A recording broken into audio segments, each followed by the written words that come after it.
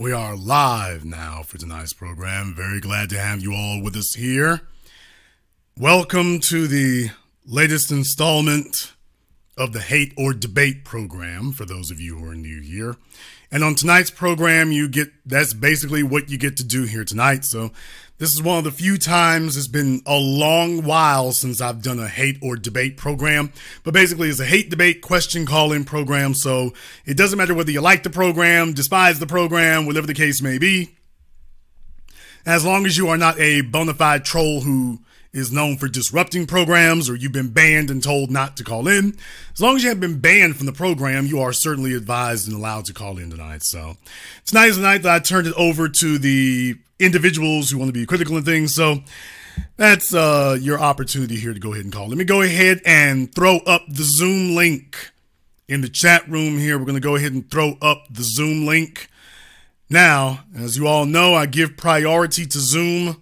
That's not an issue. That's not a problem. I give priority to Zoom.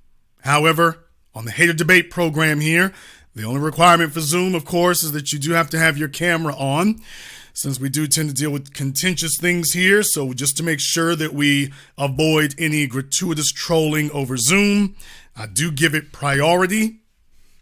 But the requirement, of course, is that we do have to make sure that your cameras are on, make sure you are lit, make sure there's no nonsense going on. And you have that as an option available for you here as well. Now, I've got a lot of ground I need to cover. I have a lot of ground I need to cover here tonight. So I'm going to go ahead and try to fly through this as quickly as I can here. It's been a bit of a whirlwind couple of weeks here because all of a sudden the guy that all your favorite YouTubers love to pretend that they did not know existed, they showed you all in one evening that everybody knows exactly who I am, but they also showed why they fear it. And the real issue here is that I'm not entertainment, I'm empowerment. So you see, individuals who are looking for entertainment, they're looking for other people to collaborate with and sign a deal with so they can collaborate and keep people entertained. And that's how you allow carpetbaggers and culture vultures into your midst when you are led by entertainers and not led by enlightened individuals. So that's the way that occurs. And it's been quite interesting to see how all these folks have responded here, having to sink or swim on their own. You've seen their character get revealed. A whole bunch of folks that a lot of you out there may have been under the impression that these were stand-up individuals. You found out that their character was very much lacking. Their character was very much lacking. And some of these folks here have had a hard time getting themselves some footing under them because the road that they thought was going to be real easy to get to, they found out that it was going to be real, real hard. Now that they've had to demonstrate some character, some of you say you've been very disappointed. To which I say, apparently you weren't paying attention if you are disappointed, because this is who these people have been the whole time. But this is good too. This is good because this gives us an opportunity now to actually take a step back and actually ask ourselves exactly who are these people who are allowed in the room? What is it about the culture of what folks have been doing that has allowed them into the room? Why is it that principle hasn't been what allows people in the room, along with ability and capability?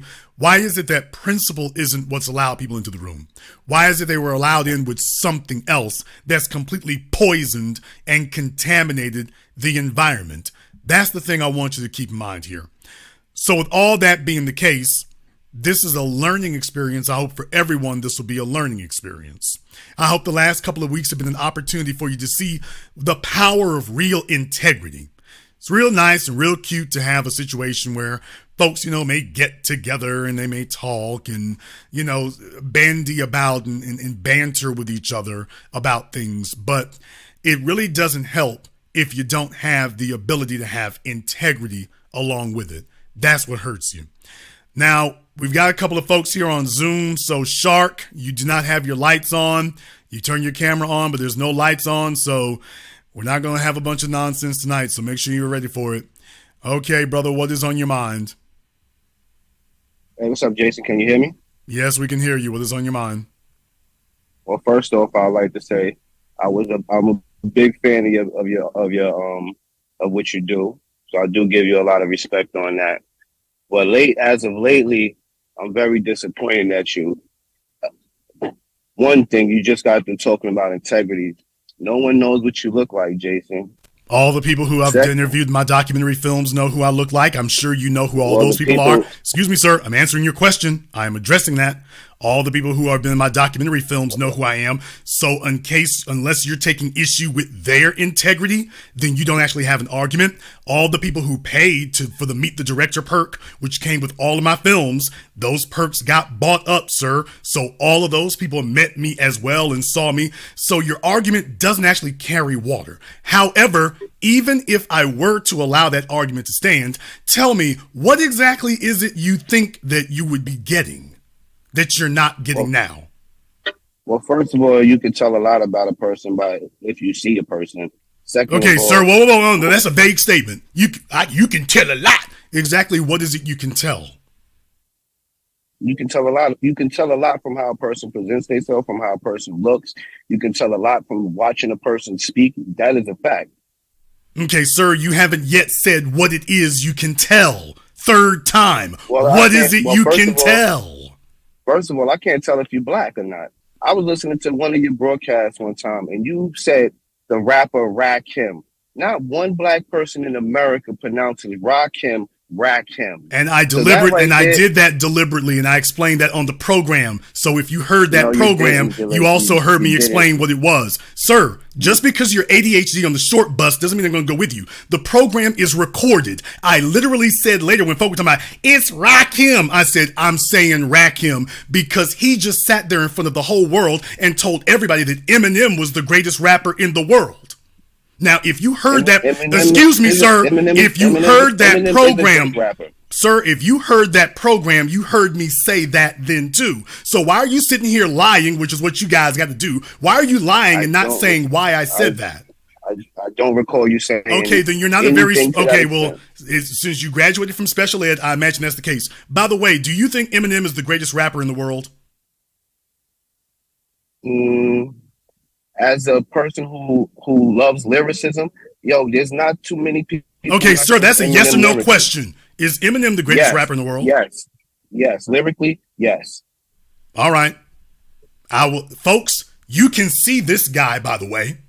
Now, he wants to challenge my black credentials, but listen to what he just said. So you got to understand, the crack babies of the 80s, they're completely unaware of reality. And I'm an 80s baby. So to be You're a black crack person, baby, but go ahead. So to be a black person, you have to just because of you can't say someone else of another culture is better than someone that's black. If it's a fact. Yeah, those are your black credentials. We can see this guy, by the way, folks, this is your representation you can quote unquote see, by the way. This is your black representation that you can see.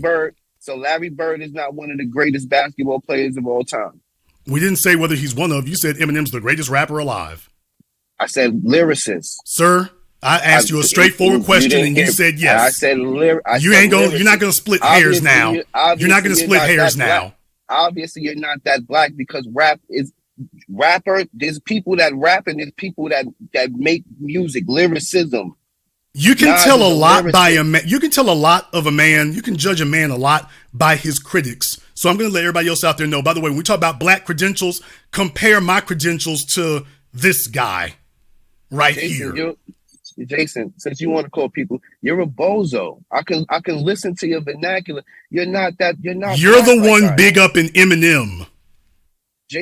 What? So you can't big up Eminem because he's a white person? I will let his black credentials right now, this guy on Zoom, I'll let that speak for his black credentials. So because I'm black and Eminem is white, I can't say that he's a nice rapper. I can't say that he's an ill-ass rapper. Thank you. Is this nigga trying to drive Zoom? He's trying to drive Uber. He's trying to sit up here and lecture us over Uber. Shouldn't you drop off the Uber Eats first? So at the end of the day, you're no better than when Joe Biden said, you're not black if you don't vote for me. You're just like them. This is why I wanted this guy to go ahead and get on Zoom, because if people are going to sit up here and say stupid things, I want you all to see the folk and understand where they're actually coming from. So I would say, if you're not going to show your face, Jason, you can't talk about integrity. especially talking about other people's integrity who show their face to people. Yeah, because you're the bastion of integrity after what you just said. You're a paragon of integrity. Everybody wants to be like you. I stand on what I said. I said Eminem is the greatest lyricist right now that we have. Somebody might come along and show him up, but right now, no. Yeah. Yeah, folks, all I can say is you can go ahead and take his word for it and join his integrity, or you can back mine. This is not about my integrity. This is about your integrity. I'm the one showing my face on camera right now. No, sir, you're showing your ignorance. You're not just showing your face, you're showing your sheer ignorance. That's what you're doing.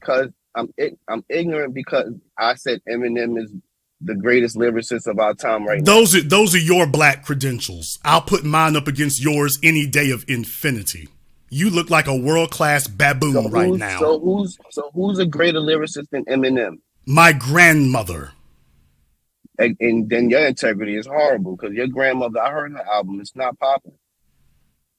Coming from the guy who thinks that who's talking about Eminem being a great anything. It's not popping. And this is in Rakim, the God MC said Eminem is is that. So and that's why I said Rakim, and that's why I said Rakim. No, you didn't. You don't even know how to say Rakim. He doesn't deserve the respect of being addressed in a respectful manner. And when we came back, I said the DOC is the greatest rapper who's ever lived. He can do things Rakim cannot do. There's nothing that Rakim can do that the DOC can't. But furthermore, Rakim gave up his integrity. You asked DOC if he's a better motherfucking rap. I'm sorry for cursing. Sorry about that. No, you're a savage. You're already a savage. You shouldn't be apologizing for anything. This is what I expect from savages. I expect this from bone in their nose savages. I expect that from you. You can sit here like the Phantom of the Opera and insult people and all that, but hey, nobody knows what you look like. So you can. And everyone knows what your ignorance looks like. Everyone can see what your IQ looks like. There are people who would tell you the same thing I just told you, and for you to say DOC is a better rapper than they be coons and sellouts too. For you to say DOC is a better rapper than Rakim.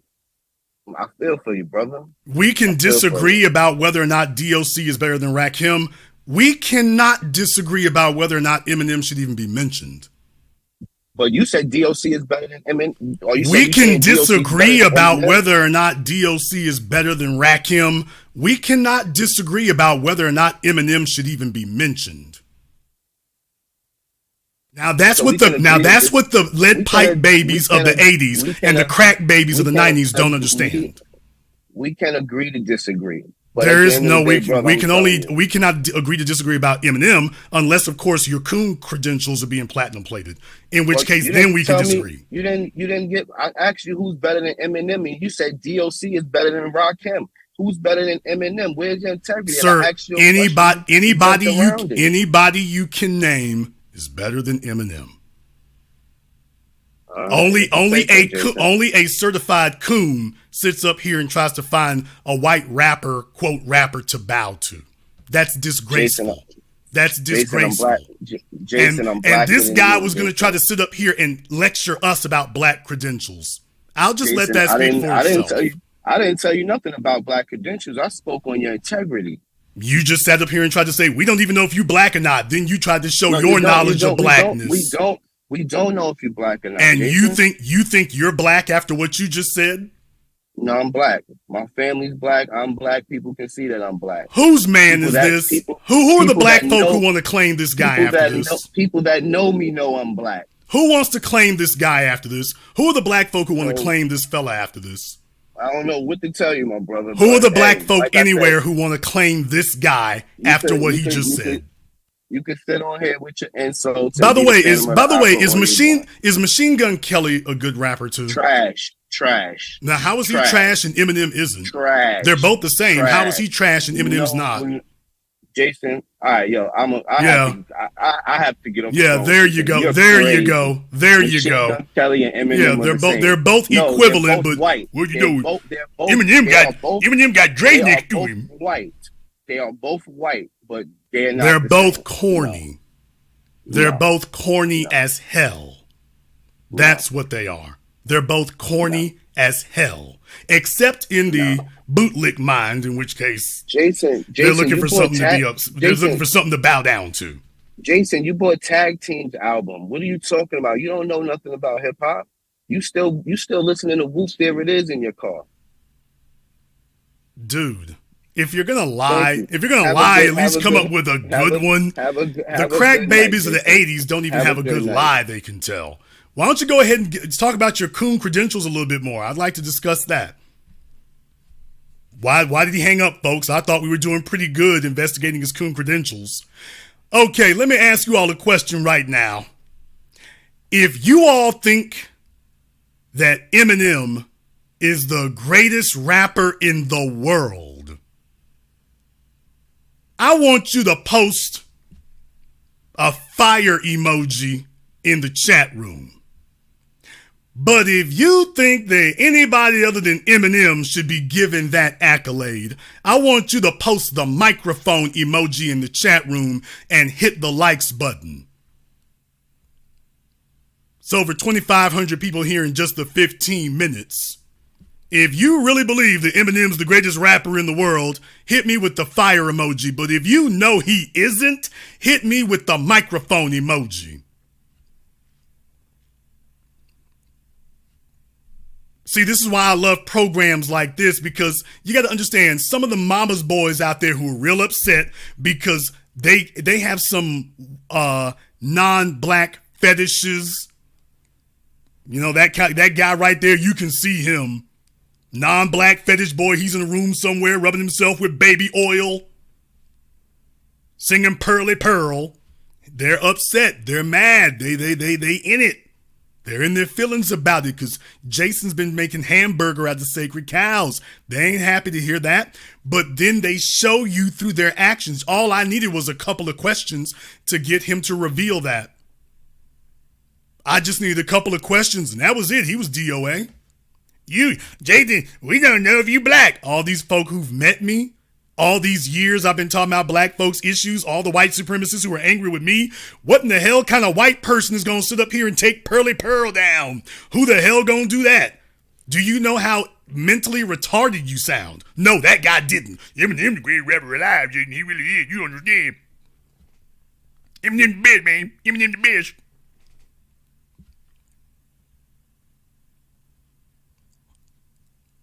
Who in the hell would open their mouths to agree with that? By the way, I haven't got a plurality of likes tonight, so I guess I got a lot of Eminem fans in the chat room, so I may have to wrap things up early. They don't like that I just said that, so there's been a whole bunch of folk here. Low key, you got to understand, the problem is the crack babies of the 80s, the lead pipe babies of the 90s. A lot of y'all have grown up with this coon gene in you, and you're on the internet, and truth be told, can you just be honest with yourself? You're looking for a white ass to kiss. You're looking to try to integrate. You're looking to try to get approval from the dominant society. You really are looking for some white butt cheeks to sit up here and smooch on. So when I say these things, you're like, hey, Jason, you gonna mess up my opportunity right now. I was on Instagram and I seen some white girls with some injections in their butts. You gonna mess up what I'm trying to get you. With your skinny jeans and your sandals and your satin thong. So you don't like that I'm saying that because you're like, oh, hell, I want to be black when it's convenient.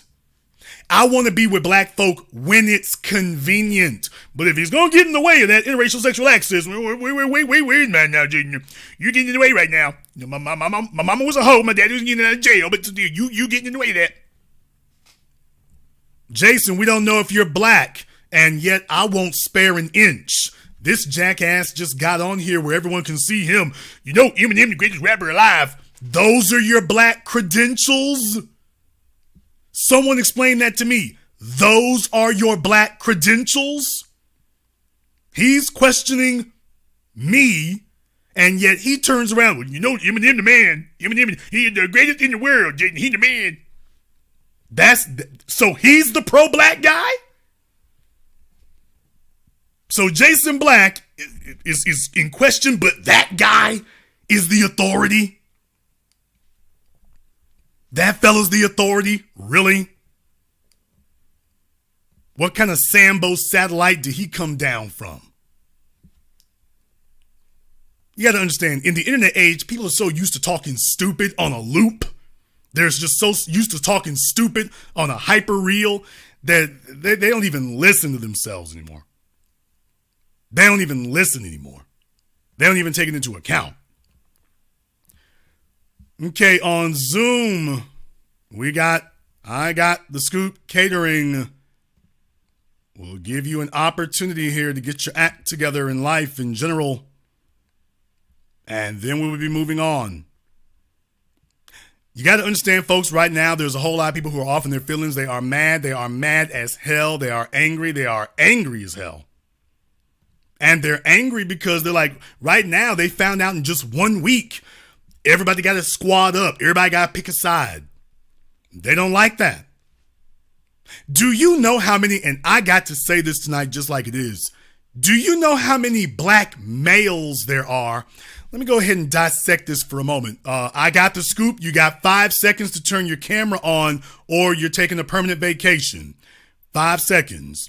Let me go ahead and explain to you all and give you a brief history lesson about the internet for those of you who are too young to have been there, or maybe you weren't paying attention at the time. If you all remember when the public commercial internet became a thing, when the public commercial internet took off, there was only two types of content that you could get on the public commercial internet when it first took off. So I'm talking about CompuServe, America Online. There were really only two things that were out there: pornography and white supremacists. That was it.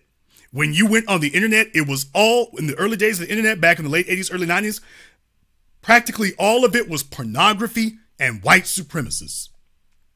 It was years and years before you finally started having the establishment of websites as a place to go to. But like you have today now, where everybody gives out their webpage, that didn't exist. Back then, the internet was a new avenue for pornographers to be able to transport and deliver their goods, and for white supremacists to be able to gather and rally each other without having to show up in public.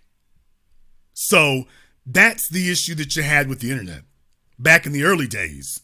So the internet as you know it today was built on pornographers and white supremacists. That's the truth. That is the truth. No, the paranormal sites, you don't get to that until you get to the late 90s. You don't really get that until Art Bell, in talk radio. He had been around for years, but when Rush Limbaugh boosted off, Art Bell really became a thing in the early mid 90s. He started to take off, and Alex Jones was one of the people Art Bell used to have on all the time. So that's where Alex Jones came from. So that was what the modern internet was built on: pornography and white supremacy. But I gotta tell you all something else. That white supremacist culture has always had fertile soil in the internet. White supremacist culture has always had fertile soil. It's always had a fertile audience to appeal to. So now in the 21st century, amazingly enough, the internet has become a place for disaffected black males who have adopted a wannabe white supremacist mindset. And I'm showing the guy on the screen I mean to be showing.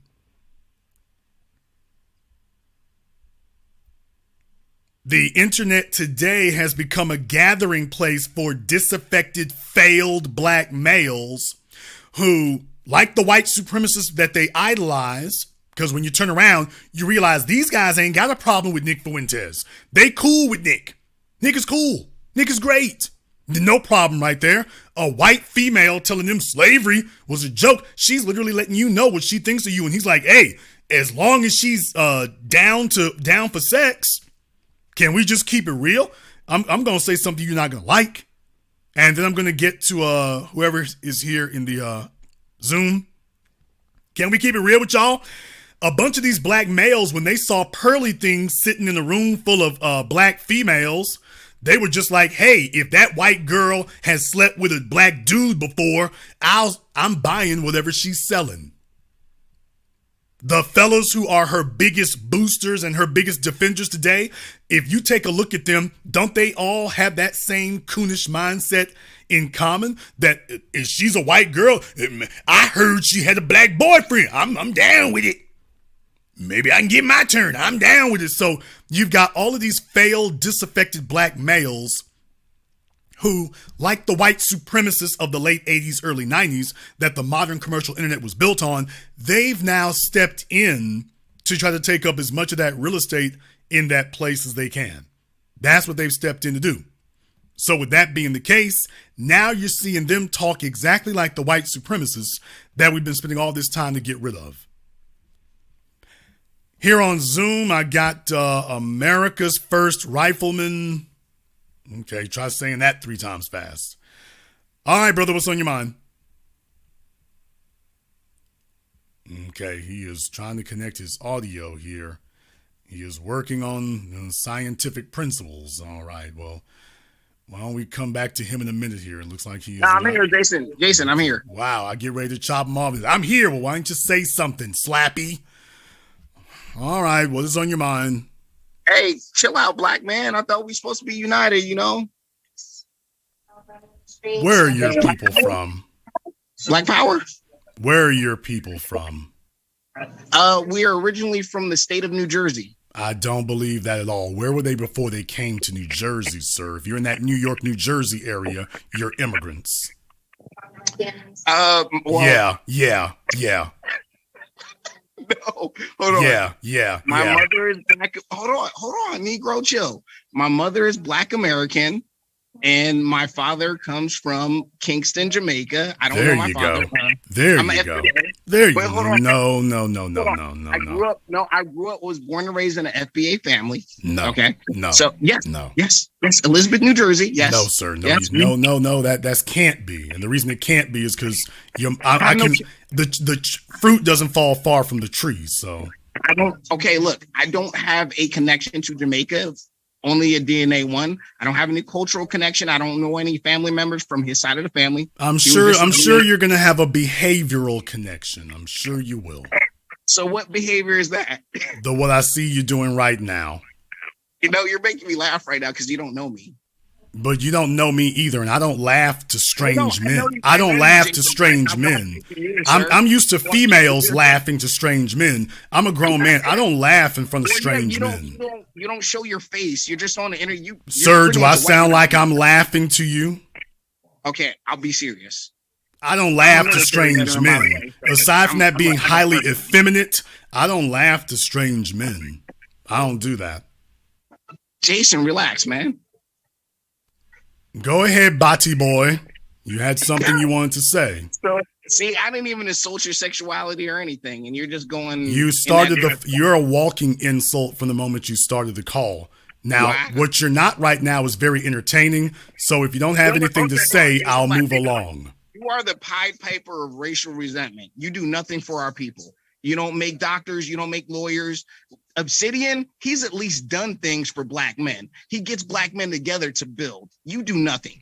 What did Obsidian's black men build? Type nigga. There can only be one. What did Obsidian's black men build, sir? They build networks. What the hell is that? Now the business doesn't. Sir, that's a simple question. What is their network? Simple question. Them working together. They're working together to do what, sir? You're talking in circles. And plus, they put each other on, as you Negroes say. They put each other on. Put each other on how, sir? You're talking in circles. Like jobs. Like jobs. Opportunities. Mm-hmm. Something you don't provide. And where can we go see these jobs and opportunities? Well, go to his meetup. To his meetup. I will be there. In Atlanta. No. The folk who've already been on, the ones who already got put on. I want to see about them. Oh, well, they can speak for themselves because they have. Okay, then. But you're making a claim about them. You just made a claim about them. You just made a claim about them, sir. You just made a claim about them. So you're lying? I don't lie on people. You're lying right now. So, sir, you just said that they got works. Okay, they network. Okay, great. Show me. So that I can see in the future going forward what it is that I'm missing. Do you not watch his content? Sir? No, sir. I'm too busy over here doing real building. Now, Jason, what? Now, Jason, now everyone, let's go ahead and compare what that sounds like to the Jamaican Bati boy sitting over here with his lace thong on. Let me go ahead and show you all what it really sounds like. Be quiet. Be quiet. Be quiet. My coonish cousin, be quiet. So you can learn how this happens here. By the way, y'all, do you notice the coons all have a similar type of mustache? They all got that real weird, the Whispers mustache, that mustache like the Whispers. Y'all like that Groucho Marx. Have you all ever noticed that, by the way? That's a very interesting thing there. So, first of all, he says innocuous terms, vague terms like networking. Then you ask him what it is and he can't tell you anything. So in other words, all they have is a bunch of slogans. If you all remember here now, last week when I was on the phone with Jessica X, you want to hear about real slogans not becoming actual real things? My man Robert called in from the UK. Robert, who, by the way, people didn't see him until last week. They didn't have to. He was part of my IT workshop, and now we've got probably about a dozen people who have been able to get their IT certifications after going through my IT workshop. Didn't cost them much of anything. Robert works in the field. Robert was on the camera. Robert called in last week, but we've been doing this for over a year. I don't even have to talk about my contractors workshop. I've helped people with that. I don't have to talk about my truck drivers. As a matter of fact, my truck drivers who are in the chat room, y'all can go ahead and post a semi-truck emoji if I've helped you with that for my truck drivers in the chat room tonight. So I can give you specifics, sir. That's what building is, not this crackhead hallucination that you guys are over there doing. Okay, so you took one step towards black people. Sir, I just gave several steps. You haven't even, you brought up a pipe dream. You serve our people intellectual poison, especially in the form of racial resentment that do us no good. Racial resentment, what is that? What is racial resentment? White supremacy. And that's all you do. That's all you do, man. Are you denying the existence of white supremacy? Oh, come on, man. It's 2023, bro. It's 2023. Show the Burton Ernie buddy over there who just said that. White supremacy is not stopping you from doing nothing. Sir, show your same-sex partner over there who just said not this century. Same-sex partner. Yeah, show your same-sex partner who just said not in this century. Relax. Yeah, he's sitting here saying white supremacy doesn't exist in this century. I think he should stand by a statement like that. White supremacy has not held me back. Sir, are you denying that? Are you denying that it exists? Has it held you back? Sir, third time. Are you denying that, sir? Are you denying that white supremacy exists? And I think you're from Louisiana sir, or something like that. If you're not going to answer the question, then we're going to move along. Sir, does white supremacy exist? Sir, has white supremacy held you back? Okay, sir, since what I'm going to do is I'm going to send you on your way because you've been asked to answer the question. So now he's going to take a permanent vacation. But by the way, if anybody wants to know, the folks who disagree with me, ain't no white supremacy. What you mean? White supremacy ain't doing nothing. Not in this century. Where your people from? Well, my mama is from the South, but she got knocked up by this Rolling Stone from Jamaica. But you see, we is strong with the coon gene. Ain't no white supremacy.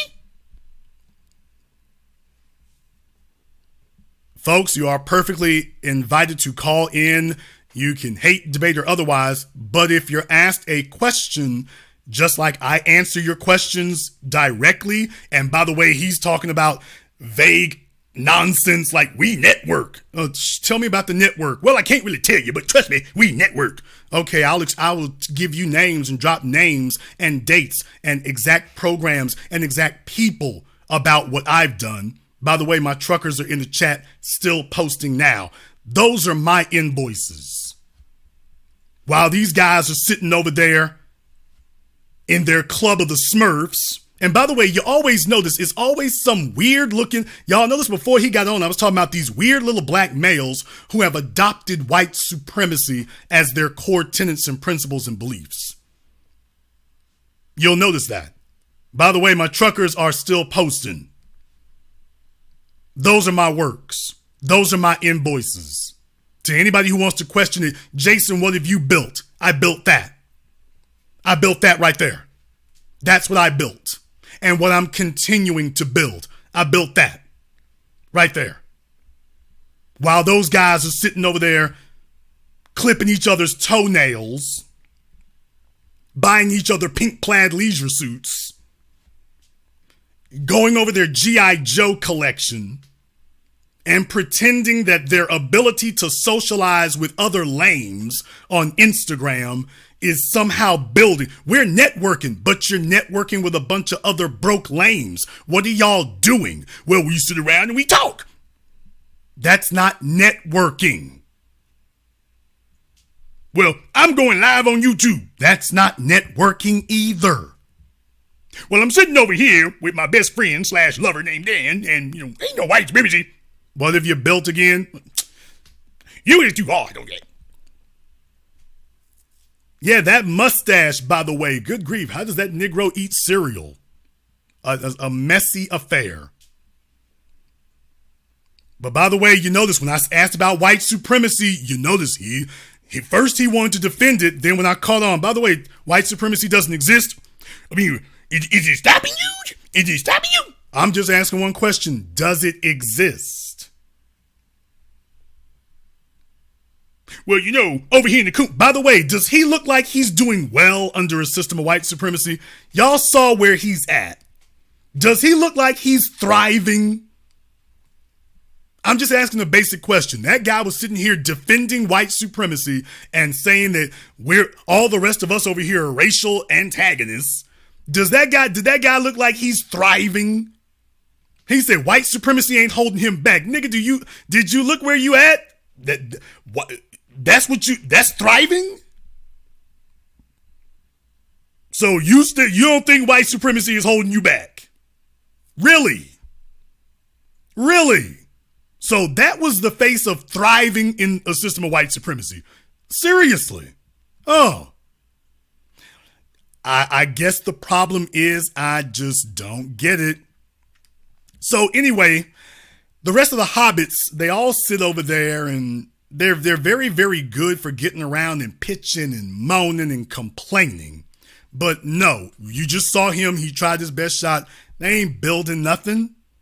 Jason, what have you built? Dude, take a look at my super chat.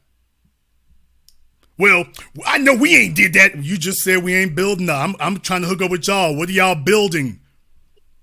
Besides a bunch of aimless words.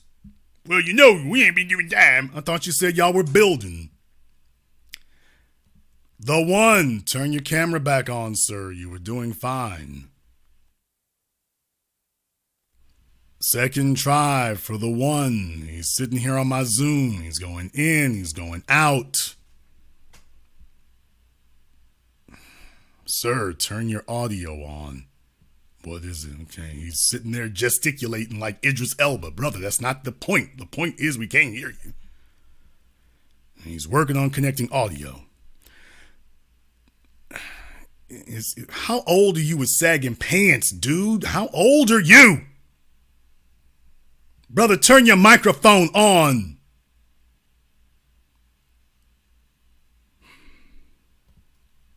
Folks, do y'all see what I got to go through? Do you see what I got to deal with? No, he's not muted on my end. He's trying to connect the audio again. You gotta be good. Well, there you go. Speak, nigga, speak. Turn your microphone back on, damn it. He just turned it right back off again. He had it on and turned it right back off. But he's going to try to critique me, y'all. He's going to try to critique me right now. There's a little microphone icon for Zoom, and he keeps hitting the wrong damn. He hit it, turn it on, turn it off, turn it on. But he's about to lecture me, y'all. So I want to preface this. He just turned it off again. He literally just turned it off again. All he had to do was just not touch the phone again. He's like a juvenile delinquent at 4 years old. Press the button and turn your mic back on. Stop pressing it. Leave it. That's right. Don't touch the phone again. Just like your mom used to tell you when you were 13, don't touch that.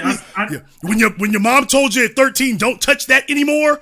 When they were sex ed class, when they said don't touch it anymore. Yes, sir. Don't touch it again. I know you just can't resist the urge. Don't touch it anymore. But Jason, it feels so good. I understand. But leave it alone if you're going to talk to me.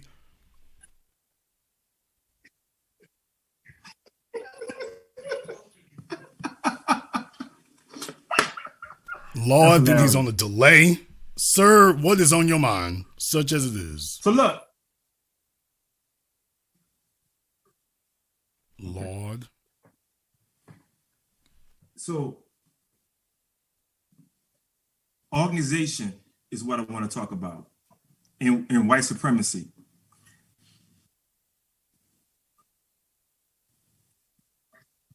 One is that when we do something, we always vocal and we show our hand. When white supremacy do something, it's already been done. This is what I think. I think we need to stop talking and just show up. What you mean, Corey? On January 6th, white folks showed up. Brother, what does this have to do with my program tonight? Well, I'm just saying, I'm adding, we talking about white supremacy and just adding another angle to it that we might. Folks, tonight's program, let me go ahead and remind you one more time about tonight's program. Tonight's program is Hate or Debate, so you have the opportunity to question me. The only thing you will be required to do is to answer your questions directly. If you ask me a question, I will answer your question as directly as I can because that's what people want to come here for. If I ask you a question, the only thing I require is that you must answer the question directly. We are not here to waste people's time. That's what we're here for. Now, Julian, everybody who is on Zoom, you may be on Zoom. The only thing we require, of course, is you turn your camera on. That is the only thing that I require of people who are going to be on Zoom. I'm going to open up the telephone lines here in just a few moments, but Julian, you have 5 seconds to turn the camera on. If you don't, permanent vacation. So it's not that hard. Little camera icon, but we cannot play the nonsense. So make sure you have that on. No, we do not have the lights off. Okay, Julian, thank you very much. And what is on your mind? What's up, brother? How you doing? What is on your mind, Julian? What's on my mind is, first of all, be one to everybody. Just want to say I appreciate everything that you do day in and day out.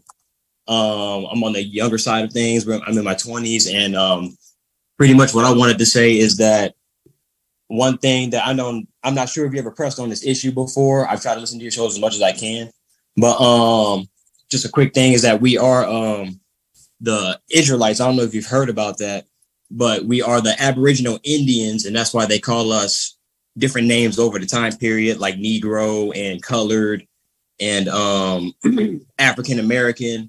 These misnomers that we've been called over the decades. Okay, okay, sir. Let me find out here. Now that you said that, what exactly? What is your dispute or debate about then? My disputed debate is about Okay. Sounds like he has been abducted by the mothership. So that's basically what happened to him. Tonight we're having our Hate or Debate program. I'm going to go ahead and open up the telephone lines here as well. So that'll be open here in just a moment. We'll have the phone lines open. I do give priority to Zoom callers. So if you call on Zoom, the link is at the top of the chat. If you do go on Zoom, you get priority. You get priority. By the way, once again, you can judge a man by his adversaries. You can judge a man by the people who have an issue with him. And I will just say tonight, if you take a look at the folks who have an issue with me, I will let that speak for me as far as who I am and what I'm about and what I stand for and whether or not I'm a reputable person. I will let them speak for me. So you take a look at the folks who have an issue with me and just start asking yourself if you want to be over there. In the meantime, I want to thank everyone, and I do mean everybody who has contributed to support tonight's program. Big shout out to my man Grind Time. Hadn't seen you in a minute, brother. I guess he's getting his paper stacked up there. So big shout out to Grind Time. We appreciate that. To Shawnee Blake. No, he's not FBA. He isn't even NBA. Shout out to Sincere Six. Thanks, Jason, for having your IT workshop. It helped you personally. Thank you very much. You are very welcome for that. Helped a lot of people here, and that's what we do. So we don't network. We don't use vague terms that don't mean anything. Vague, nondescript terms that don't actually have a meaning. We network. What are y'all building? We network. But what have you built? Well, you know, we putting folk on. We giving folk jobs. Show me. Well, I mean, I can't show you right now. Okay, I just showed you mine. Let us see yours. Well, you know what I mean, you understand. All right, Jacob, 5 seconds. Your camera is not on, Jacob. 5 seconds. If your camera is not on, permanent vacation. Thank you. That wasn't that hard. Now, what's on your mind, Jacob? Well, I just wanted to respond to your first caller for tonight. He was talking about Eminem being the best rapper or lyricist. Obviously that's very, very exaggerated. In my opinion, it would be somebody like Tupac, but that's my opinion. But it goes even deeper than that. I think, in a sense, I would probably. I think my concern is there's a lot of people, obviously that look at your show, your program. I'm a big fan, by the way. I just think that with all the people that we have coming in and tuning in, looking to learn something, perhaps just a suggestion, we should probably keep in mind that we don't want to create an area where there's so much division. You know what I'm saying? Yes, we do. We already want to. Yes, we do. Oh, we do? Yes, we do. Absolutely, we do. Let me explain something to you right now. A lot of you have been brainwashed by your parents and grandparents of the civil rights generation, and they've told you that your sole goal in life, your primary reason for existing, is to unite the damn world. And that's how we got into the mess that we're all right now. There are no other group of people outside of us who talk about quote unquote unity. That phrase is one you only see in black society. Quote, unity. Unity without a common code is useless. If you have prisoners in a penitentiary are the most, quote, unified people you ever saw, they're also the most weak and helpless you ever saw. So you all are not espousing a vocabulary of empowerment. You're espousing a vocabulary of similarity and then trying to say that they're going to get strength from it. No, sir. We need division right now. You know why? Because we've got the chaff mixed in with the wheat. We got the trash mixed in with the treasure. When I can sit here and play for you all, a white woman that I talked about literally for over a year, warned everybody, can you not obviously see just the optics of her sitting in a room with a bunch of black folk? She's the queen bee. Y'all don't see something wrong with this? When I said it first and foremost, that just that whole setup was wrong and nobody else was doing it.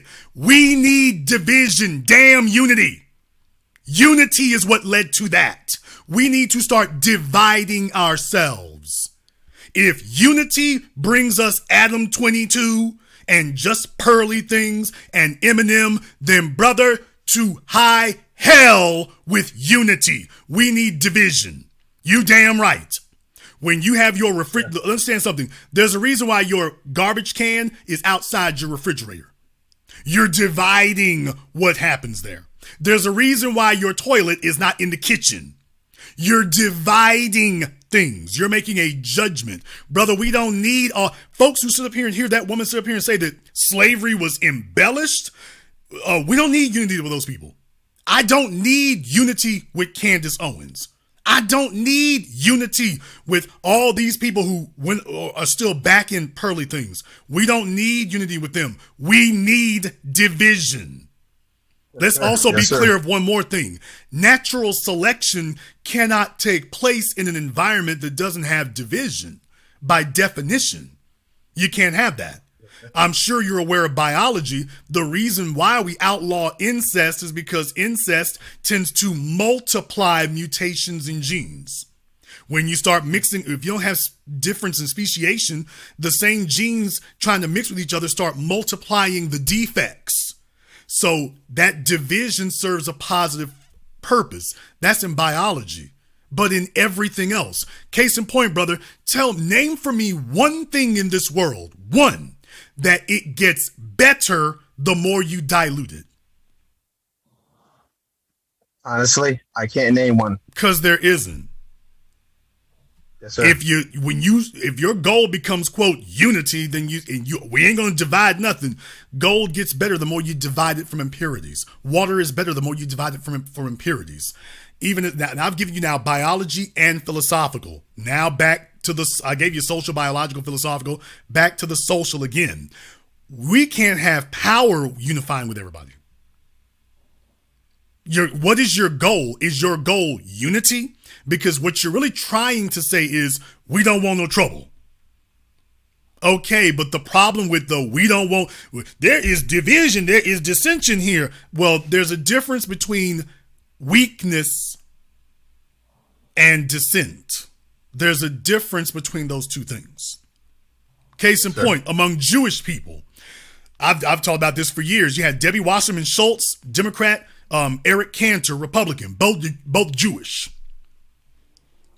Now, they would sit up here and have disputes on issues all the time. When the subject of Israel came up, you couldn't find a single one who just had a dispute. Didn't matter what it was. So they understood that there were certain things that they could have dissent on. But as far as their Jewishness, that was never in question. The only folk who think it's in question is outside the Gentiles. There's no question over there. And furthermore, nor should it be. So no, brother, we don't need peace and kumbaya. The house is in disarray. It's on fire. It's messed up. The Huns are at the gates. And we got bootlicking Sambo turncoats telling us that we need to make nice with the very people who are trying to bash in the door and kill us all.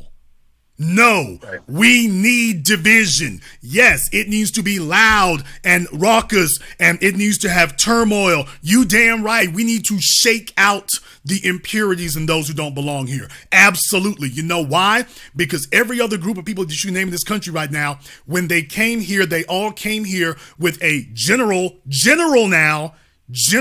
uniform agreement of purpose. They knew why they were here. Black people are the only people who are on this continent, and there was never an established reason for our being here. For those who are not indigenous, you were either indigenous or you were brought here as a tool of servitude, and then if you were indigenous, you ended up being one. And what should have happened with us is, I've said this many, many times over the years, for those who've been following me, what should have happened was after we were released from slavery, in an ideal world, there would have been a constitutional convention amongst us. We would have all gotten together and said, okay, we spent the last 240 years enslaved as people's property. What is going to be our purpose? Who are we as a people moving forward? Yes, sir. Jewish people have that. Latinos have that. Asians have that. Arabs have that. We were just released into the society. Then this is how we ended up with this coon mentality among so many people, because the coons who sat up here and ratted out Nat Turner and Denmark Vesey and everybody else, they were released along with us. And they've been teaching their kids, ain't nothing wrong with America. Everything is fine here. Them folks, they just work hard enough. So yes, we need division. We need division now more than ever. We need a black civil war so that we can finally, for once and for all, defeat the individuals who are collaborators with the white supremacist mindset. Absolutely, this is what we need. If I may, Jason. Thanks a lot for, I guess, your input. And I wanted to say this last thing.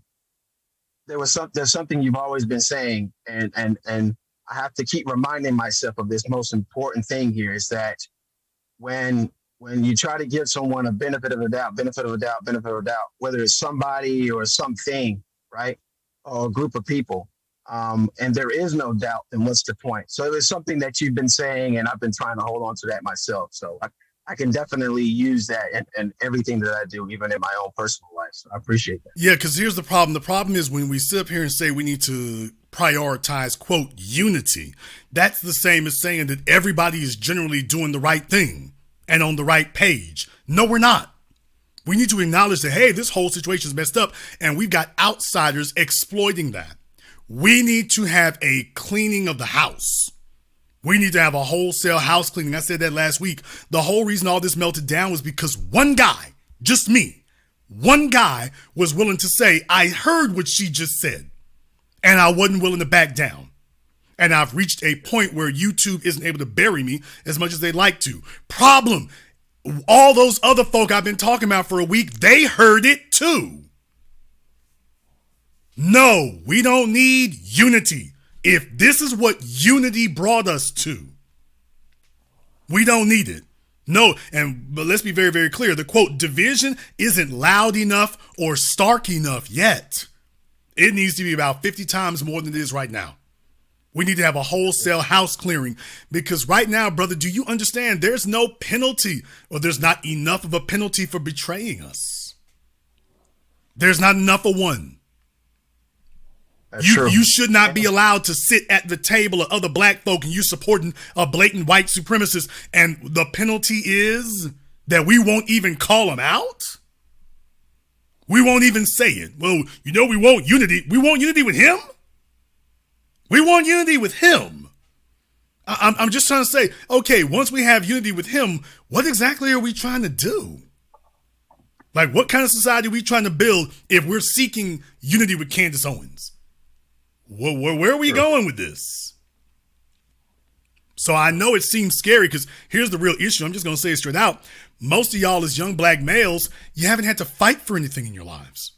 So much has been given to you that you haven't actually had to struggle to overcome something. I'm not talking about struggle it as in, I don't let it get me down. I mean, struggle as in defeat it, as in beat it, as in it's gone. I'm talking about that. Most of you haven't had to do that. So even in a situation like this, where you are the target of individuals who are standing next to you waiting to betray you, y'all don't have the gristle and the warrior spirit to say, yeah, this bastard got to go. He got to go. Yeah, damn unity. You don't have a place here. You see, as men, we've lost our place as men if we cannot or will not protect the village. We've lost our place. Our job as men is we're supposed to be the most skeptical of outsiders. We're supposed to be the most skeptical. We're supposed to be like, hey, you sit over. Okay, we might not kill you right now, but you need to be over there in that little hut over there. And Bonto over here is going to be watching you. So you sit over there. And in the morning, we'll see about getting you straightened out so we can get you on your way. Because we're courteous people like that. But yeah, we don't just let any old body walk up in here. When you start talking about, quote, unity, then you're willingly putting on blinders. Because what I'm saying is, if your priority is unity, then who do we not need around us then? Like, who is it that we excommunicate? Who needs to be gone? Or just everybody needs to sit here, no matter how destructive they are, and we just let them sit here until we can eventually, hopefully, talk some sense into them? Okay, and if we never can, do we still let them sit here? We still let them sit here, even if we can't talk sense into them, can't pressure them, can't peer pressure them, can't convince them. They still get to stay among us, among the children. They still get to stay in our never-ending quest for, quote, unity, whatever in the hell that means. Because somebody tell me, what is the definition of unity that does not also come bundled with power? If it's making you unity, if it's making you weaker, what the hell unity is this? Right. That's my stance on it. I hope it's all of yours if you intend to survive. I do. Then don't be afraid of division. Welcome it. Everyone should have to prove themselves. You should be able to vet everyone. I think one of the most healthy environments, Jason, did you say that? I think one of the most healthy environments is a prison type mindset. I don't mean the prison babblers. I mean, when you go into the military, you're expected to support the man next to you. Your character matters because there's going to be bullets flying. When you're in a prison environment, you can't be no feckless liar. You can't sit up here and say, well, I'm biracial, so I can kick it with the white inmates or the black ones. You cool with the black inmates one day, not cool with the next. You don't get to do that. You're required to stand by something. The only thing that the prison environment probably does have is you got to stand by something. Then you come out into the outside world and everybody's out here. They're not adhering to any principles. They don't have any code amongst themselves because they're like, well, what are the consequences going to be? So this doesn't do us any good. None. We need to divide. That's our job. Right now, as bad as this situation is, brother, yes, there needs to be division. There needs to be rancor. It needs to be loud. Yes, it needs to be unsightly. Yeah, we're sweeping out the trash. Yeah, we sure are. I appreciate it. You know, your last few calls were an example of that, now that I think about it, because The moment you started trying to get on the right track with things to actually start talking about what it is they called in, whenever they got jammed up, the first thing they started doing was cowering, laughing, like that's disrespectful. It's just, it's not necessary. You tell me we seek unity with that, and think about this for a few moments here. Rap music, I said rap music for all the jackasses who want to try to make some distinction between, quote, rap and hip hop. That's our legacy. That's our cultural inheritance. Yes, sir. You can't go to Japan. Y'all can talk about the Black Samurai all you damn well want to. Japan doesn't acknowledge him. You can go to hell with anything else. Japan don't acknowledge him. Yeah, they know he existed. And they are aware of his existence, but they don't hold him up as the samurai of samurais. They don't do that, nor will they ever. They're not going to do it because the samurai is their cultural legacy. When you talk about the warring states period and Ieyasu Tokugawa and everything that came from that, all the daimyo, for those of you who don't know your Japanese history, they're not going to give that up to us. That the warring states period literally went on for hundreds of years. Literally hundreds of years. They're not going to give that up to us. They don't give a damn what type of Rambo Negro showed up with a sword. Well, they don't give a damn if he killed 1,000 folk with one arm behind his back. Hey, you just won. You're just one. We are not going to sign over our legacy to you. Okay, then you come up to black folk. There were no white people. We're going to find a white person to give our cultural legacy to. There's no white people here? Ooh, better hurry and go find one. What the hell? White folk have never tried to sign over their cultural legacy, even though we created every type of music that there is in America. They never tried to sign it over to either Charlie Pride nor Ray Charles. For those of you who don't know, Ray Charles made a country album. For those of you who don't know, go through your history. They never once did they try to sign it over to us, even if we made it. We're the only people looking for a non-black person to give our cultural legacy to. While they're sitting up here blatantly telling you, Lil Nas X, what the hell is this? Charlie Pride, get the hell on. Even in heavy metal music, which we made rock music. And we've been dispossessed from that. They don't even acknowledge In Living Color. If it weren't for CM Punk, they wouldn't be acknowledging In Living Color now. And that was just one. So what I'm saying is, oh, hell no. Oh, hell no. I don't give a damn if Dr. Dre or Dr. Pepper brought Eminem here. You are not going to sit up here and take my children's cultural birthright and give this to a dominant society that within 15 years will tell you wasn't no black folk involved. That Eminem created is going to go from Eminem's the best rapper alive. By the time you get to the next generation, it'll be the Eminem created rap music. Now, yeah, there might have been some Negroes banging on some pots and upside down paint buckets, but it was really Eminem that created it. That's what they'll be saying. You know it. They try to damn me leapfrog Chuck Berry and take it to the damn Beatles. Even with the Beatles on camera telling you, well, we got the game from Chuck Berry. We just won't mention him. We don't talk about Chuck. Well, he was the primitive, that juke joint Negro music, but it wasn't a solidified music art form until the Beatles and Elvis Presley. This is the game they run all the damn time. No, I'm not falling for the trick bag. No Pearly Things, no Adam 22s, no Eminems, no Machine Gun Kellys. Y'all sit over there. Yeah, that's a nice little cute novelty. You will never be one of us. Because you can never be one of us. You're not guests. You're not just guests in the house of hip hop. You're tourists. Let me go ahead and say that tonight. Eminem is not just a guest in the house. Eminem is not a guest in the house of hip hop. He's a tourist. He's a tourist. I don't know where you came from. I don't know where the hell you got them funny ass shoes and them funny ass shorts you're wearing. No, we're not going to kick your ass. But don't sit up here. I wake up in the damn morning and you taking out all the damn eggs out of the refrigerator and cooking yourself pancakes and breakfast. No, you don't live here. No, you're not even a house guest. You the fella signed up for Airbnb. That's who you are. That's how you protect a cultural legacy. That's how you do it. And by the way, these people will respect us more when they see us respond that way. Let me tell you something. Pearly Things is messing with a lot of folk right now. Not me. The guy who broke it open, she knows where the limits are. The folk who tried to cozy up to her most, those are the ones she's threatening right now. The folk who showed her that they were willing to bow down and bend over and whatever she wanted, those are the ones she's threatening. The guy who broke this, she has not mentioned my name yet, nor will she. You know what that's called, brother? That ain't called unity. That's called power and respect. I'll take that every day of the year. I'll let you have the last word.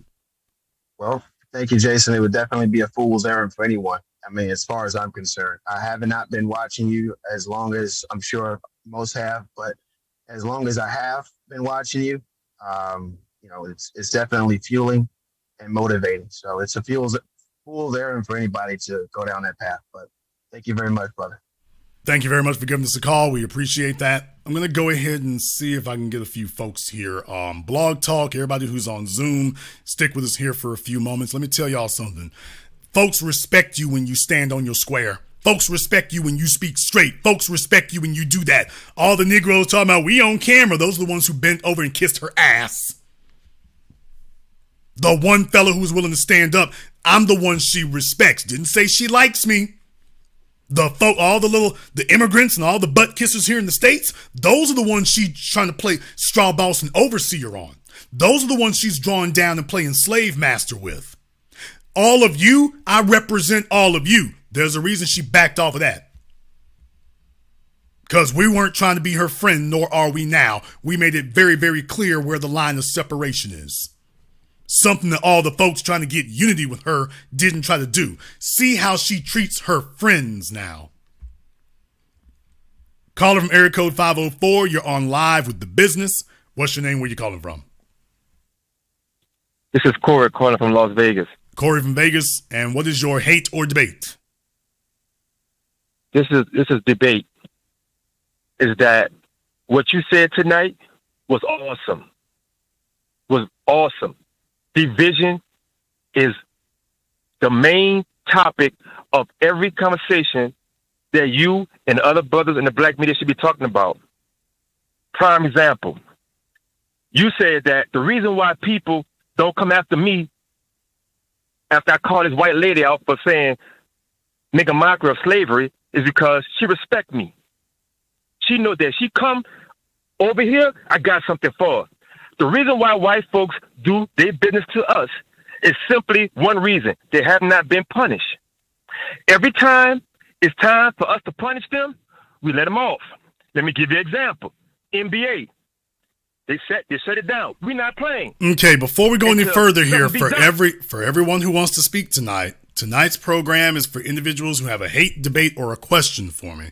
So to everyone who has just general commentary or agrees, y'all can call in on a different night. Tonight I'm trying to hold it open. By the way, for any of the other folks there, Just Pearly, lead attorney, any of you other folks who have not been banned from the program, that is, the phone lines are open for any of you anytime you want to there, if you can pry your lips off of Pearly Thing's butt cheeks long enough. So folks, you can call in, but I'm really reserving it tonight for the folks who have a dispute of some kind with something that I've said, not a general agreement. Okay, I got one question for you. There's one question. You said division. That starts now, and the only way that we can do that is by putting some pain in some people. Okay, thank you very much for giving us a call, folks. If you do not have a dispute of some kind, tonight is only for the folks who have a dispute of some kind, not those who agree, not those who want to pontificate. Tonight is not for general. I mean, read the screen there. If you can't, get somebody who's literate to read it for you. If you have a hate or debate or question, tonight is your night to be able to do that. I need everybody else to just sit back and listen. This is not time for chime-in time. This is not what we're here for. So the phone lines need to be open. If you are not calling with some dispute of some kind, this ain't your night. Call in some other time. I mean, there's literally every other program you can. Tonight's not your turn. I do give priority to folks on Zoom.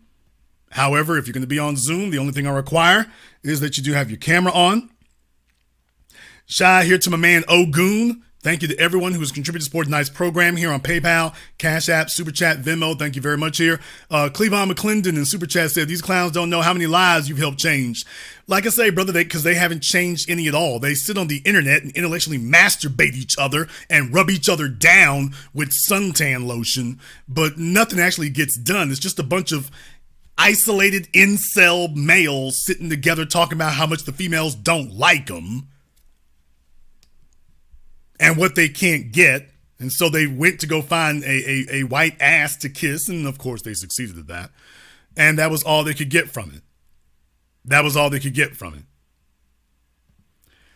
I'll go ahead and try one more here on Zoom. iPad, I want you to go ahead and turn everything on for us here. If you don't, we're going to send them on a permanent vacation. So iPad, make sure whoever's on iPad there, you need to go ahead and turn your mic and your camera on here. Otherwise, we are going to have a permanent parting of the ways. So let's see if we can get that taken care of here. iPad is not able to figure out what they're doing. Let me get back on Blog Talk here. Let me get caller from area code 708. You're on live with The Business. What's your name? Where you calling from?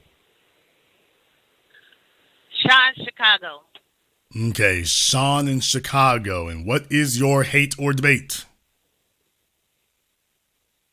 My debate is I appreciate the Last Train Moving, the Last Train Leaving series, right?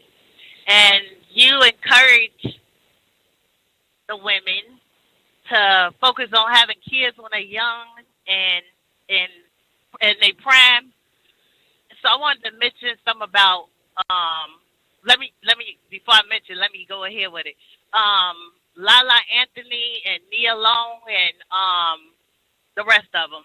They caught a bag when they was young, right? And then they grew up and to be older, they got with the men when they was younger, and then they aged like Tia Mowry or whatever the girl there was married to the boy, and now she gone. Anyway, they y'all got kids and spouse when they was young. Okay, ma'am, you're talking for quite a while here. I literally, you've been on the phone. You heard me talk to the previous caller. You heard me tell them this is only for folks who have some sort of dispute with me tonight. What is it you're calling in to dispute? That's my dispute. That is my dispute with you. My dispute is you're telling the women to get kids and a man early. These women. First of all, I didn't say that. Aged out and they still. First of all, I didn't say that. That's literally not what I said. First of all, so what you're saying right now is not just distortion. That's just fabrication. I didn't say that.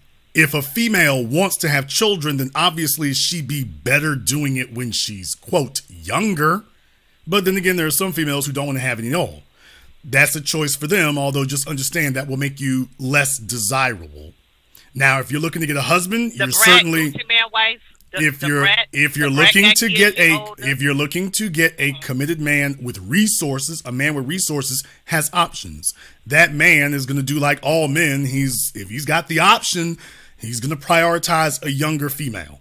Now, the only exception you're going to find to that is if he met you when you were younger, which is why these women, they usually wind up having to circle back around to somebody else. So that's why you have a situation like Jennifer Lopez. Ben Affleck met her when he was younger, so he remembers what she was then. So he's seeing two people, the woman he met 10, 20 years ago and the one she is now. In the case of, what's her name, Angela Simmons with Yo Gotti, he remembers her when she was younger, so she's got the ability to circle back around to him because he's still in the market for what she's selling. Now, whether we agree or disagree with the wisdom of what he's doing is a different matter, but the point is that's what the odds are not in your favor.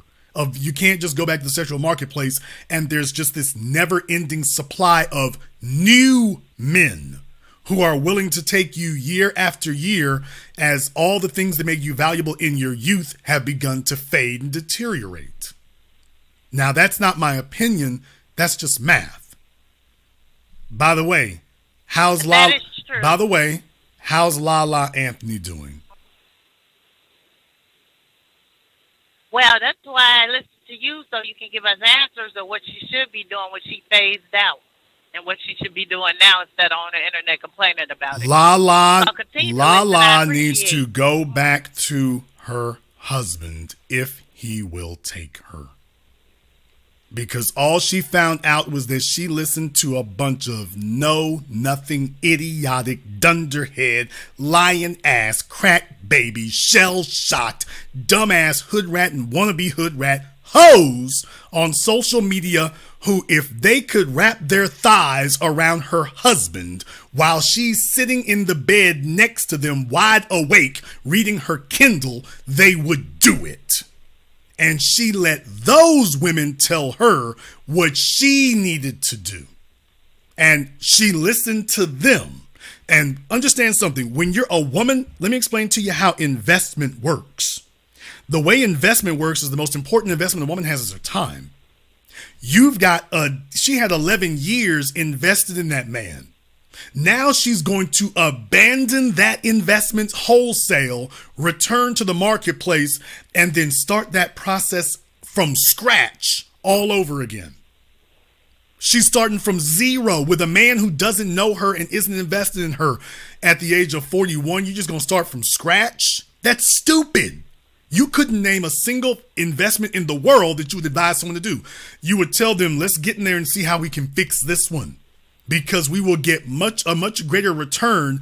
You're going to put in more effort trying to get a new man than it will be to fix the relationship you're in. That's the way that always works. It is always more effort to get somebody new than it is to try to fix the relationship you're in. Now, I'm not saying that you always need to be in the same relationship because some folks are just so screwed up. There's just no helping them.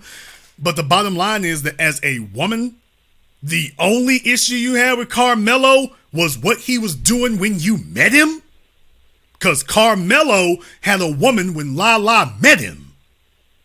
And she was perfectly okay being the chick who elbowed her out the way. Or them, should we say. Now, all of a sudden, now that you married to the game, you want to cry foul? Take a look at the way in which Lala has presented herself on television. Take a look at the TV shows she's on and how she presents herself. Does she present herself as an upstanding lady? Or does she present herself as a down-ass hood chick? Throw them draws, show these breasts. What the hell? She ain't Claire Huxtable. Let's stop the nonsense. What she doesn't like is that the man she married stayed the man she married. And rather than her just say, you know what? He gonna keep doing this until he retires. When he's no longer on the road, he's going to stop doing this, which is what they all do. So what I'm going to do is stick it in there and we're going to stick it out until he retires. She didn't do that. She listened to a bunch of clown ass hoes on the internet tell her, baby, you can get another man. All she's gotten is the same thing we always say. She's gotten sexual access. And that's all she's gotten so far is she can get sex. The dunderheads on the internet, the dumbass females she listened to told her she could get a husband. And that's a lie. There isn't another man out there who makes $20 million a year waiting to take care of Lala at 42 or 43 and her 18-year-old son. That was a lie to tell her that. They haven't apologized to this woman yet for lying to her. Those women on Instagram have not turned around and apologized to her yet and for doing that. That's how much women hate each other today. And I come back to my original point. All the females who were complaining at Lala, all of them would have jumped in Carmelo's lap if they had the opportunity. But they had no problem lying to her face and telling her she shouldn't accept that. You got chicks with 2 and 3 kids by 2 and 3 different dudes telling Lala what she shouldn't accept from her husband. She got a husband.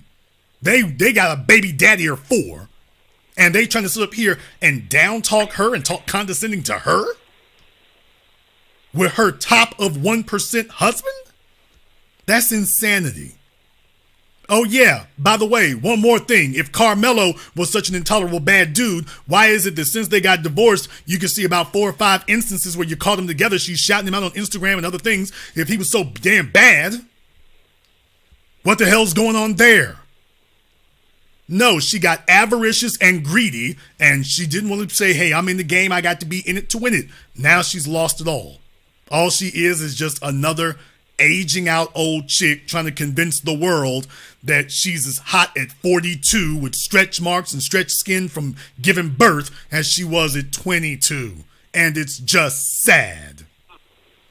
Lala needs to suck it up, turn around, go back to her husband if he'll take her at this point. Because there ain't nothing waiting for her out here. Which is what I said when she filed for divorce. I said, where the hell you think you're going? Ain't nothing out there. It's a woman's wasteland. Because the dumbass crackhead chicks online, they don't speak for the resourceful men. They don't speak for the men with resources. They don't speak for us. They're trying to tell you how we feel. And it was a lie. Now she's finding out the hard way. And none of those people are here to console her or get her a high-value husband who's going to step in Carmelo's place. Personally, I wish there were a penalty for doing that. You really shouldn't be allowed to look somebody in the face and lie to them in these great big large numbers and delude her. But then again, she wanted to be deluded. She wanted to believe she was going to level up. Baby, you already leveled up. Carmelo is it. Life is messy. Get back over there and fix this with your husband. Thank you for the clarification, sir. That was all. Thank you. All right, get back in your truck. That's my truck driver from Chicago. Let me get caller from area code 513. You're on live with the business. What's your name? Where you calling from? This is Jones from Wilberforce, Ohio. And Jones from Wilberforce. And what is your critique, hate, or debate? My critique would be more of a missed opportunity over the last few weeks when talking about just pearly things and the carpetbaggers, even going back to the situation in Memphis with the cops. I'm just wondering, why is it, besides a coon spirit, why is it these Negroes are ready to jump out the window for the most basic, lowbrow white chick possible? Yeah, we've already covered that here, but thank you very much for giving us a call. Look, folks, tonight's program is if you have a hate or debate for me, not general commentary. I said this already, so I gotta start cutting folks short. This is for the phone lines tonight, the Zoom tonight is for folks if they have an issue with something that I've said. Not if, open phone lines? No, this is not open phone lines. This is I have a critique, a hate, or debate for Jason, not with life in general. I've said this multiple times. Let me get caller from area code 401. You're on live with the business. What's your name? Where you calling from? How you doing? It's Malik from Taunton, Massachusetts. This is just a critique, man. Great broadcast. Can't wait to when you do your next subject on power dynamics. I mean, get a lot of good info from your broadcast. And I just have one more thing to say about the pearly things, man. We're such a lost people, man. It's just crazy to me. Like that other call that just. Okay, folks, the ADHD crack babies are out in force tonight. I'm telling them this is not general commentary. I just said that. Everyone, if you are on Zoom or on Blog Talk, if you do not have something that you have a dispute with about something I have said, hang up the phone. This is not your night. I've said that several times. I know your mama was hitting the pipe and it's hard for you to think straight. You know, you see the word well and the word wheel and you're like, I'm not sure which one's the right one. One has an apostrophe. So, folks, let's get it together in life in general. By the way, on Zoom, days, you do not have your camera on. We'll give you an opportunity to go ahead and do that. All right, Days, you are on. And what is your critique, hate, or debate for me? Peace. Yeah, thanks for having me. I'm interested in your perspective, man. This idea you have is interesting, considering the separation. And it's really fascinating. I don't know a whole lot about your view. I'm kind of new to your work. It's pretty phenomenal, actually. And I don't know if I agree or disagree, so I want to kind of get it clear. You know, what do you mean separation? I get you mean like trim the fat. I totally understand that. But what does that look like? It looks like what you've seen the last 2 weeks. It looks like that. Because before you can have any type of quote unquote unified society that actually pursues power, not a bunch of unified weak people. Sure. But unless you have a bunch of unified empowered people, because a bunch of slaves are unified. Yeah, they're unified in their weakness. If you want unified strong people, first and foremost, they're going to have a common code of conduct. They have to have a common code. What that also means is that there must be a penalty for being off code. Now, the first way in which a society regulates itself in this manner is you regulate yourselves personally. The people that you know personally. The folk you keep around you in your personal life, because association brings about assimilation. You keep a bunch of crazy people around you, a bunch of treacherous people around you, a bunch of people of weak character and weak will around you. Well, guess what you're going to become? Simply by the fact that they're in your proximity, and eventually it's going to rub off on you to a point you won't be able to. First, it'll start small, then you're going to start getting worse and worse. Next thing you know, you've been co-opted. Next step is socially. Now, you notice I'm separating those two things, personally and socially. Now we're dealing with the outside world. Folks that you don't necessarily have a choice in coming into contact with. So now you're going to have to do other things to deal with that. Next, you go into the political. So, okay, what do I do to have a voice in society? But your code of conduct, your principles are what are going to dictate that. And then your politicians reflect that or lack thereof. But it takes courage to do those first two, because those first two lay the groundwork for the last one. If you are unwilling or unable to curate the people that you personally interact with, if you don't have a code of conduct that defines that and leads that and coordinates that, then you don't have anything. So first and foremost, you got to have the guts to call it out for what it is, to say it is for what it is. All I didn't pick up a blackjack or a baseball bat. I didn't dox anybody. I didn't threaten anyone. All I did was play her words and say, now who agrees with this? If you agree with this, you call me up and tell me you agree with this. Next thing you know, it broke and shattered. Now that was just one guy that everybody tried to pretend they didn't know what I was saying, because everybody's trying to figure out how to get hooked up with somebody and collaborate. Okay, if they're looking to collaborate with people who hate your damn guts. That's the crazy part to me. You looking to collaborate with people who, can't you see they got anti-black tendencies? All the markers are there. Yo, they ain't called me nigga yet. If it takes me calling you nigga for you to realize you're dealing with a white supremacist, you're dead. If it's got to go that far, if they have to become cartoonish, the real reason that Just Pearly thing got as far as she did was because she doesn't look like Bull Connor. For those of you who don't know your civil rights history, she didn't look like Bull Connor. Big fat white man with a cigar in his mouth and yelling invectives. I'm like, okay, but if they got to look like that, then we're dead. Because they don't look like that. That's not what a white supremacist looks like. Some of them, yeah. That's not what they look like. But what do they look like, Jason? Girl next door? The chick at your job? The chick at Circle K behind the counter? Hell, the chick who's mopping the floors at the casino you were at. It looks like that too. Looks like the manager of the hotel and the chick who's cleaning up the rooms. Looks like that. Both of them. And if I can't get you to accept that, then you're sitting duck. So I know it sounds, to some people it might sound like, is that it? That's a big thing. Speaking out and being unapologetic and uncompromising, that's a big step. Because what you're now saying is, you're saying it openly, hey, some of y'all got some screwed up, messed up principles and ideas, and we got to call that out. You're just wrong. We cannot have a difference of opinion. No, we can't. No, we cannot agree to disagree. We cannot agree to disagree that slavery is exaggerated. Black folks is lazy. Colored people time. Don't need reparation. No, we can't agree to disagree on that. No, we can't. And we got to stand firm. Remember, the only reason we're talking about reparations now is because more than 10% of black people have signed on to it. And if you know anything about sociology, once 10% of a group signs up for something, it's almost inevitable that the other 40%, you're going to get a plurality at some point. It's almost inevitable. Yeah, because the 10% stood firm. So we're standing firm now.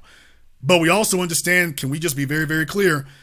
Marcus Messiah Garvey and others have said it. There are black folk who are not useful to us here in America. They would be useless to us in Africa too. Wherever you see as the promised land or whatever. Bottom line, we can't bring everybody. We have a bunch of folks who have been co-opted, they've been corrupted, and they are collaborators. They are actively helping the white supremacist system. They need to be divided from us. Period. They need to be outcast. They need to be pariahs. We don't need to spend tons and tons of time reasoning with them. They know what they're doing. You see, I educate children, and I will take a little bit of time to educate the ignorant, those who do not know. The folks supporting Pearly things, though, they're not ignorant. They do know what it is. They're like, hey, brother, look, white supremacy, well, you call it white supremacy. I play it wink, wink. I call it wink, wink, playing the game. I don't want to play that game. Understood. Speaking of code, I agree with your view. I guess my issue with your view is not that it isn't cogent per se, but it's, in my view, it's rather ideal. Not to say it isn't correct or it isn't possible. So when I think of code, who's writing the code? And then when I think of code and as you mentioned, penalty, who is playing authority and who is enforcing the penalty, as it were? How does this work? It sounds interesting, but how does this actually work functionally? How is this applied in a real world sense? Well, once again, you saw that last week. You've seen it over the last 2 weeks. You've seen how it works in a real world setting. Pearly Things isn't in hiding right now because it wasn't effective. She's not in hiding right now because there is no code. She's in hiding right now because she saw overnight, you snapped your finger, bam, there was a code of conduct. And she was like, I didn't know y'all had that. Well, a lot of folks were surprised to find out it was there, but we kind of do. Understand something. Survival is biological. That ain't something I got to teach you. You already know what is in your best interests. The real question is, will you stand for it? I don't have to teach you what the code is. You already know what it is. But I've told black folk this now for 15 years. Most black people, pretty much every black person has a little white supremacist on their shoulder. And whenever they get ready to say something or express themselves, that little white supremacist, either he's big, he's either talking real loud or he's talking a real whisper. But you're like, he's whispering in your ear. Now, you don't want to say that now, do you? You're going to make trouble. Do you really want to stand by that? That little redhead over there liked you. If you say this, that's going to alienate you, don't you think? So there's constantly that whispering going on. He's either whispering or yelling. But it isn't that you don't know what the truth is. You know what it is. Sure. Brother, we've been in a chains now for 170 years. We know what reality is. We know what the truth is. Sure. I'm speaking hypothetically, not as if I don't understand the code. I'm trying to throw some ideas around. Now, also, I'd like to ask, if we have to be honest about the scenario, especially considering media and the importance of, let's just say, income, for instance. I think a lot of people's actions in this space is financially, or should I say economically motivated. And I think your points are really powerful and they're strong. And I think they have extreme merit, right? But at the same time, it's just hard for me to imagine people like totally changing their behaviors to adhere to this type of movement or whatever. Without, here's the you real... know what I'm saying? I just feel like people's personal like goals are more important. I see the space moving very individualistically, and you're calling for collectivism. And I'm curious to see, how is this? I'm not calling for collectivism so much as I am simply calling for people to stand by what they already know. This isn't something we have to get converts for. The real problem, every black person, I've always said this, every black person, there are only two types of black people in the world. Those who know that white supremacy exists and fight it, and those who know that white supremacy exists and go back to picking the cotton. That's what it's always been. It was that way under Harriet Tubman. I freed a lot of slaves. I could have freed a lot more if I could have convinced them that they were slaves. It wasn't that they didn't know. They're just like, hey, I'm just rolling with the program. And there will always be somebody who's willing to cater to that weakness in you. So I don't have a call for collectivism so much as I have a call for sensibility. People already know what's right or wrong. What they've told themselves is if I stay quiet long enough, I'll be the last one to get beat, or I can avoid getting beat at all. And that's not the way that works. Now, furthermore, we're not looking to convince everyone. Slow down. We're not looking to convince everybody because that's a mathematical impossibility. The only thing we're looking for is to convince enough people. That is all.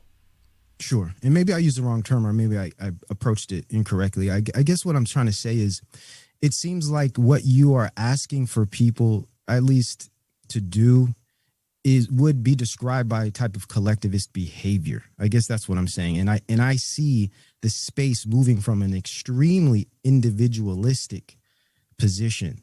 And that, for me, seems a bit difficult to take individualistically minded individuals in a very competitive space to change their mode of thinking or their ambitions, their motives.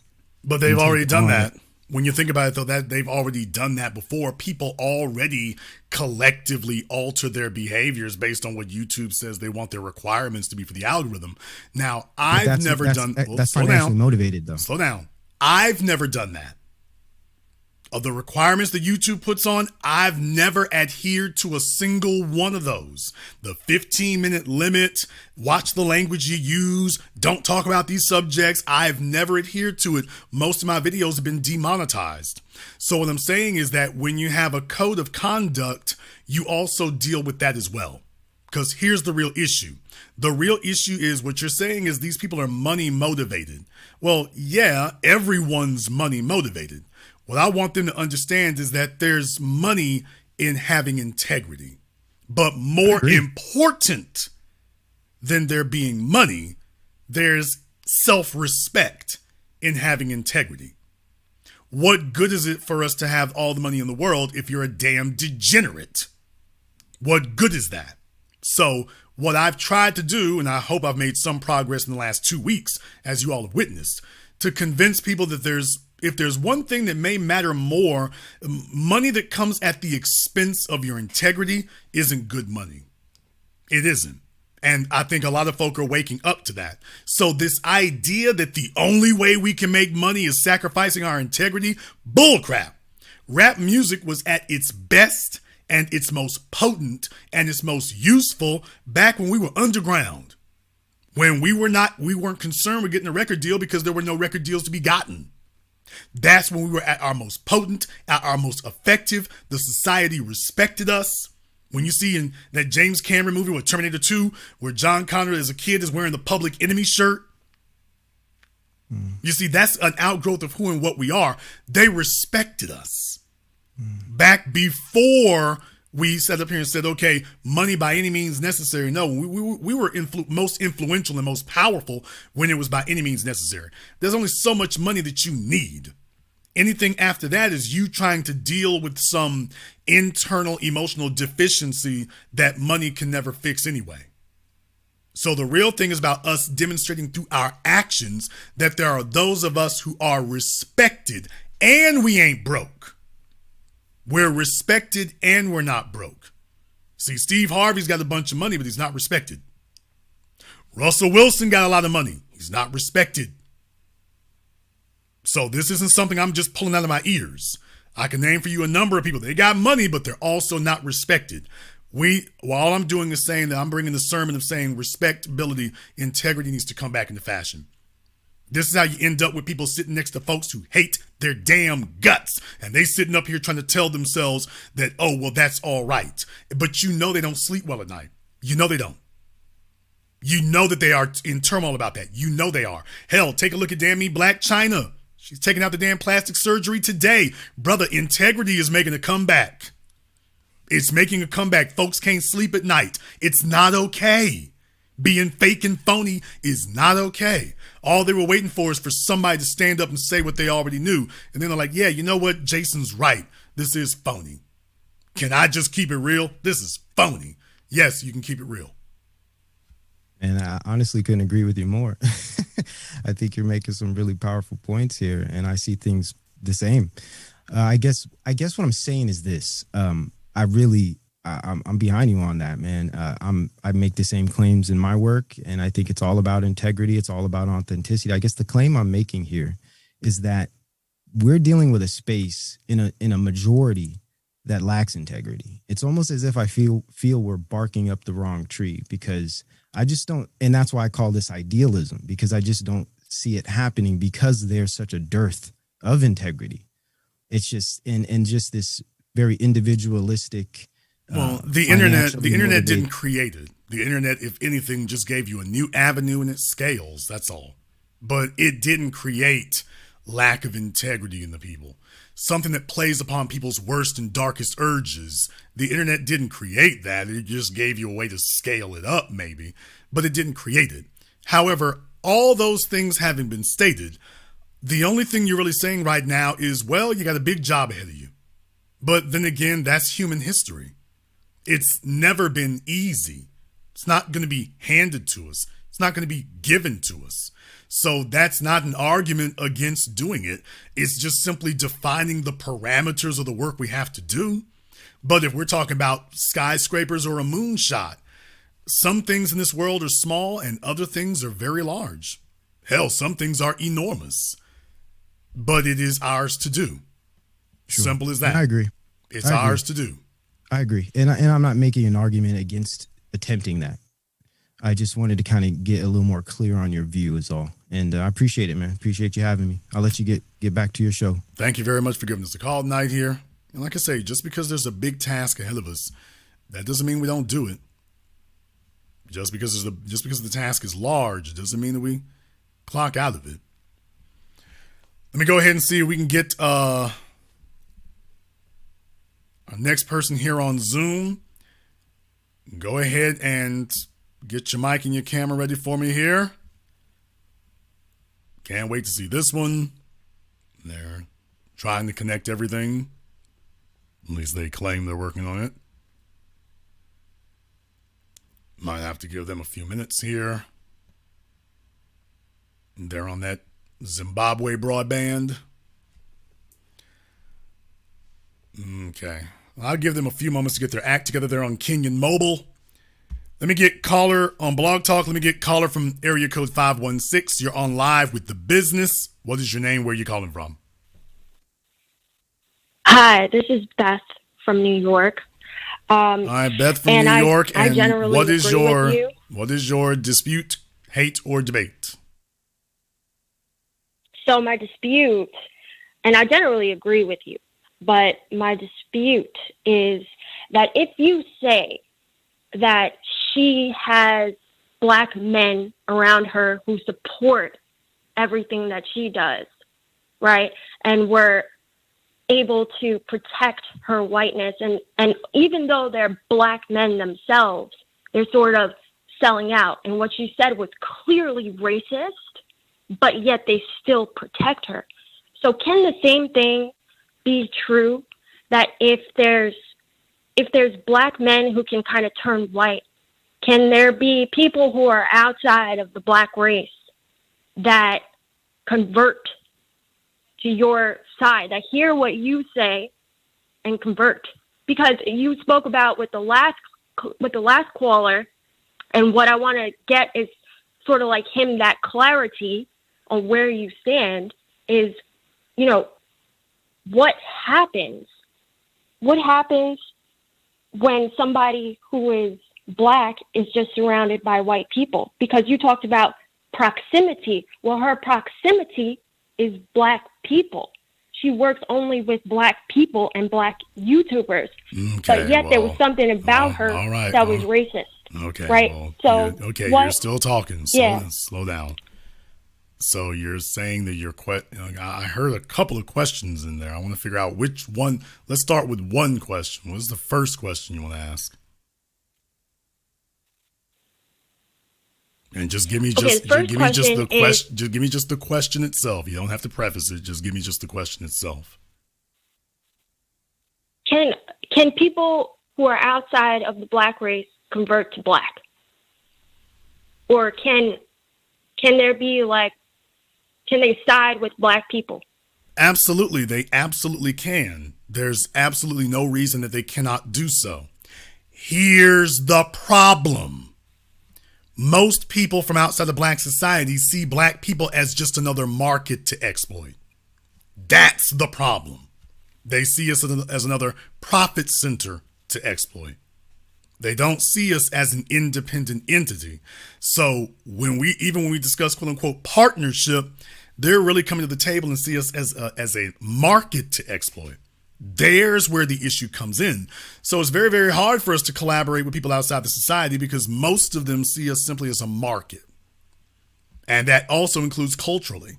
So in other words, they get with us with the full expectation that they will be taking over. There are just those who kick in the front door and demand to be put on the throne. And then there are others who ease their way in and they're like, okay, I'll play the role for a little bit, but eventually I'll be running it. So there's where the problem comes in. So if you can get them to subscribe to that and to not have an idea that they're going to come in and run it, that can work. You can have white investors so long as they're not going to try to run it. You can have white employees as long as they're not going to try to run it. There's the issue that we run into.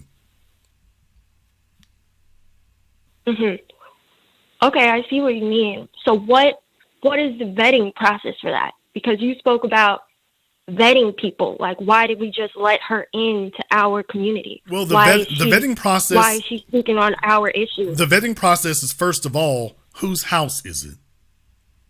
Because when you show up on her program, by definition, you are requesting to empower what she's doing. By definition, that's what you're doing. So the first question that needs to happen there is, whose house are we in? Who's setting the agenda? You figure that out first and foremost.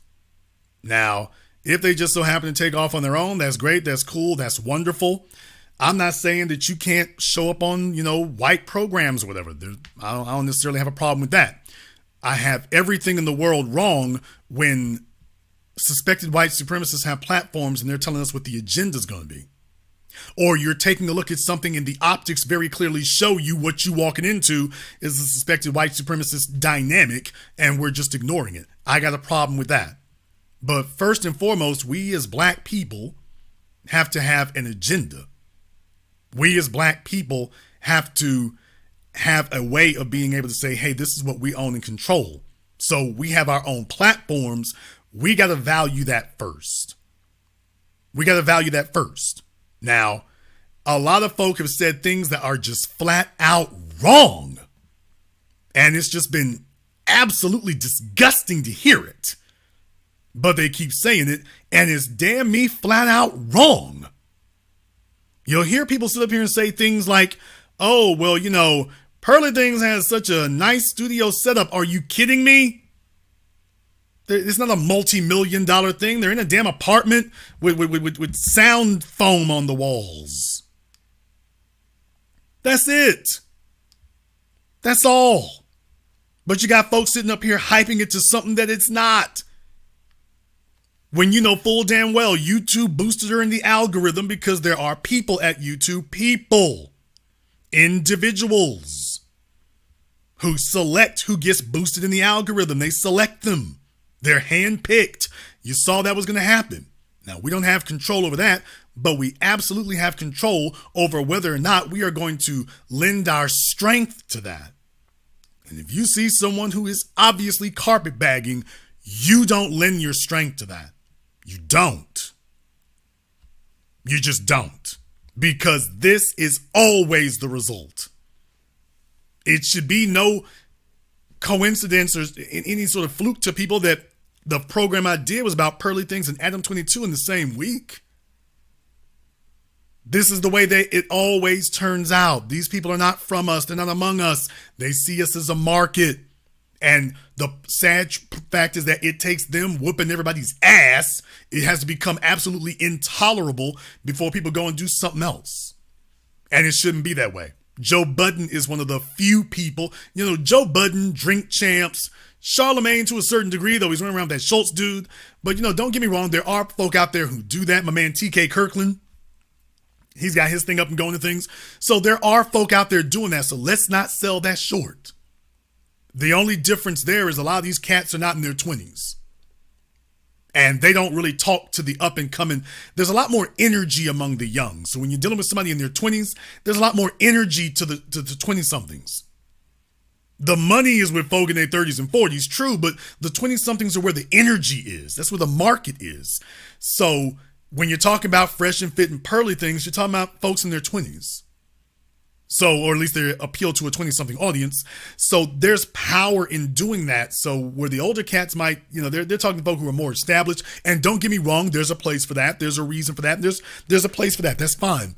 But we also need to make sure that we got younger people who are competent to talk to other young people. Pearly is not competent, but she's white. Let's not sit up here and oversell and overstate what she had. She's white, and that's it. You need black folk to have faith in themselves, who are willing to sit down and become competent speakers, articulate, knowledgeable in what they do. You got to be willing to do that and invest the time in perfecting your craft, and then you start spending the money. Thank you very much for giving us a call here. Let me see on Zoom. Lady, you're not on camera. Point your camera down, please. I'll give you one shot to get that together. You are not on camera.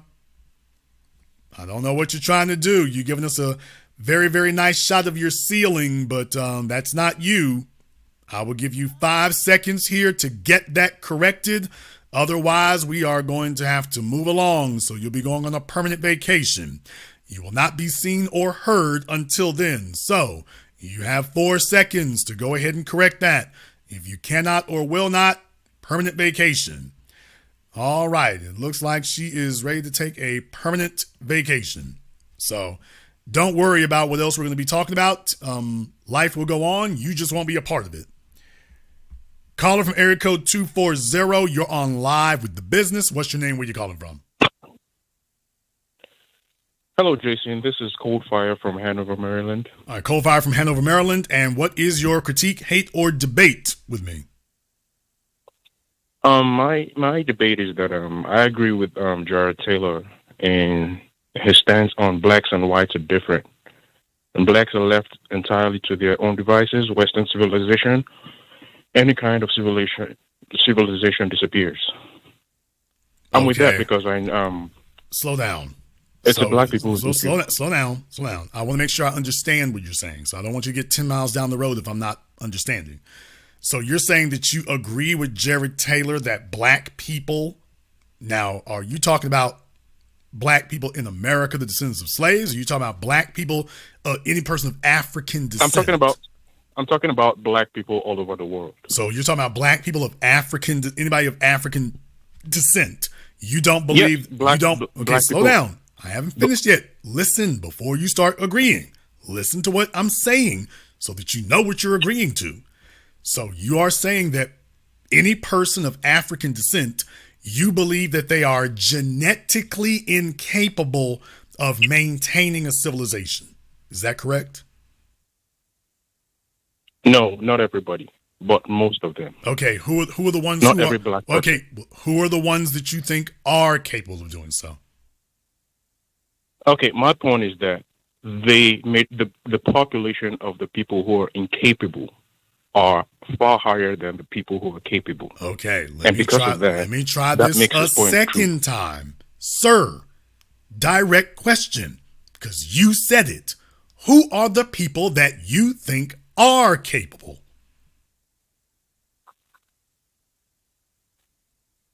I mean, I can't mention names, but there are only a few of them, and they are not enough to influence the populace. Okay, let's let's fact check a few things here, okay? Let's fact check a few things you're saying. All right, let's discuss white society and white civilizations. I'm gonna just totally leave out the fact that what they got came from black people from the very beginning. I'm just gonna leave that out altogether. Let's just go ahead and take a look at them as a monolith, okay? Let's just take a look at that. Sir, when you talk about white civilizations, would you mind telling me whatever happened to the Greco-Roman civilization?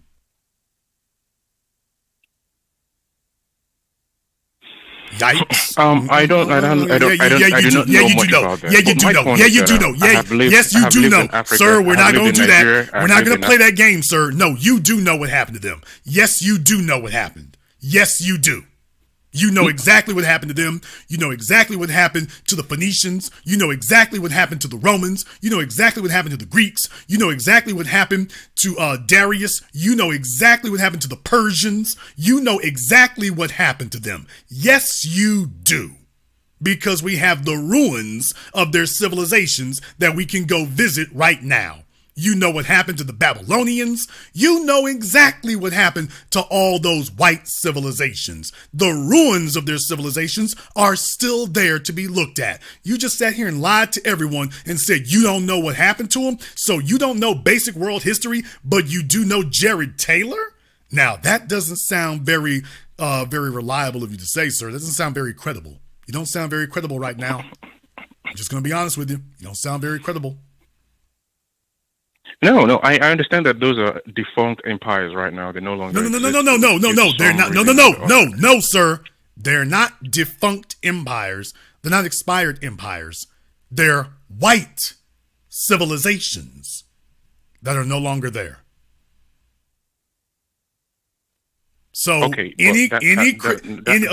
you're going to make the statement that you think that black people are incapable of being able to maintain a civilization, the first thing I'm going to say is, well, when you take a look throughout history, that track record is not pretty good for a lot of non-black people. So why are you, what is it about you that you're singling out black folk today? Why is it you're singling out black people today when history is littered with fallen civilizations? Why are you singling them out today? I'm saying this because let's go back to how slavery started. It was black people who sold black people to white people, right? So it's the mentality of black people to always betray themselves. That's my point. Okay, so sir, who are the first slaves of these white folk who showed up to buy slaves, sir? You say who were the first slaves or what? Who were the first slaves of these white folk who showed up to buy slaves, sir? You are ignorant of even basic history. You don't even know basic history. You just made a claim that is absolutely historically false, but you said it as if it was a fact. If I even asked you who are the black folk who sold each other into slavery, you couldn't tell me who it was. Yeah, like I said, slavery started when the white people came to Africa and which white people? Which white people? Which white people? Now, I do not know the names per se, really? But I know that that's what happened. Okay, I can't give you the first slave traders of the chattel slavery that we all associate today, those were Arabs.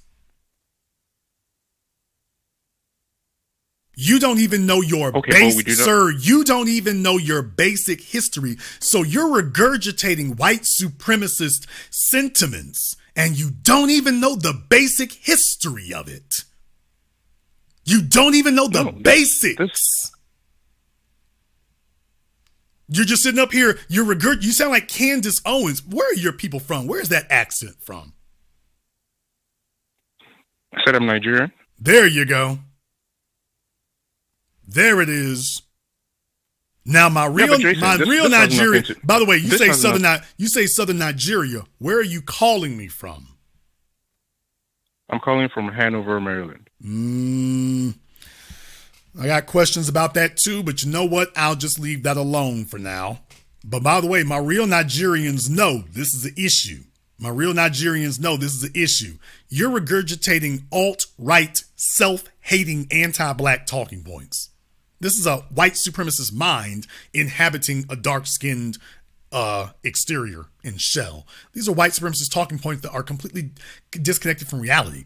Please remember, for all the jackasses and baboons out there, I did a documentary called Race War where I interviewed both Richard Spencer and Jared Taylor. If you buy the 3-disc version, you actually hear me going, I gave Jared Taylor a bunch of things I pushed back on when he was trying to make his white supremacist talking points. Everything from the pyramids to how black people vote, to education, about Asians being smarter. Well, Asians just work harder and Asians are just smarter. To which I said, you know what? If Asians constitute 60% of the computer and IT field in America, why are they not also 60% of the CEOs in America if there is no white supremacy? To which Jared Taylor then said, well, maybe they're just not as good at management. Maybe they just don't have the interpersonal skills. Maybe. Yeah, that was the best he could do when I said that. It's on video. That was the best he could do, and it was on video. So, sir, I've already gone round and round like this with the folk you're talking about. It didn't go so great for them then. Sir, your basic history refutes you. Have you ever seen the movie Sir, I'm not talking about Sir, history. Have you ever seen the movie 300?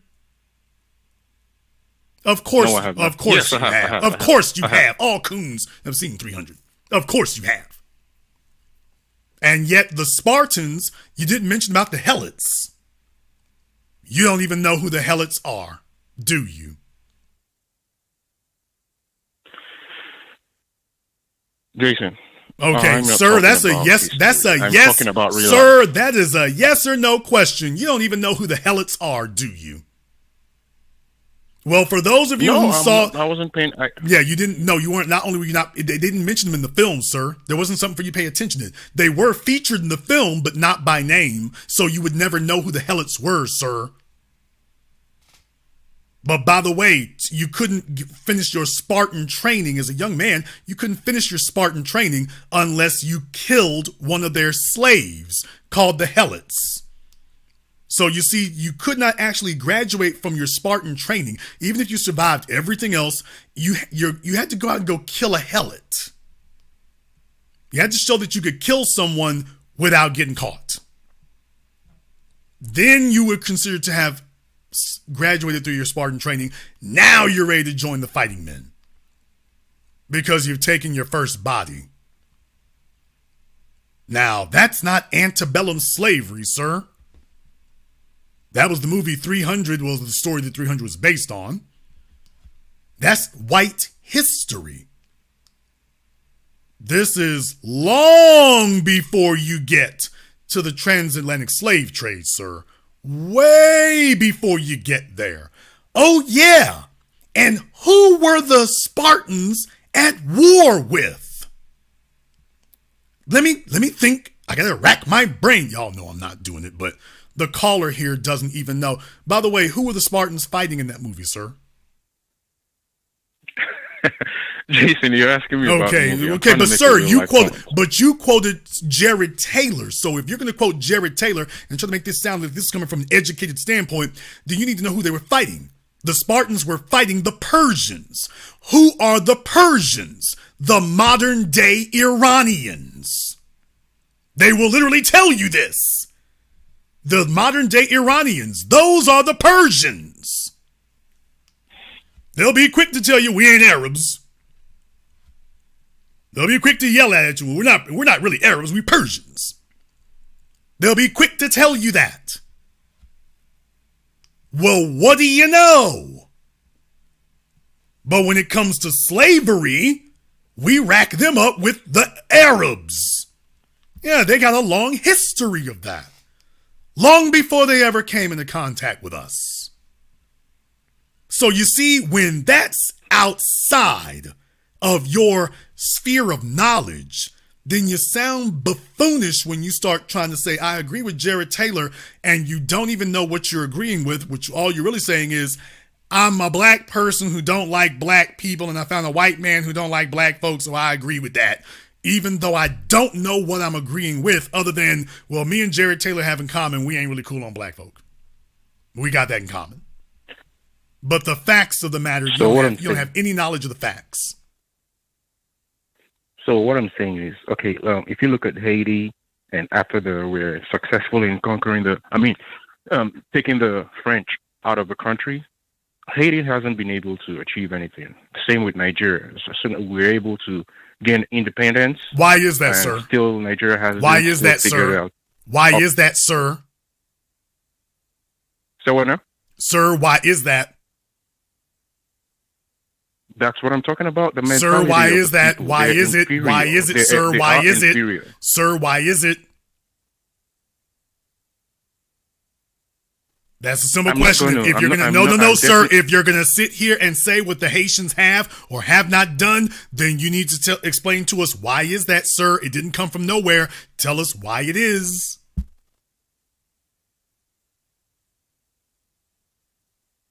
Yes, because they're just not capable. They don't want to do it, and they don't want to work amongst themselves to make things better. Okay, for those of you who do not know for those of you who are like this sorry sad sack here and do not know your basic history of the island of Hispaniola, one side you have a place called Haiti, a nation called Haiti. The other side you have a nation called the Dominican Republic. If you know about Christophe and Dessalines, then you know how those two split off. The French had a very heavy investment there, but the bottom line was you had one side of the island that basically went along to get along, and then you had another side of the island that went into full-scale revolt. After the Haitian Revolution won the war, they had to win the peace. And the French made it very clear that they were going to reinvade. So Haiti has been paying France for basically the last century plus, basically an extortion fee that they just finished paying a couple of years ago. France has been threatening them with reinvasion now for over a century. For those of you who did not know, Haiti has been under the gun for a century. Now, everybody who knows their basic history knows that's what happened. Oh, yeah, and the United States helped France. The largest military power in the world has been making sure to maintain that. That's not even a secret. What they're doing to the Cubans is absolutely criminal for the better part of the last half a century. That's absolutely criminal what they're doing to them. They've got them under a damn embargo. Who needs the Soviet Union when you've got the United States government? Vladimir Putin's a war criminal? What the hell are you talking about? Bill Clinton, Barack Obama, those are your war criminals. Then you want to sit up here and talk about what they haven't done? Let's be clear, there's a lot of coonery and buffoonery going on down there. Absolutely. But the issue that we have as descendants of slaves and foundationals is that we got too many Haitians who are turning a blind eye to it. But we are always clear about who got the ball rolling and who's the hidden hand. We've been clear about this. Now let's talk about Nigeria. Because you sitting over here in nice and comfy and cush air conditioning in America. Meanwhile, the place you're talking about isn't even a real place. Yikes, did I go there? The place you're talking about isn't even a real place. All these, quote, places were invented by the European powers and the American powers, but the European powers carving up Africa with their handshake deal. Nigeria is not a real place. Sudan is not a real place. Truth be told, Republic of the Congo is about your best attempt at a real place. These are not real places. These are the places that were carved out by European powers. But these places don't actually exist. You don't have a Nigerian people. You have a conquered area, geographic location named Nigeria by the individuals who conquered it. It's not a real place. And those people have been there the entire damn time. They're still there today. I am from Louisiana, and you all remember a decade ago or so when you had the BP oil spill, Deepwater Horizon. They were talking about the worst oil spill ever. You know what the worst oil spill ever is? In damn me, Nigeria. Yeah. Nigeria's coastline is destroyed. Exxon Mobil, BP, and the rest of them. The coastline is destroyed. Not in America, Nigeria. Not over here, over there. The powers that did that are still there. They never left. They came to rape and do what they do. Let me get a better visual aid on the screen. They came to rape and pillage and destroy and exploit and do what they do, because that's what they do everywhere they go. Everywhere. Now, in the smartphone era, they're raping the place for all the minerals and metals and anything else they can get that ain't bolted down, and a few things that are. While you're telling me about the situation that they're in. There wasn't anybody, there is no hidden hand puppeteering America. America's the puppeteer. If you don't open up your, literally, Captain William Perry and the Black Ships, when they left from America and came to Japan, they literally told that's the American way. Open your doors to trade, or we blowing the damn things off with these cannons. That's not a choice. If you don't know your Japanese history, the Japanese didn't open up the doors. They sent the first folks who came over there packing. Then here came William Perry and the Black Ships. But he's saying, by the way, I'm a messenger, but I'm a messenger who came with weapons. So if you will not open your doors, we will open them for you. But understand, you will be engaging in free trade one way or the other. You will do it by choice or you will do it by force, whichever you choose. But you're opening these doors. And that's what they've been doing all over the damn place. Hawaii, which is really the nation of Hawaii. Right till we get finished conquering you. You ain't got that anymore. The difference between us and them is that we always recognize the hidden hand and we've always been fighting it. Them folk over there in Haiti, somewhere along the line, the spirit of Dessalines died and they're no longer fighting it. That's the difference. But let's be very, very clear. Their history very much shows they were fighting it. They've had to be under siege for a century before they got into the pathetic state they're in now. That's not natural. That's not natural. Now, some of the behaviors that they signed up for, we are still going to take issue with those and call them out anytime and every time we see them. But let's keep that history very, very straight. Jared Taylor and friends don't represent the heroes of history. These folks were put in that position. And you're leaving all of that out, which means that you're saying, I found this guy, he's knocked down on the ground, he's wallowing around and ain't standing up. You're not saying a damn thing about the fellow who got his boot on his neck. You ain't saying nothing about him. Not a word.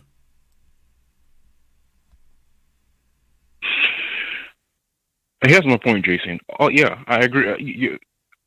You have made a point, but what I'm saying is, what does all you have mentioned now have to do with the inability of the Nigerian government to even complete an expressway? Like, because they are an occupied state, sir.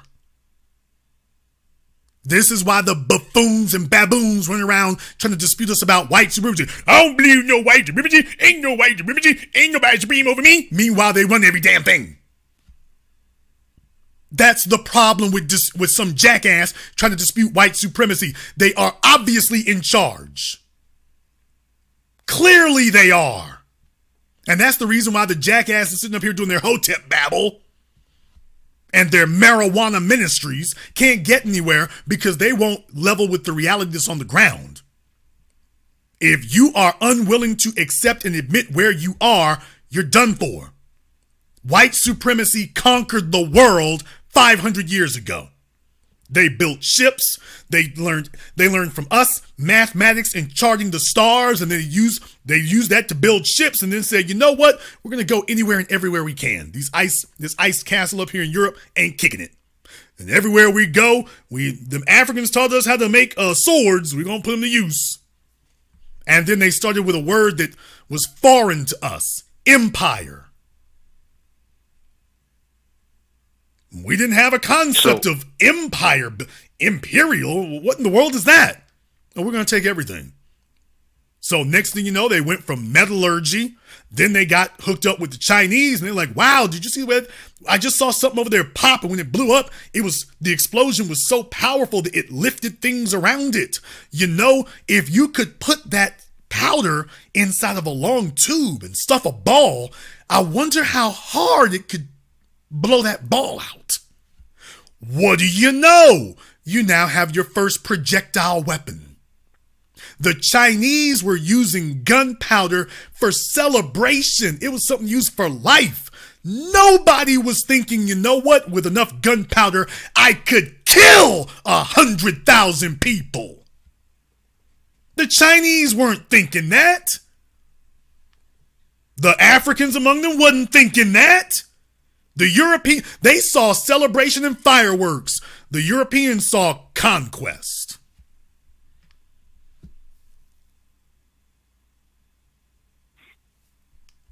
That's the way the world was conquered.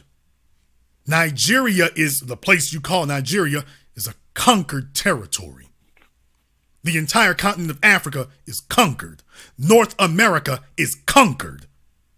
South America effectively is conquered. Well, you now see why there are a lot of coons out there, because if you can't beat them, you might as well join them. Well, there's where the difference comes in, is that we, as the descendants of the slaves, we were a people who were in chains, but we never gave up. As a group, we never gave up. You might have put a shackle around our ankles, but we are not your slaves. And eventually, as we said, truth crushed to earth will eventually rise again. And then the revolts start getting more frequent. Then you got people speaking up for you. Then you've got martyrs, and it simply never stopped. So there's the real difference, is that when you understand that you got folk out there who they need to conquer you mentally and emotionally before they can keep you conquered physically.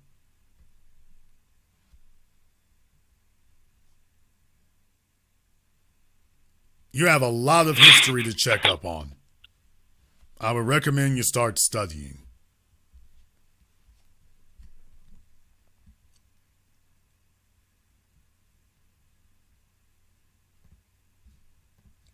By the way, for those of you looking there, the link for the Zoom is at the top of the chat. So that's definitely available for you if you are on the phone lines right now. Tonight's program is only for individuals who wish to call up because you have a dispute, a hate, or a debate. In other words, you like the previous caller that got off the line. We are not here for you to give general comments. We're not here to give you agree. We're not here for you to disagree with any other callers. If you don't have a disagreement with me, then hang up the phone. Caller from area code 973, you're on live with The Business. What's your name? Where you calling from? Hello, hi. My name is Tyler, calling from New York City. Where are you people from, Tyler? My people, I originate from Africa. All right, Africa's a big piece of geography. Try again. Where are you people from, Tyler? Nigeria. All right, Tyler. Lagos, Nigeria, sir. And what is your dispute, hate, or debate? My dispute with you, sir, is that you brought up the fact that Curly Thing said something racist, and indeed she did, and you was calling out other YouTube content creators. One of the many people you called out in a disrespectful manner was Oshay Duke Jackson. He had nothing but the utmost respect for you, sir. However, after you called these YouTubers out, you did not give none of these YouTubers credit for standing up to just Pearly Things. You did not do none of that, and that right there, sir, you come across as a hater. And I sir, did you hear last Friday's program? And I really did you hear my last program, sir? Excuse me? Did you hear my previous program, sir? I don't listen to all your programs. Okay, then you are ill-informed and uninformed. Let me just cut to the chase right now. I'm going to save everybody a whole bunch of time because he's been sitting on the line for a while. Let me just cut to the chase. Sir, if you didn't hear the previous program, you are ill-informed and uninformed. Maybe you should take out some time to listen to the previous program and just make sure that there's been no updating on here. Now, let me be very, very clear about a couple of things here. Oshay is under probation right now, and the reason that he is he's not guilty. The lead attorney has been found guilty. But just like mediocre tutorials, Oshay is on probation. Oshay is getting his paperwork cleaned up. So I don't have anything to say where Oshay is involved right now. I can't really monitor things as actively as that. So if anything comes across my desk, I'll let you all know.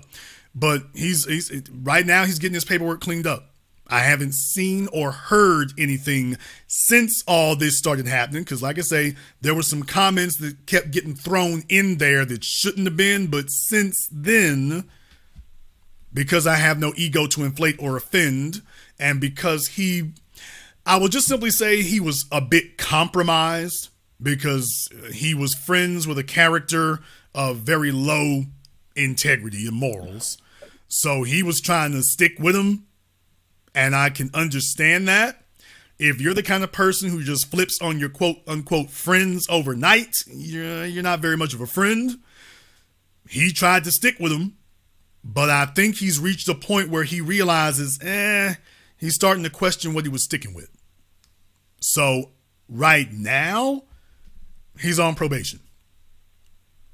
We'll watch, we'll monitor, we'll see how things go. Mediocre tutorial. Credit where credit is due. I have no ego to inflate or offend some of his little shady comments to the side. He was the first one out the gate to make it clear in no uncertain terms. Did we have to press him for that? Yes. But the bottom line is, I can't judge people by what they say. I judge them by what they do. I saw what he did. Now, if he tries to walk it back later, I'll deal with that at that time. But right now, I can't sit up here and say, okay, take a look what these folks have done or didn't do. Then they go do it. And then I sit up here and say, okay, that's not enough. I mean, that would be a lack of integrity for me. So I can't sit up here. If they do it, I'm going to give them credit for what they've done. Now, that doesn't mean that they get a lifetime pass. That doesn't mean that we're eternally grateful. That doesn't mean that they don't get monitored. But I judge them for that. Melanie King is pretty much guilty now. She thinks she's going to fly below the radar, and she thinks that she's going to sit up here and lay low and not say anything and just, I'll just wait until, all of this, the dust settles and the smoke clears, and then we'll be buddy-buddy again. No, Melanie, we understand, baby. You think you going to get through slick. It ain't going to happen. Everybody sees you being quiet, Melanie. Everybody else has made a video and said something. You ain't said nothing. So I'm wondering, is that your white mommy or your white daddy right now telling you, in your blood, telling you be quiet? Melanie, you ain't said anything. You was all booed up over there. You was all booed up with pearly things. You haven't actually come out and made the declaration about nothing. By the way, you think you're just going to start making videos again and everybody's just going to overlook that? No, it don't work that way. It really doesn't. So right now, you looking hella guilty.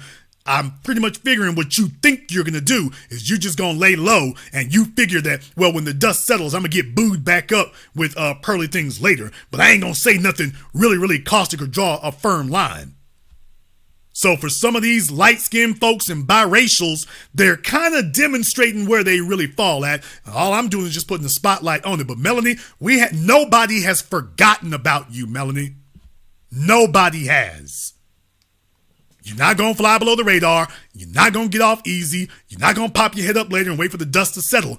We going to make sure it's put on you now. That, by the way, Melanie was quiet as hell. And she stayed quiet about this. She hasn't made a video. Everybody else has. She ain't said nothing. So we couldn't help but notice that. But no, sir, as far as I'm concerned at this time, okay, you turn your, no, let's not do that.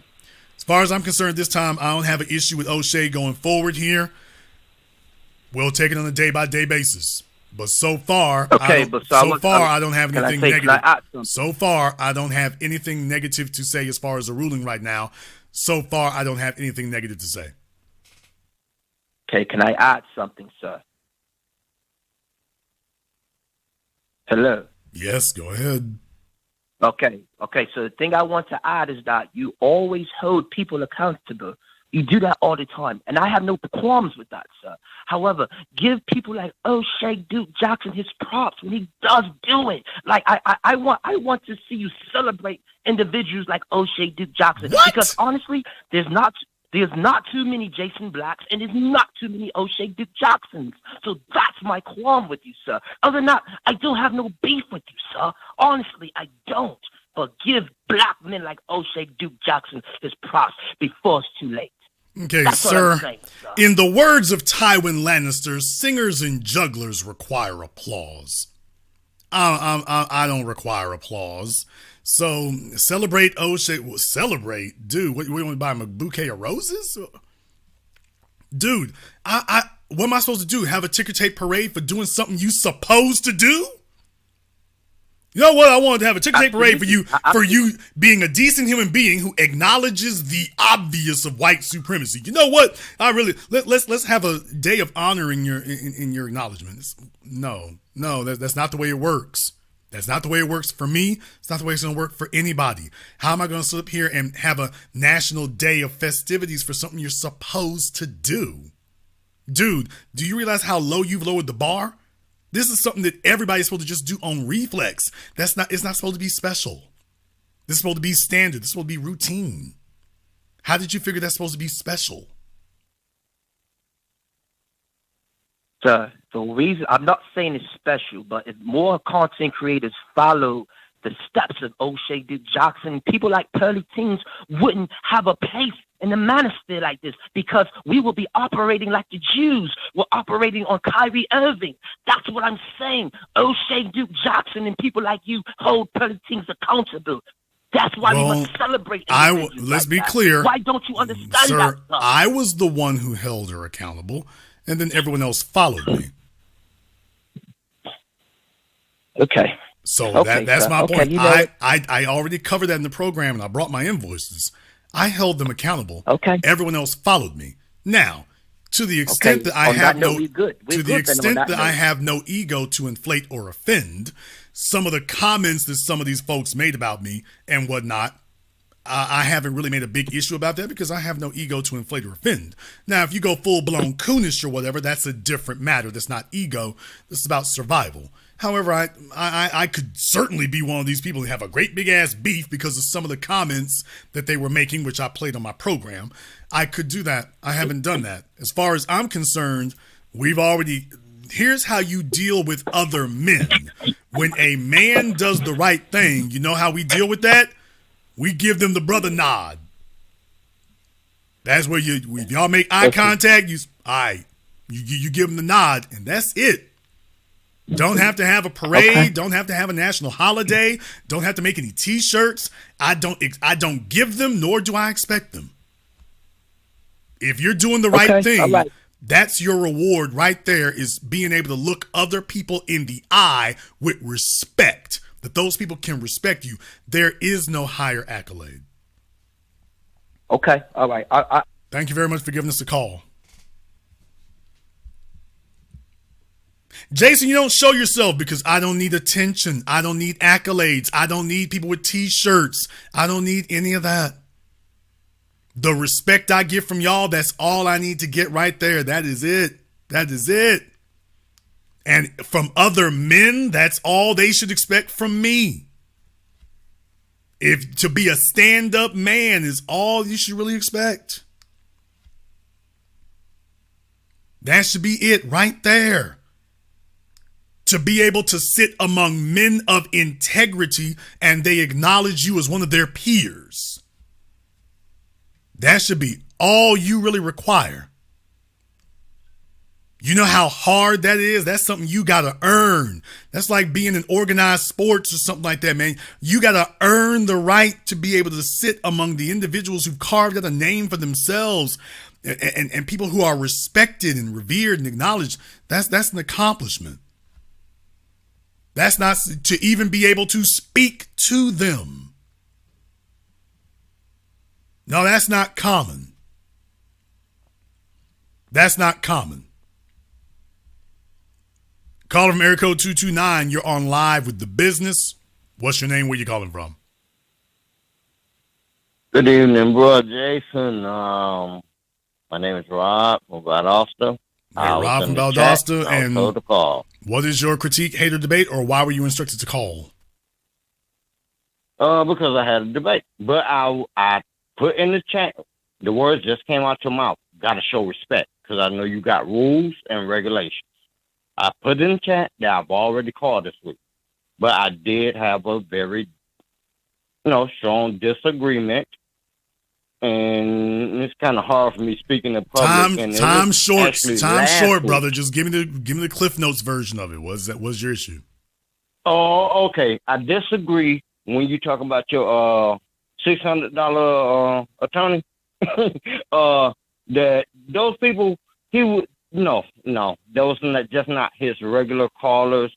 He had those people to call in, and he probably paid them. It was too locked in step going in the wrong direction. I disagree with you on that. There was just his subscribers. No, he paid them. And the second way, I have to disagree with that. I have to disagree with that. I don't think he can. Okay, I don't think he can afford to pay anybody, brother. So we don't have to go on a full conspiracy, man. I don't think that's too much. That's too much. You're asking too much. So no, I don't agree with that.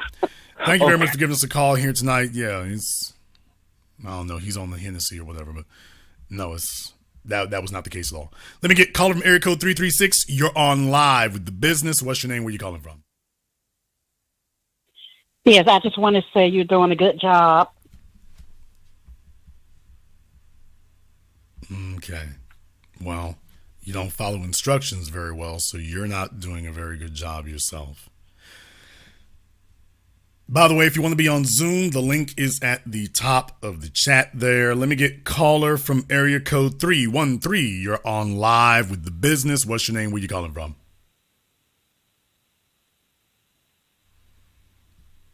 How you doing?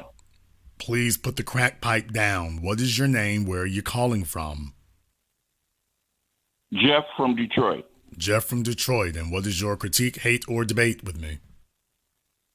Yes, sir. I'm just kind of curious about you. I noticed you give a lot of smoke and fire for the black manosphere, which is fine. I have no problem with that. But where I do have a problem with, I've never heard you say anything about Black Lives Matter, which has proven to be a fraud. But you have no smoke for these people. Sir, why would I? I mean, what's up? They're not relevant. Check it. They're irrelevant, sir. They're irrelevant and debunked. Why would I? Well, I don't just chase random subjects. And next, you're going to be telling me, Jason, why come you ain't taking issue with elevator boots, elevator shoes? Brother, they're not relevant. You didn't know that? Black Lives Matter is irrelevant. Sir, you didn't know that? Black Lives Matter is not irrelevant. Sir, I don't take issue with people wearing hammer pants either. You know why? Because it's not relevant. Show me where Black Lives Matter is running anything, sir. Tell me. Well, they have actually infiltrated the black community. Sir, second try. Show me where Black Lives Matter is running anything. Second try.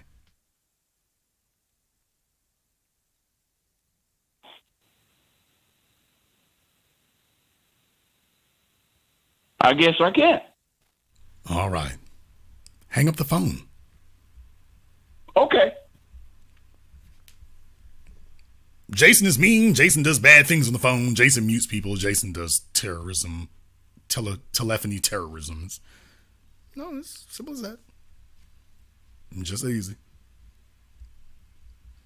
Are you folks taking classes? Are y'all taking notes on how to deal with these things when you meet them, by the way? Just out of curiosity, are you all taking notes about how to handle that?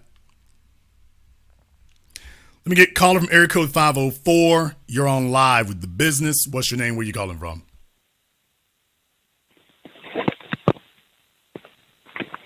Yes, hello. What is your name? Where are you calling from? Melissa, caller from Chicago. Malitha calling from Chicago with a new South Louisiana area code. All right. And what is your critique, hate, or debate with me tonight? Yeah, I used to live in Louisiana, so okay. But anyway, you never show your face, so what's your point? You've never shown your you've never shown your IQ. I would really like to see your face because I mean you sound kind of cute. I'd really like to see your IQ. Whatever.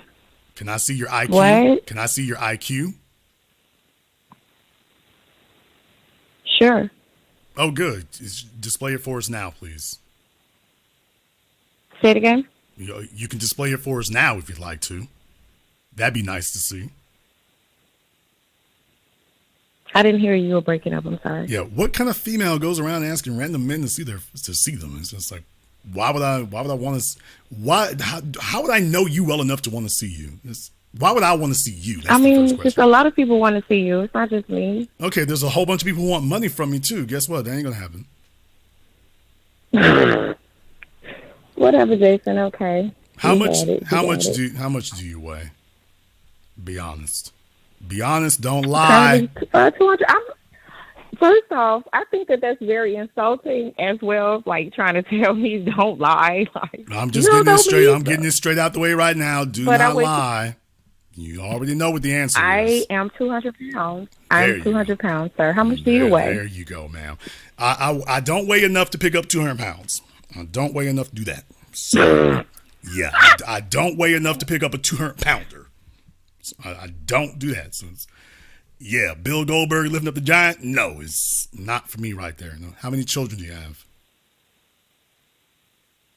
I have 2. Ma'am, why in the hip hop hell would you think I want to meet a 200-pound single mom? I'm not single. Are you telling us you're married? Are you telling us you're single. Married? I'm married. Married to how many? And happy. To a male or female? But you're not even married. You don't even have to a male children. You're married to a male or female? Excuse you? Are you married to a man or a biological man or married to a biological woman? Biological man, and he's heterosexual. Okay, where is he? Are you married? No. Where Do you have children? Where is he? No. You are Where is lonely. he, ma'am? Where your husband doesn't know where the hell you are right now. He's lonely. No, you're lonely. Where is your husband at this hour? You have to Where is your husband at this hour be, letting his woman talk to random men on the phone, ma'am? You have to be some type of psychotic. Ma'am, where is your husband letting you talk to random men at 9:30 at night? Where is he? Where is he? You're not a ransom person. You've been on random, not ransom, not ransom. So, a ransom is holding somebody up for money. Random means separate or differentiated. I said random. Shut up. Where's your husband? Where's your husband at? Put him on the phone. Where's your wife, sir? Ma'am, we see that you have time too. Ma'am, I know you want to holler at me, which is why you got on the phone. Tell your husband I want to speak to him to find out why he is letting you go out here getting on the phone unaccompanied. Sir, nobody's gonna speak with you. Okay, I'm on the phone. Then you don't have a husband. You lying, flirtatious and you don't have harlot. A wife. I don't need one. You the one with the kids. Scammer. You sound like a dude now. Oh, your voice just changed. And you sound like. Whoa! Did y'all hear that? Scammer. Whoa! That voice just dropped quick. Whoa! Y'all heard that? Scammer. Whoa. Hold on a minute. Now she sound like Dougie Fresh. Like when you change up your voice, too. So what? That sound like Dougie Fresh for a moment. Okay, I'm not sure. Obviously, the operation, the transsexual operation was a success. We see that you have time, just like me, Jason. I can imagine it would be. The gender reassignment operation was a success. So, yeah. Scammer. Whoa, I'm like, whoa, you dropped a couple of octaves there, didn't you? Okay. I don't even like where this is going. What you again? Scammer. Whoa. Baby Huey got on the damn phone. 200 pounds with 2 kids. I want to see you, Jason. Help, what the hell for? We ain't got nothing to talk about. I'm not here to take care of them little bastards. You don't have anything to talk to me about. I want to see you. Why? I don't want to see you. Don't really want to talk to you. Jason, I heard you were looking for a side chick. You got too many sides to you. You've got too many sides. Yeah, I'm looking for one side. You got about 3 or 4. So, yeah, no thank you. No thank you. Caller from area code 929, you're on live with The Business. What's your name? Where you calling from? Yo, hello? Hello? You're on live, sir. What is your name? Okay, I'm Where sorry. are you I'm calling sorry. Okay. from? My name is JB. JB from the Bronx. JB from the Bronx. Question: Why are you hating on Anton Daniels? Sir, tell me when I have ever... No. Sir, answer this question. Yeah. When have I mentioned Anton Daniels? But no. First off, I know because a lot of shots that you throw, you don't say names. Sir, you throw shots. Okay, then sir, that's why you mad at Pearly. Sir, it sounds like you're a liar. Then, if you're gonna say that you didn't say his name, but I know you was talking about them. If I didn't say their names, I'm not talking about them. So that's you trying to lie and make things up. Okay. So why are you lying to make? Why are you trying to name drop and lie to make things up, sir? Nobody is lying first. Yes, you are, sir. Yes, you are. There's always some jackass from some no-name YouTube channel. Jason, I knew you were talking about me. Who the hell are you? My name is Jamal Jenkins, and my YouTube channel got 15 people, but I know you were talking about me, Jason. I know you would. Dude, you guys are kind of pathetic. Can I speak? Sir. All right, you got it. That's kind of pathetic. Person that tried to sign up for Anton Daniels' course. You tried to sign up for his course, and he let you down 2 years ago. Don't act like we do not know. That's what I'm saying. You try to sign up for his bring your thing, invoice. And he turned you down. Sir, bring your invoices. That's why you're mad at Pearly. Okay, sir, bring your invoices. Pearly, sir, bring your invoices. If I did that, where's your proof? Bring it. Right now, right now in the air. Problem. Right now in the air. Where's your invoices? Because when we go on his show tomorrow morning, we can definitely pull out receipts. Okay, well, you can't pull them now? You don't have them now? Our channel. Sir, what you're saying is, sir, you're saying you don't have them now? You don't have them now? Why are you so mad at Pearl? Sir. But why are you so mad at Pearl? Sir, she's a white. Sir, she's a white. I'm not mad. Sir, I'm not mad at white supremacists. I just understand them. Now, where are your receipts, sir, that I did what you're talking about? Where are they? We can definitely pull that up in the morning. What? No, pull them up now. No. Pull them up now. No, sir. Pull them up. No, pull them up now. You called me tonight. Pull them up now. With your smoke alarm chirping, you effeminate pantyhose wearing bastard. Get up there and change that damn 9-volt battery. You lazy son of a gun. See, get your lazy unemployed ass up there and change that battery. Change that battery. You mad? You hate on Anton and you hate on Pearly because of what we doing. Where are your receipts? After you get a 9-volt battery, where's your receipts that any of this ever happened? You sound psychotic, like that Mr. Fantastic. Y'all just make things up. Okay, first off, so if I where is your show your proof? Show your proof right now. I can definitely get that. You're gonna answer when I call back.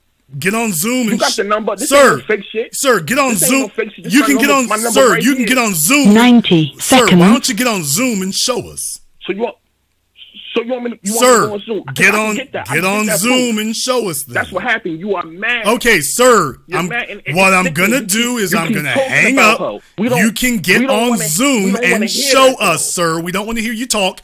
Get on Zoom and show your work. I'm gonna hang up the phone. He can get on Zoom and he can show everyone whatever this is. By the way, y'all got to understand, folks want to name drop people I don't even know or anything like that. You ain't talked about. I know you were talking about them. It's like, dude, if you want to get advertising, just ask me for advertising. This is really pathetic. Grown men out here clout chasing. This is pathetic. When you know you bought a course from him. Okay, That's a lie. Prove I did. I can show it. We'll do it tomorrow. You called me up and said you have proof. Now you're saying, well, give me 24 hours. Just like that fantastic clown. You paid Jerry Taylor and Richard Spencer. I saw him. He paid him. Sir, where's your proof that I did that? Oh, so you saying you didn't pay him? You just said I did. Where's your proof? Well, I mean, are you saying you didn't pay them? You said I did. Where's your proof? So you got to understand, when I'm telling you all, there are a lot of emotionally imbalanced individuals, and they've got internet access. Mental health is a real issue out here today. There really is a mental health crisis out here today, and it's connected to cell phones. These guys will just call up anywhere, tell an outright lie. You know you did that. Dude, you sound crazy as you are. By the way, there's nobody on Zoom yet. There's nobody on Zoom yet. If he gets on Zoom, I'll be very glad to bring him to the front. Well, let's see. Aaron somebody. If this isn't him, I might dump him. It just depends on what it is. There is somebody on Zoom. Let me go ahead and bring him to the front. Nobody's going to sit up here and say Jason didn't bring them on. If you call on Zoom, I want to see this. Mr. Aram M Sound, it shouldn't be very hard. Click the button. You're holding up progress. Okay, Mr. Aaron M Sound, I will give you 5 seconds to turn your camera on, sir. If it's not on within 5 seconds, you will take a permanent vacation. We'll play no games. We'll play nothing else. No one will be able to hear you or see you until you do. So you've got 3 seconds and then permanent vacation for you. All right. Aaron has decided that he is not going to do that. So I'm sending Aaron on a permanent vacation. By the way, whoever that was who was on Zoom there before, you are perfectly welcome to join us. Jason, well, I got to turn my camera on because you're going to show us your receipts. You're going to show us the receipts. I'm the only one who brings invoices. I want to see your receipts. I want to see your receipts. If you're going to say these things, bring the receipts for it, and you can go ahead and show us. Shouldn't be very hard to do. Actually, it's extremely hard to do. Okay, here, Delio on Zoom. Go ahead and turn on your mic and your camera there, Delio, so we can go ahead and get this started. At least we're looking for it here. Everyone who is listening here, either live or in the waiting room or whatever, make sure you are prepared for that. Audio calls are for Blog Talk only. Zoom gets priority, but only because Zoom people are stand-up folks, or at least they are supposed to be. Delio has not turned on their camera yet, so Delio is getting ready to take a permanent vacation. Okay, I don't know why they even try it. You're not going to be able to get on, and you won't be able to be seen or heard, but you can definitely get blocked and banned, because when I bring folk up, I always bring up the remove button along with them, so just in case we got to send them on a permanent vacation, if they think they're going to duck out the room or something, so no. Permanent vacations are given out daily here. They're given out daily. Mad Lozzy, boy, that's a heck of a name. Mad Lozzy, go ahead and turn your camera and your mic on. We will be very pleased to make your acquaintance. So Mad Lozzy on Zoom. Let's go ahead and get that started. Mad Lozzy is using Zimbabwe broadband, so I can understand it's going a little bit slowly there. Mad Lozzy, go ahead and turn your camera on. You have 5 seconds or permanent vacation. I don't know why any of you think you're going to come on here and be seen or heard when you explain to you what you got to do, but it ain't hard. Okay, well, I guess I can see why you have an issue with that. Okay, Mad Lozzy, and what is your critique, hate, or debate? Point your camera down, dude. We can't even see you.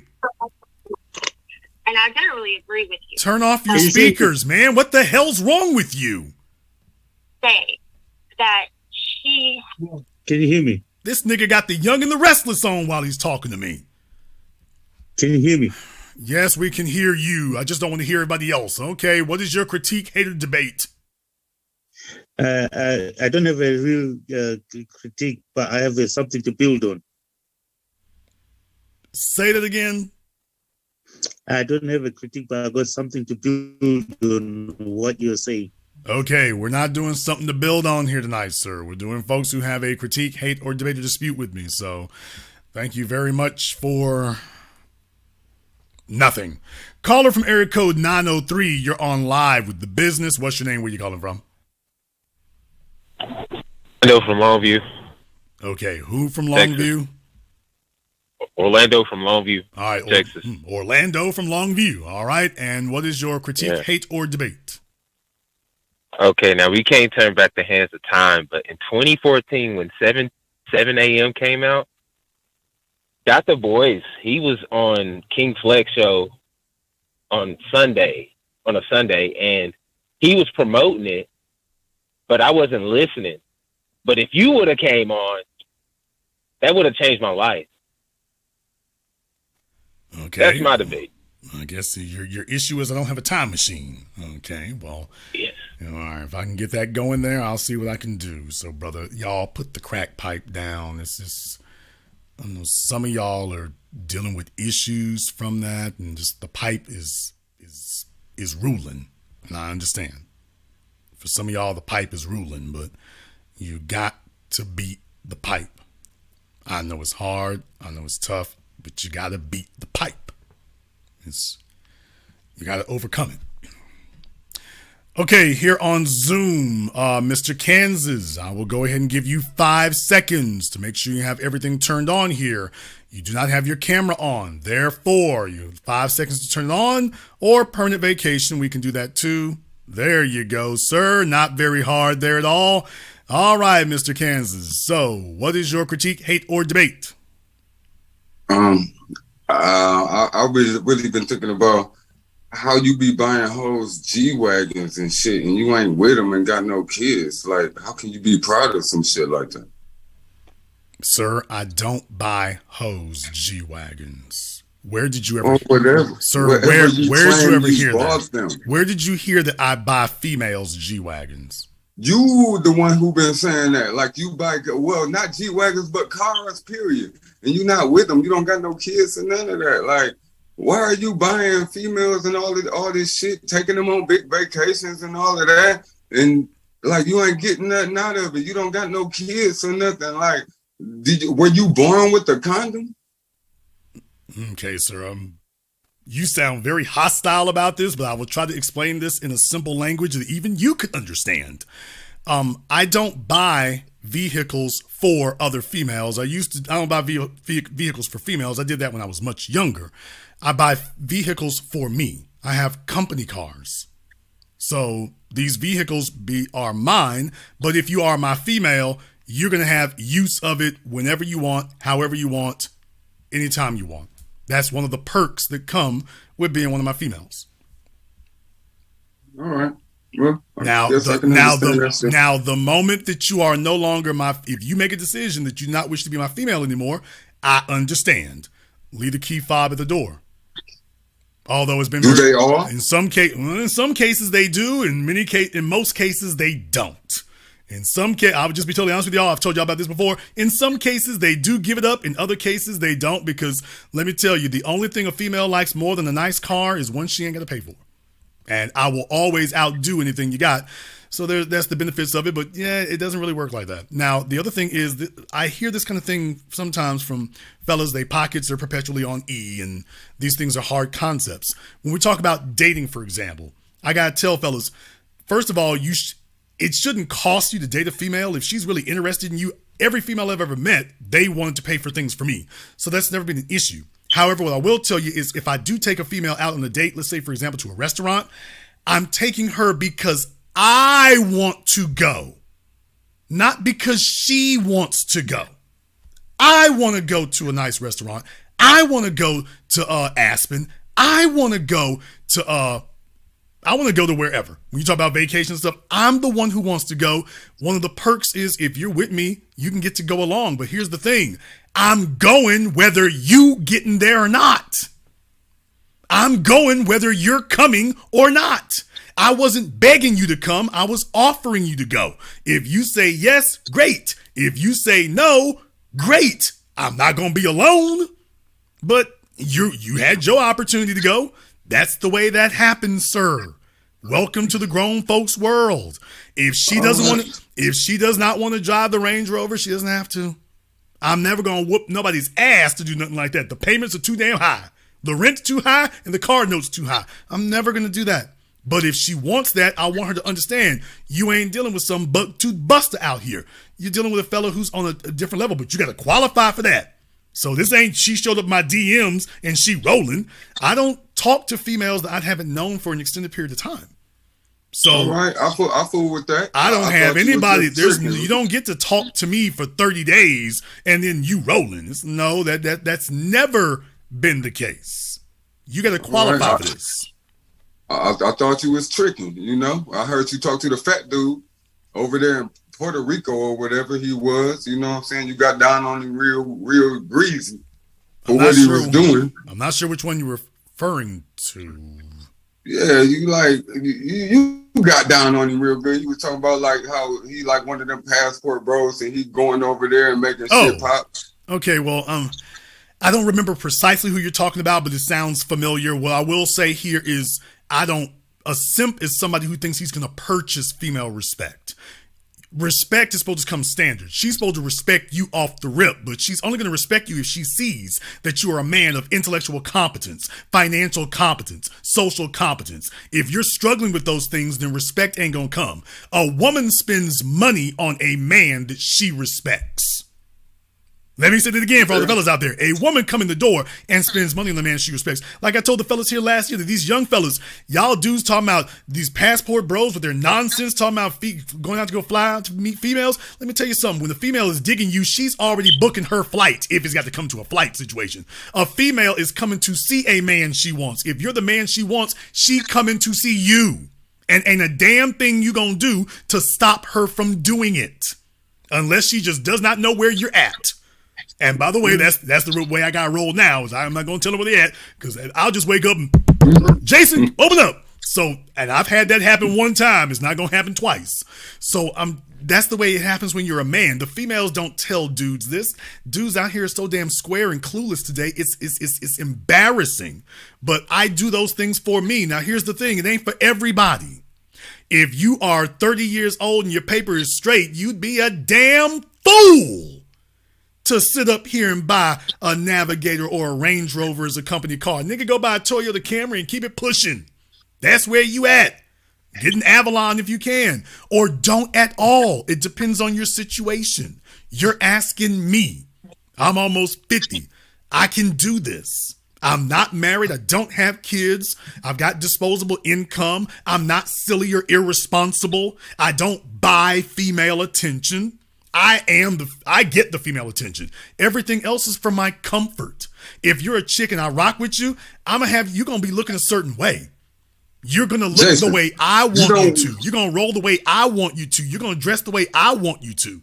That's a part of being with me. You're going to get molded and shaped. And by the way, when I get done with you, ain't going to be nothing the next nigga can do with you except complain about what I've done.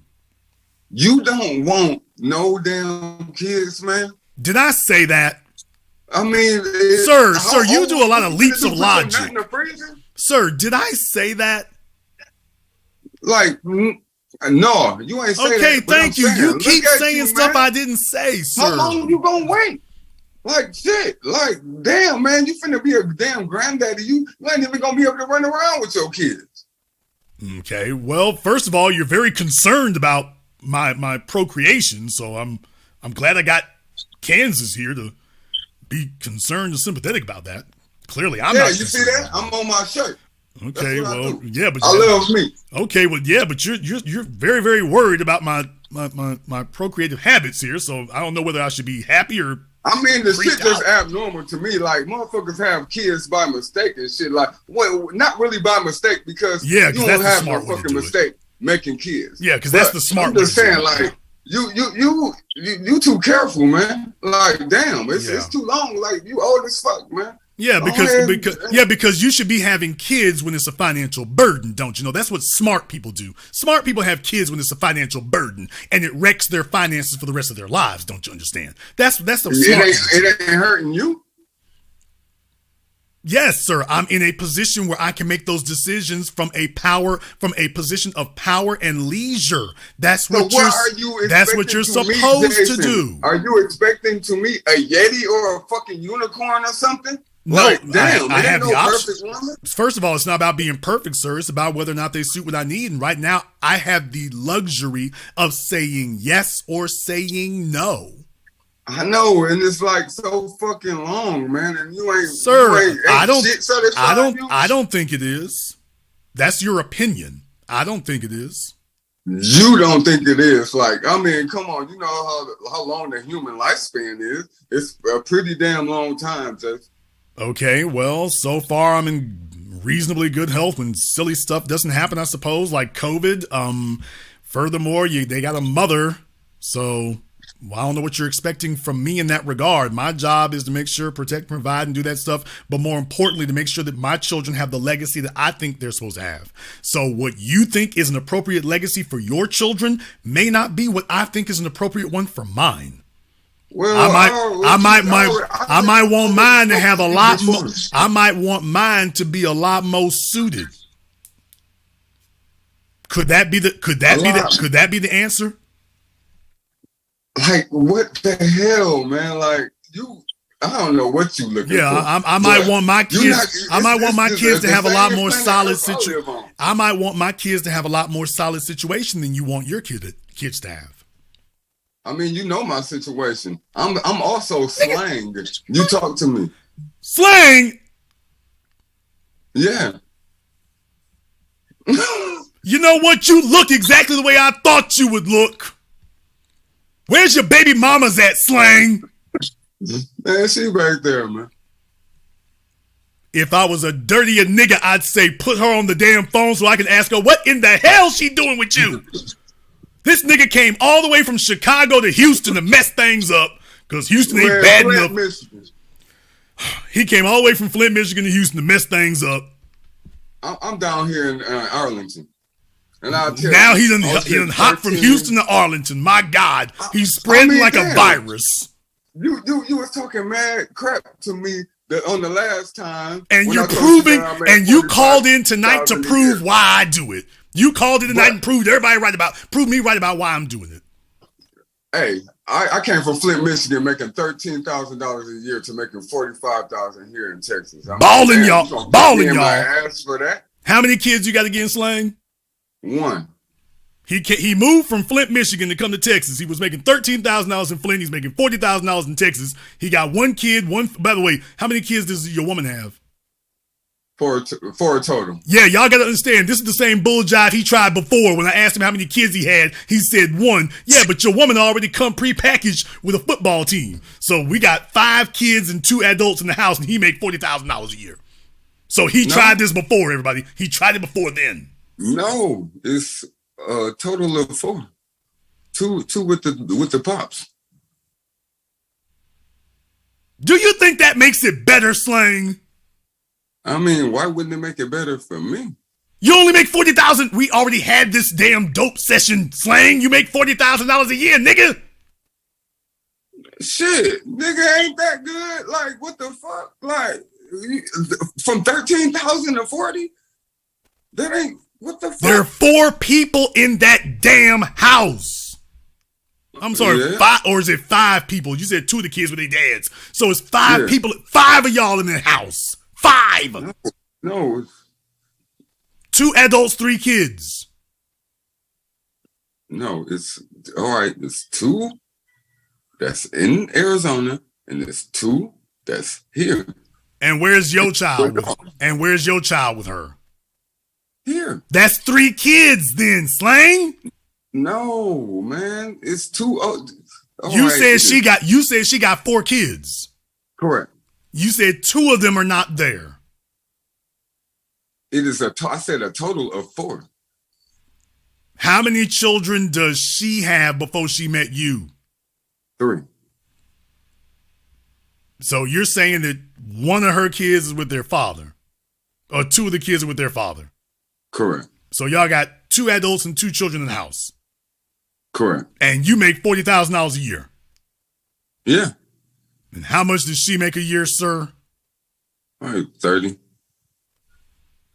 Arlington, Texas, which is roundabout my old stomping grounds. They got the GM plant there that makes them damn overpriced ass vehicles I used to buy. In any case, 2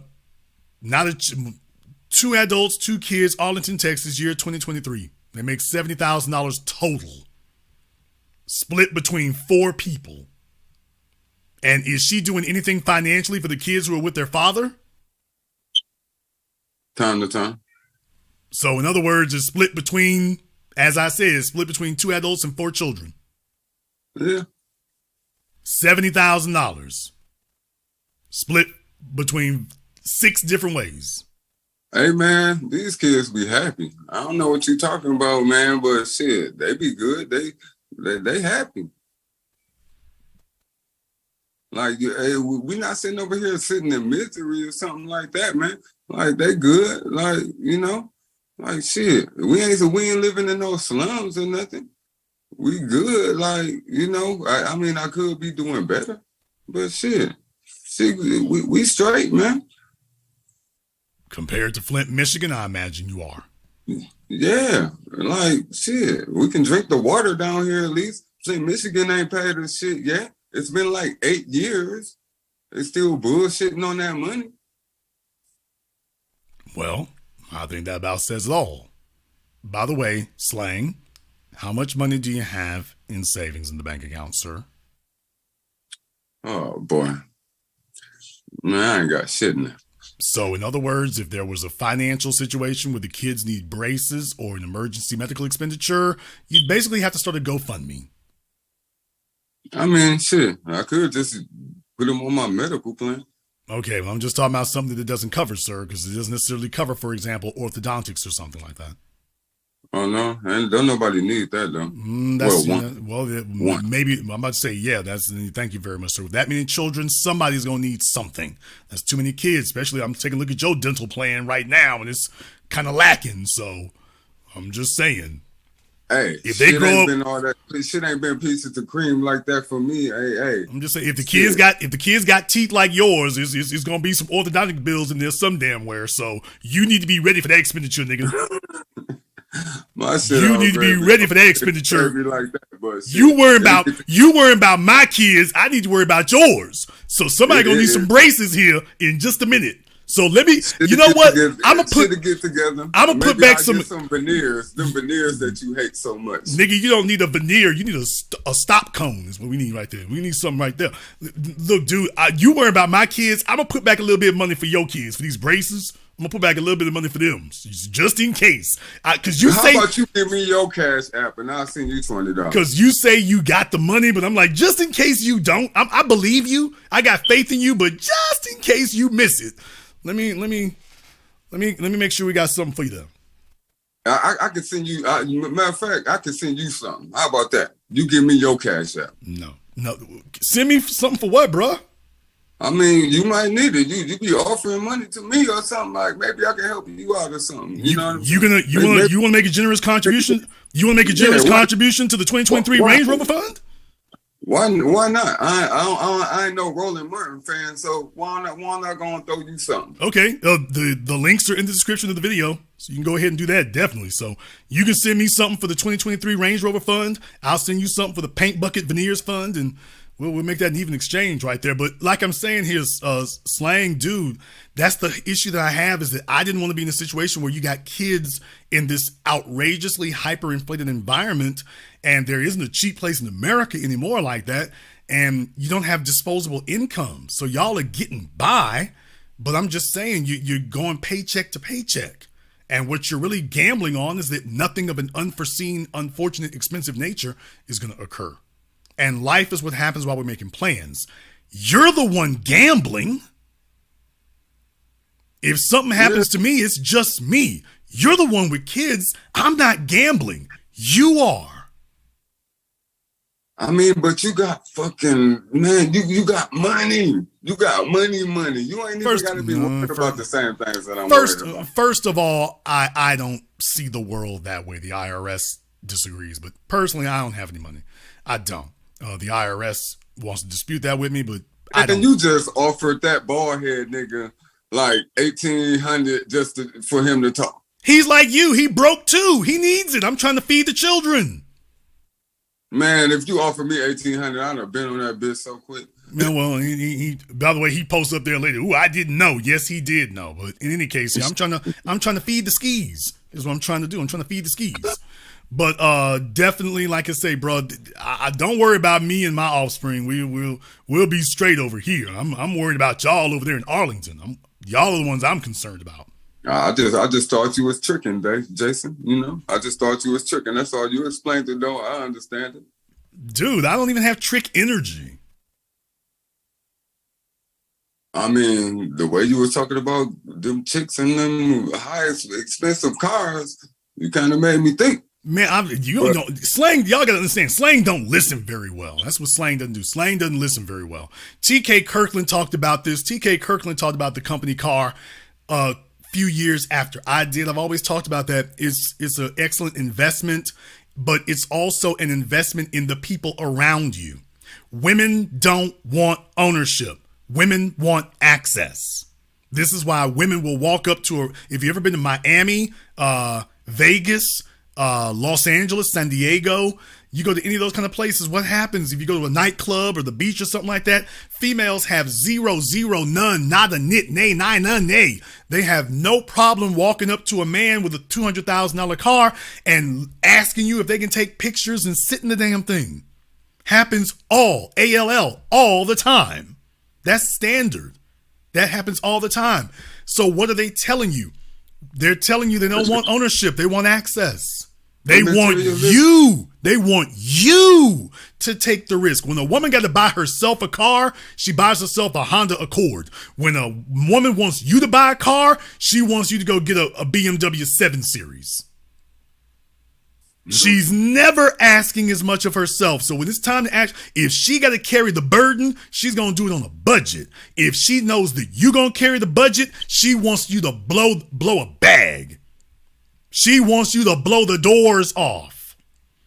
But that's only for you. She ain't going to do that. She's not.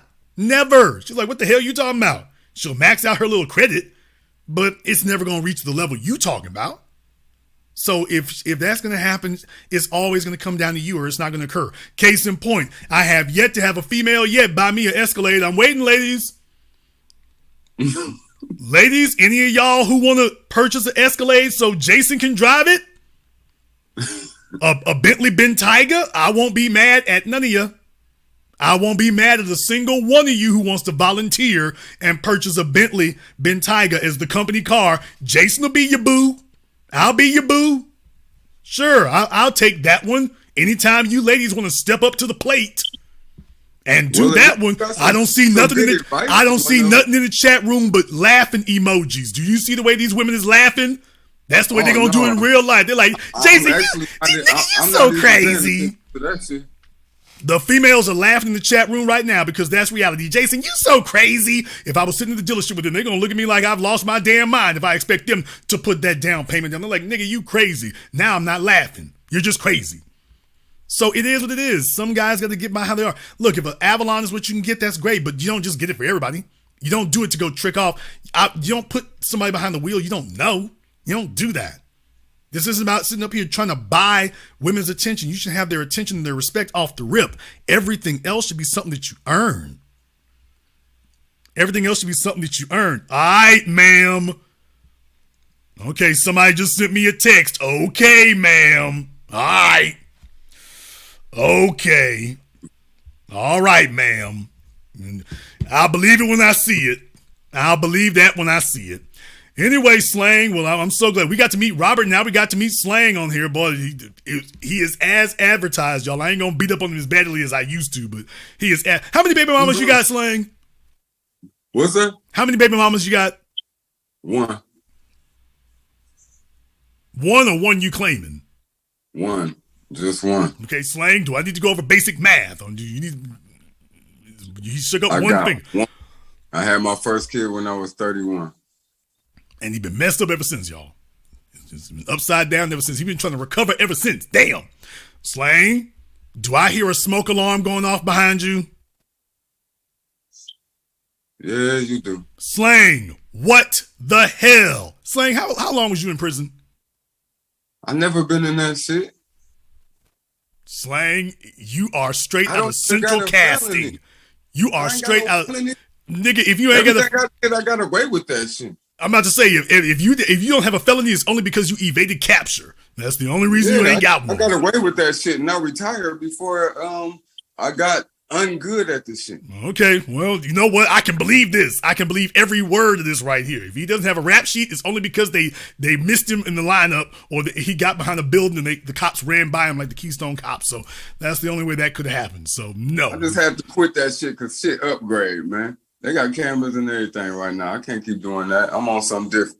When he say 2 strikes, he was on his second strike and said, yeah, let me go ahead and hang that up right quick. So, but nigga, you can't get to Home Depot and get a battery? Yeah, I'll give me a 9 volt sometime. Man, I've only been in this damn thing like 2 weeks. You only been there, and that thing's been chirping at y'all for 2 weeks? Yeah, it's been chirping like 2 weeks. I don't hardly be in here though, man. And you've been sleeping like a baby? No, I've been out getting money, but shit, today, it's my day off. Oh, you got a whole day off. And what do you say? Just never mind the battery. Yeah, 1 day off out of 2 months. Thank you very much. Working my ass off, man. Yeah, my man, the new drug NO3, he said he dropping something here for your battery fund. So we taking the collection for you, Slang, so we can get that. Yeah. Well, that's money sign Slang 810. Do that. Okay. Get my money sign up. Yeah, and now I'll send you something because you probably need that there because I'm so fresh and so clean. I can certainly, if you can pay for a car wash for me, that'd be nice and everything. I like to keep the swirls off the damn thing. So, yeah, those people, I like to keep the swirls off the damn thing. They do bad about the autobiographies now. Well, Slang, thank you very much for checking in with us here tonight. It's been informative here. Yeah, y'all, for those of you who go back with me here, we finally met Slang. Oh, my God. He is as advertised. He worrying about me. He need to worry about himself. Okay, let's see. Let's try to get a couple more folks here. I hit the wrong button here. Well, I guess I'll go ahead and do that. Okay, on Zoom, I'll try to get Dawn, and then I'm going to go back over the blog talk here. Dawn, you've turned your microphone off. Dawn, turn your microphone on. Turn your video on. Dawn, get your life together here. Otherwise, I'm going to become very, very skeptical. And so skeptical Jason starts hanging up on people. So, all right, Dawn looks kind of weird. What is going on here, Dawn? How do I look weird? You got that blue screen going on there, so it's making you look bald-headed and everything. So, all right, Dawn, what's on your mind? Oh, no. I'm not bald-headed. I promise. Glad to hear that, Dawn. Okay, let's not do that. All right, there you go. That's better. All right, Dawn. I got some braids now. Can you hear me? She got her prison braids on here, so let me watch how I speak. Let me watch. She got her Queen Latifah set them off braids. So that's exactly what I got. And she's high yellow too. Oh my God, crazy. Go ahead, roast the background. I'm not roasting the background. Man, I'm just saying she light skinned with braids in her hair. The fellas go gaga, but she crazy, y'all. She's crazy. Yes, I am. The fellas would be like, she's awesome in bed, but she's crazy, nigga. Don't you understand? I'm gonna try it anyway, Jason. All right. Look, crazy gets me in the door every time. So it sure does. It sure does. Now, whether it can keep you in is gunpoint, but go ahead. Okay. So the last caller really, I was just so upset with everything he was saying. His viewpoint and just reading through the comments was so hilarious. But my issue with the last caller was just his mindset and the fact that he was watching somebody else's pockets. That's the number one. And I find that men like him in that mindset are really what are kind of available to single women. It's kind of majority of what's in the dating pool. And that pisses me off because they tell single child free women that same thing he was telling you about it being really like, how could you be so careful with your seed when like that's kind of the point of the game. You're careful with your seed until you can financially support your seed.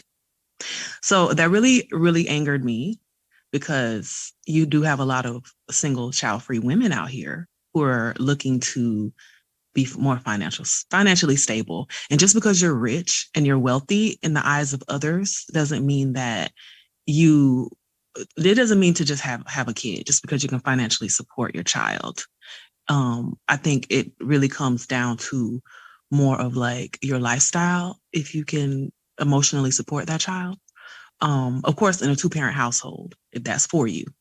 But definitely, at least he waited till he was 31. He should have waited. He should have waited longer. But go ahead. I agree. I think having children later in life. In Slang's case, he should have waited till he's about 70. In his case, he should have waited till right about then. In my opinion, I think he'll actually have acquired the maturity to be able to handle that.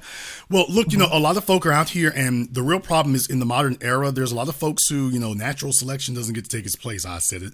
And you have folks who are having kids and don't have a plan. Hell, they haven't finished grooming and completing themselves. But yet, they're just breeding. They're not having families. They're just breeding. And then reality doesn't come into view until the bill starts showing up. And then you start realizing what in your life you're not able to do. That's when they start. Then they want to take it seriously. Mm-hmm. But the time to be taking it seriously was before you started cranking out kids. I'm a firm believer in avoiding what I call immovable expenditures. Children are an immovable expenditure. Once they're here, this it. There's laws that say you gon' find a budget to take care of this. And I'm a firm believer that you don't do that. But a lot of folks are still out here, they procreating by slum rules, and they're just blowing out children. And the real issue is when you have males who are raised by single females. A single female can get a county check with kids. Ain't nobody trying to give a man nothing. So you got dudes out here making kids, and they're not the majority by any stretch of the imagination. They're not. They're only 20%. But the females tend to gravitate to the 20%. Do you have any children? No, I don't. None whatsoever? None whatsoever. I turned 33 in January, and I traveled the world. I studied medicine, and even when I finish school, no matter how much I make, I feel like that won't determine the decision to make children. I feel like it has to do with like just community support and like the decision between two people to like come together and want to like have a family together. You don't just have a kid and just like put him out in the world and like, hey, I thought I had enough money for you, but it just doesn't work out like that.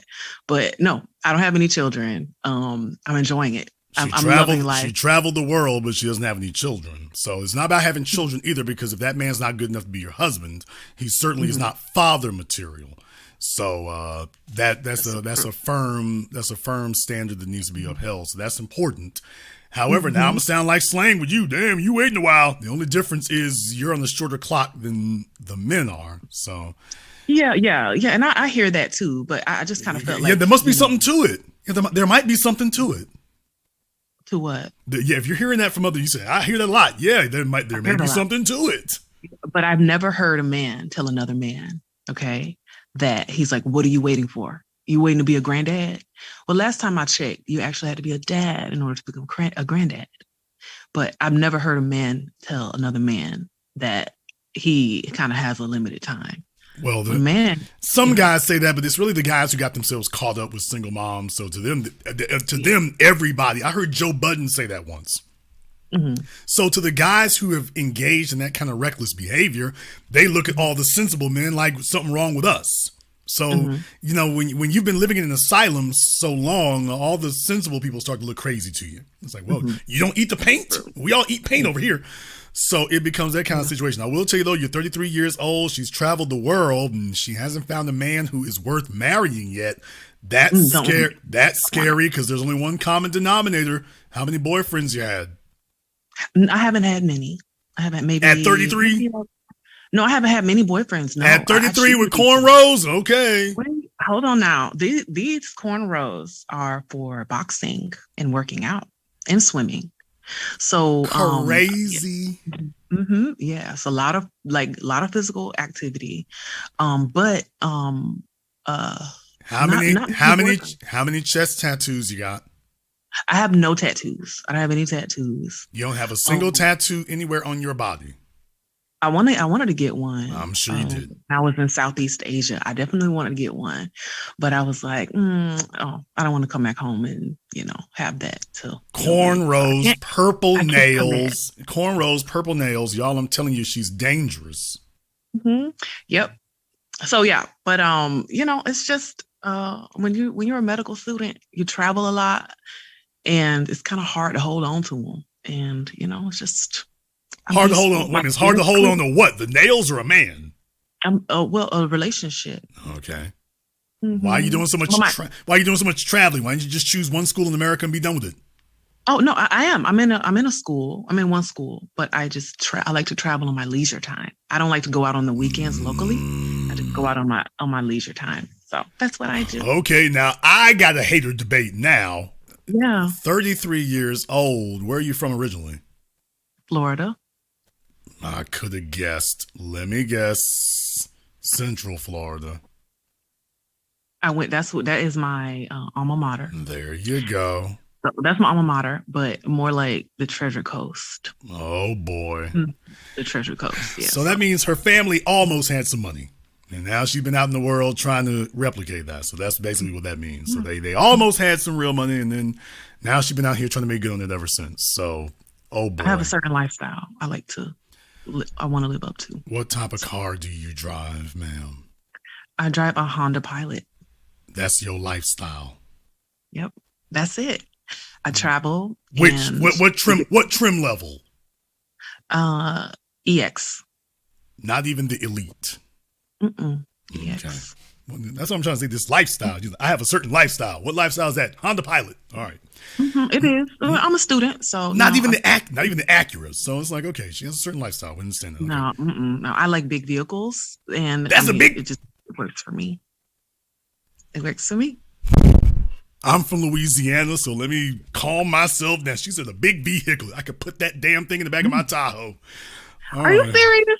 I mean, it's big. It's like really big to drive. I'm so intimidated by it, and so yeah, it's really huge. But all right. But yeah, otherwise, I'm climbing up the ladder. Honda and Nissan, the preferred manufacturers for females in the medical industry everywhere. So that's. I'm telling you, look. It could be worse though, because if you see the Nissan Altima or the Murano, so it's better. The Pilot is what the nurses have, what the RNs will have, and the nurse practitioners. The Murano is what the CNAs and the LPNs get. So it's like. So who gets the Chrysler 300s? Baby, it's the fellas who just got doing the 10-year bid. They haven't updated that thing in 20 years. So, Lord. Now, that's a gangster chick. When she's talking about the Chrysler 300, that's a gangster broad.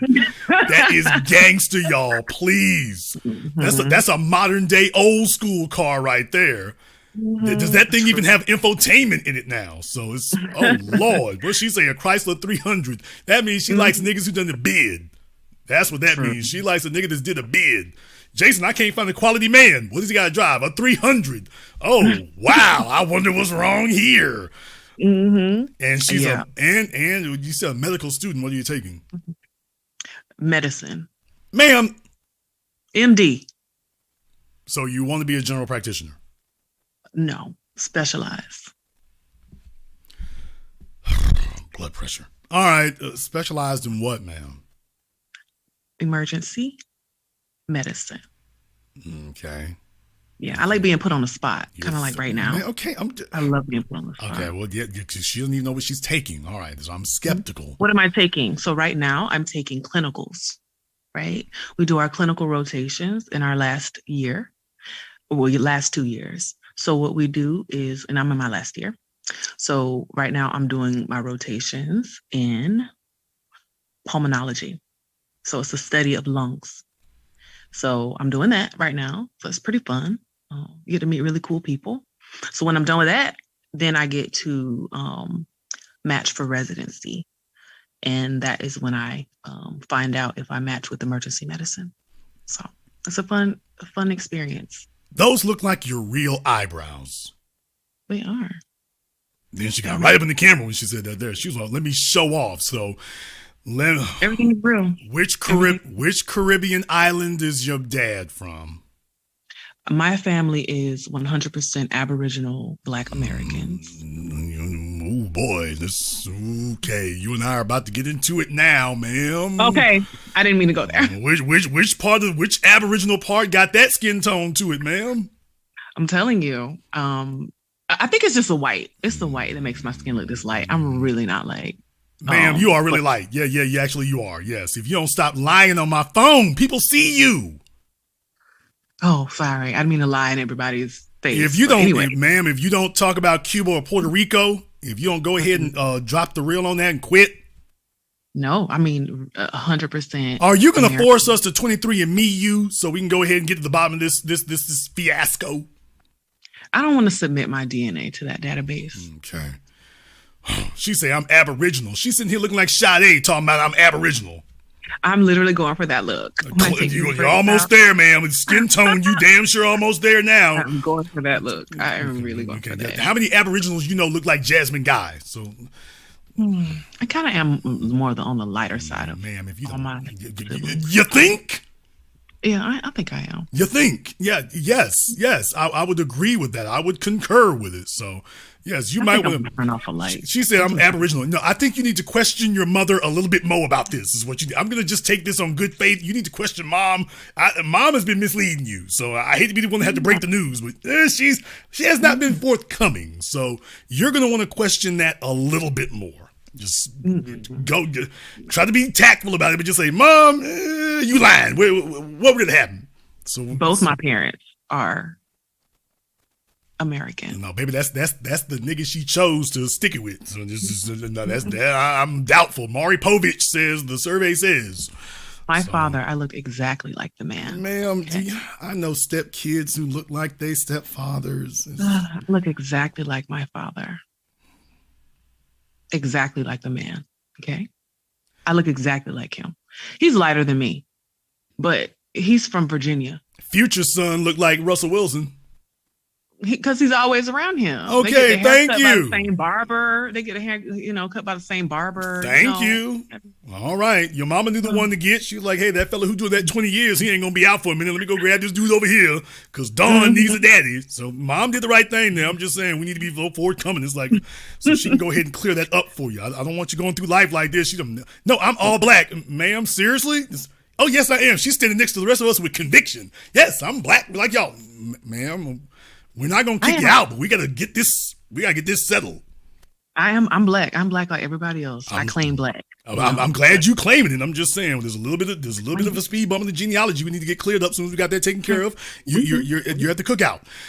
So, ma'am, would you like to talk to Slang? No, I just want to address him because I really feel like I'm gonna by talking to him, I really feel like I'm gonna get indoctrinated. By his words. No, that's not gonna happen. No. Thank you. Your blood pressure will run up, but trust me, nothing else is gonna happen after that. No, if there was ever a worse salesman for their own thoughts, it was Slang. Okay, believe me. I'm telling you, I was so frustrated by that. But that's what I wanted to just address. That it's just I'm just really frustrated by people wanting to pressure women who are very happy being single and healthy with clear skin and that can afford, braces and go to or Invisalign and go to a dermatologist. Okay, because I was about to ask you about them veneers in your mouth right now. I was sure about to ask you about it, baby. Don't do this, Dawn. Don't do this.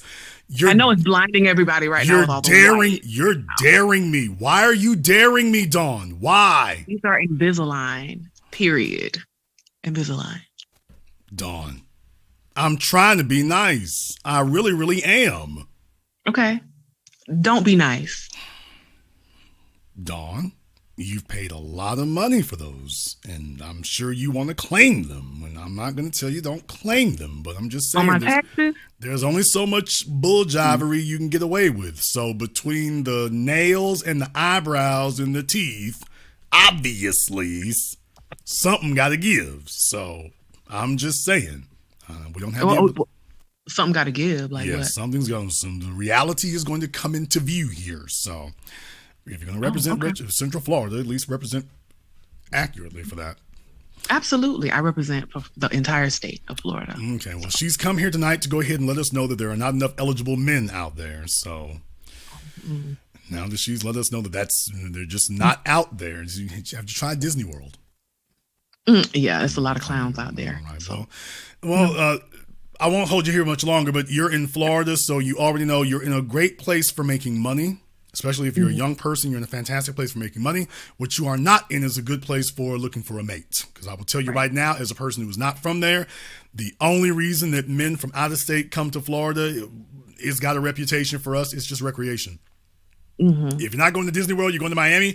What we're not doing is coming here to find a wife. I can tell you that. You're not coming to find a wife. So if you ain't already got somebody who's hooked up and already into you there, it's going to be an uphill climb because men don't come to Florida looking for a wife. True. They don't. They don't. Miami, basically, it's kind of like Miami has done to Florida what New Orleans did to Louisiana. People don't know that New Orleans is just a little island down there in the bottom corner of Louisiana because I'm from Shreveport, Louisiana. But when they hear Louisiana, they think New Orleans is like 90% of the state. That's what they think New Orleans is. And nothing could be further from the truth. Now, when people say Florida, they think Miami. So they just think the whole state is Miami, even up to the panhandle. And that's not what it is. But understand that shapes their expectations. So I'm just saying, medical student, 33, no kids, clear skin, Invisalign, them garish nails to the side. All that being equal, it's going to be an uphill climb for there. So I'd suggest you get your credentials. You'll do good at that, but don't travel around the world. You need to travel one place in particular. If I could name one for you, it wouldn't be Atlanta. It'd be DC.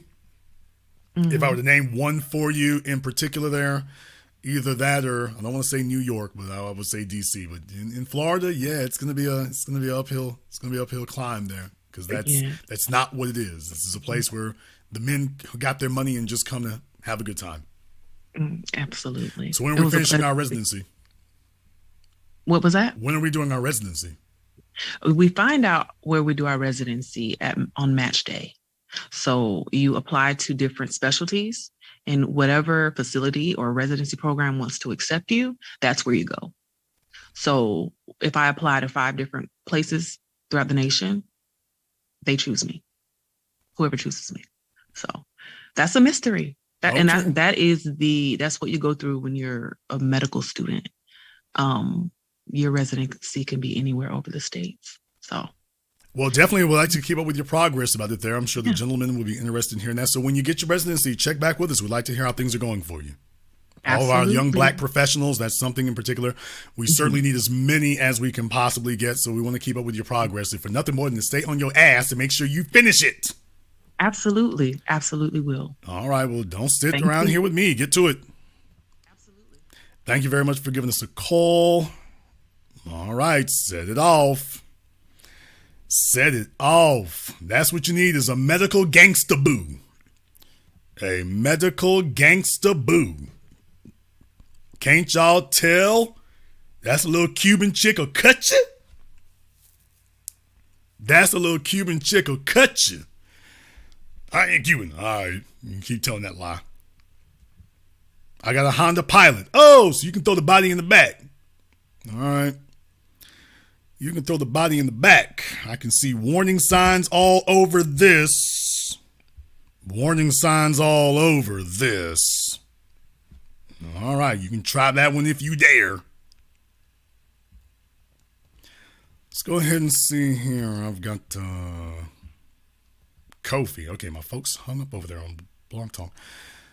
Kofi on Zoom. Go ahead and turn everything on Zoom there. Kofi on Zoom. There you go. And what is on your mind, brother?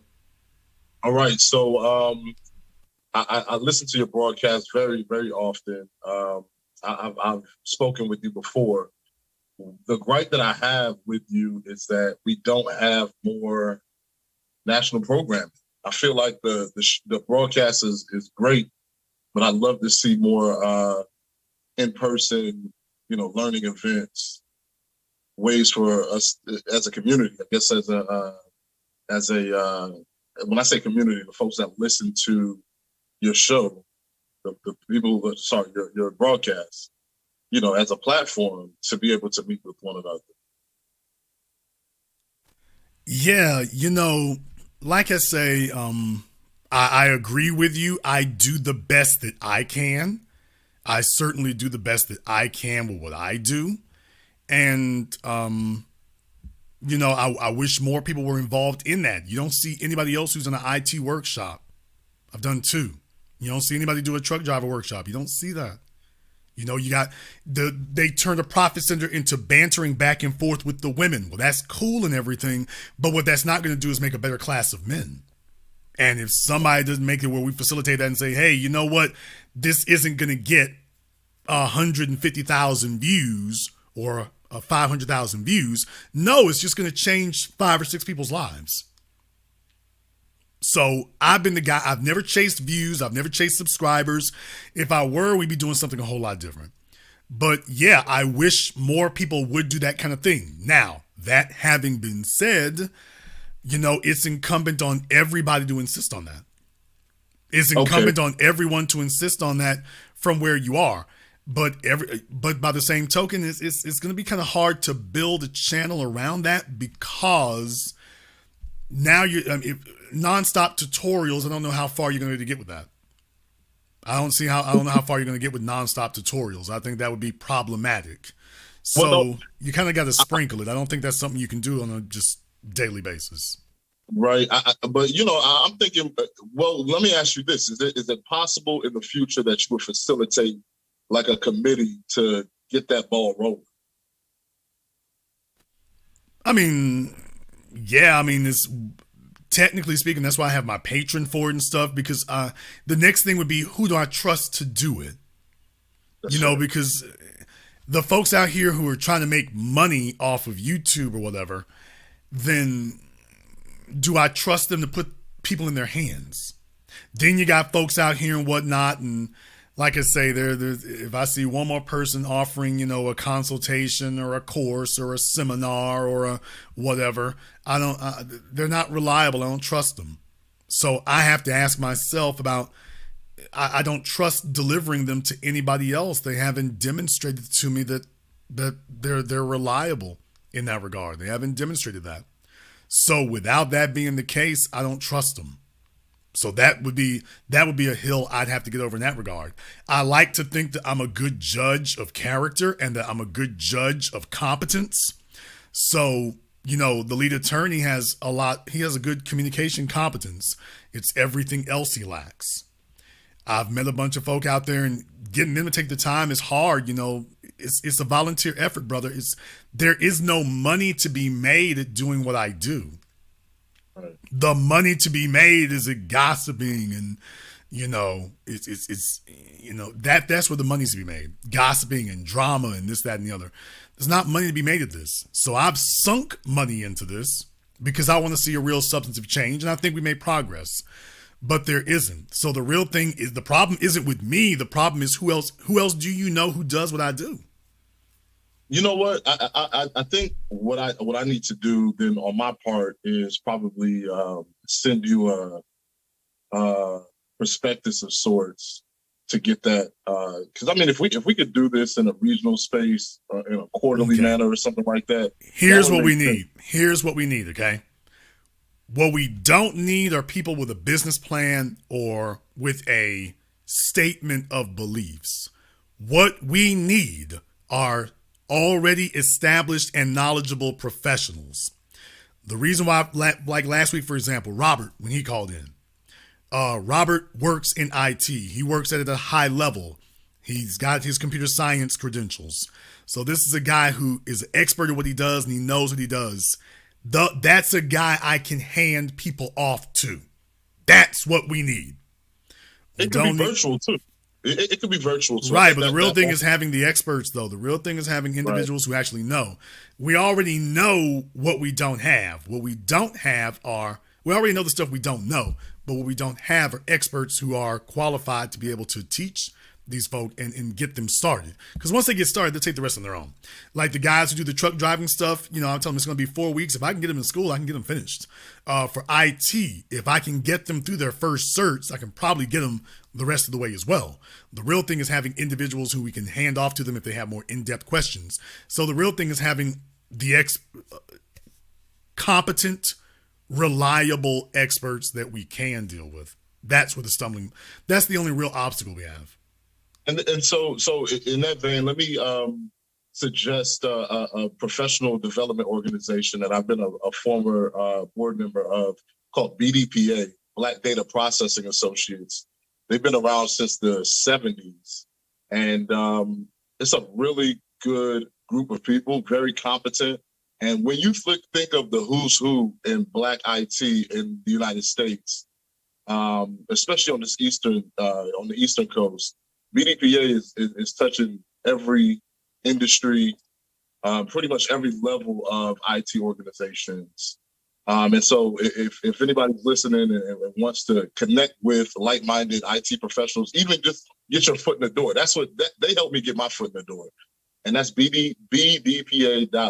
That's Bravo Delta Papa Alpha.org. Yeah, BDPA, like I said, they really changed my life. I got a couple of internships with Deloitte and took off from there.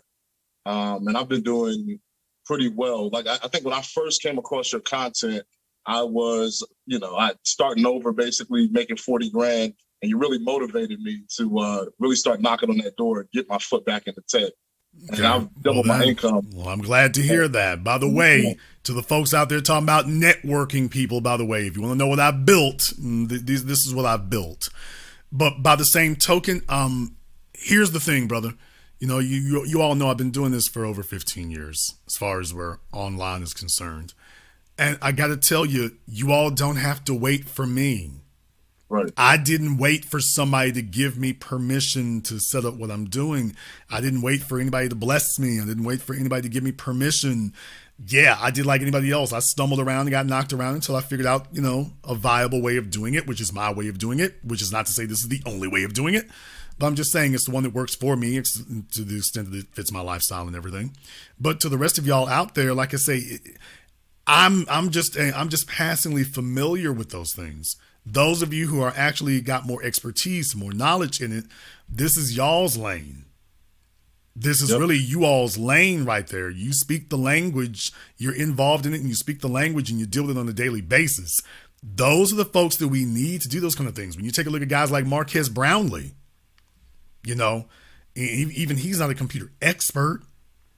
So there is still a lane out there, man. There's still a lane to be paved out there. There is. And maybe I'm not the best person for that, because to be totally honest with you, I've just lived a lot of life experiences, and I touch on these things in general.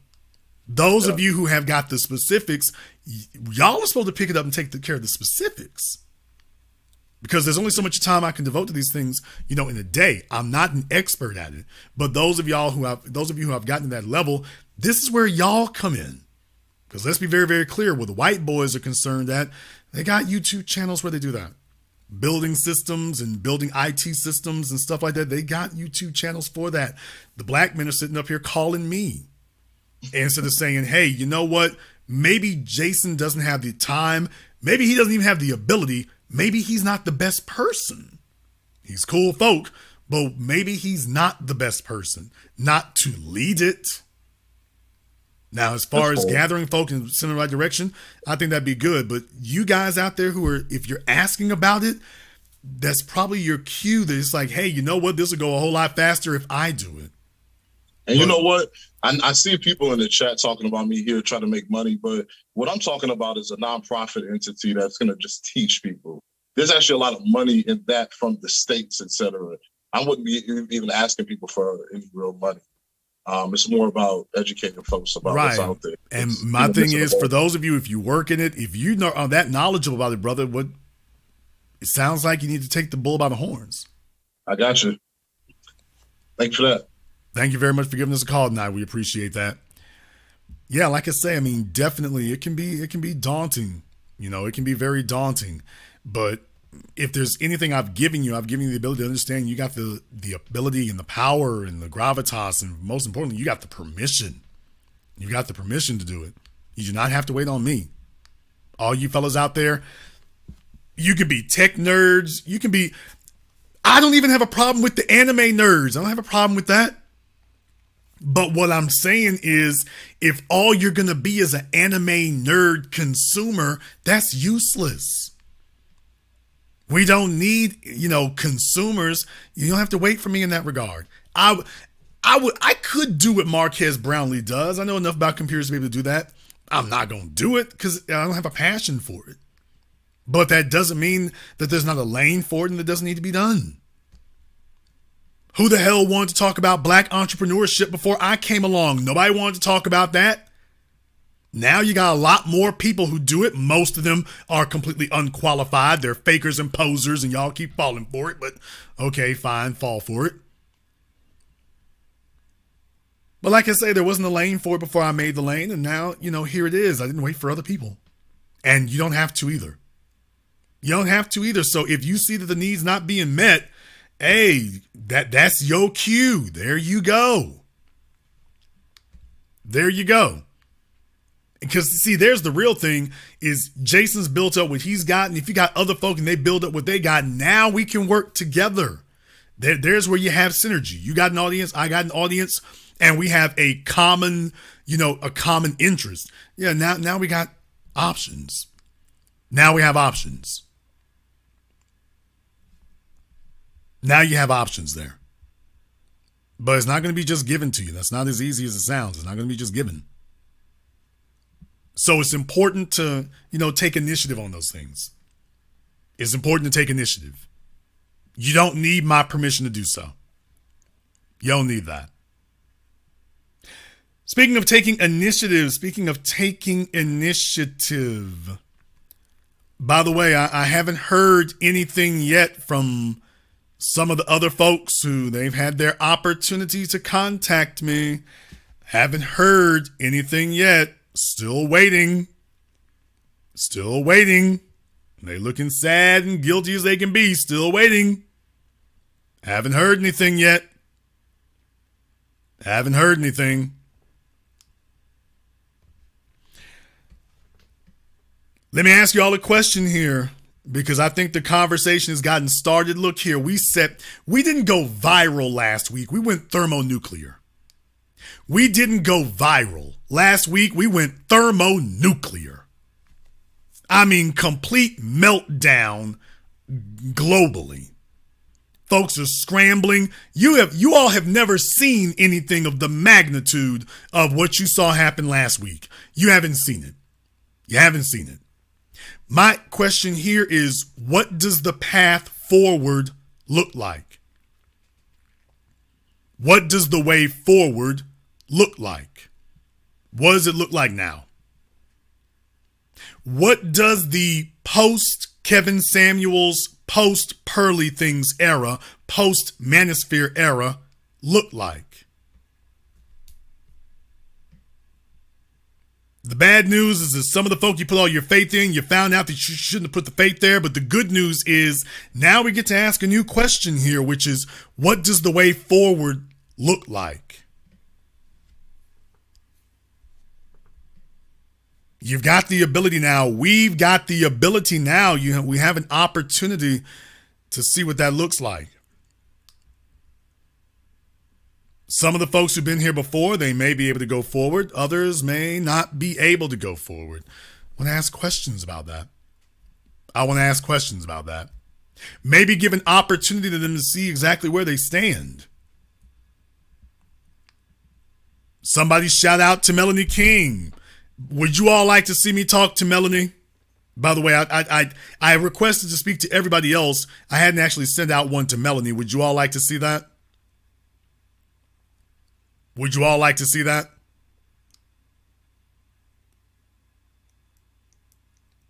Would you all like to see me talk to Melanie King?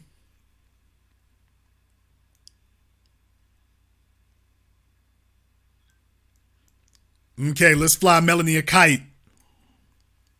Let's fly Melanie a kite and let her know that the grassroots is saying, yeah, Melanie, we need to check the paperwork.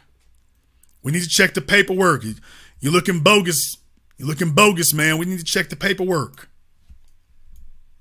We want to go ahead and check that out.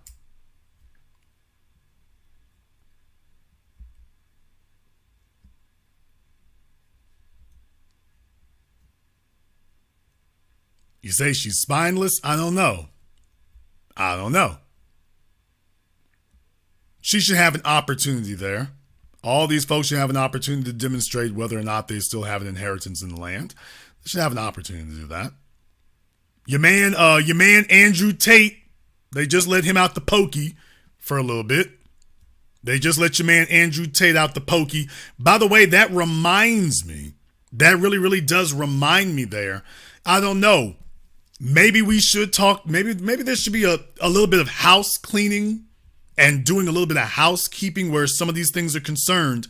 Maybe it should be. Maybe it should be.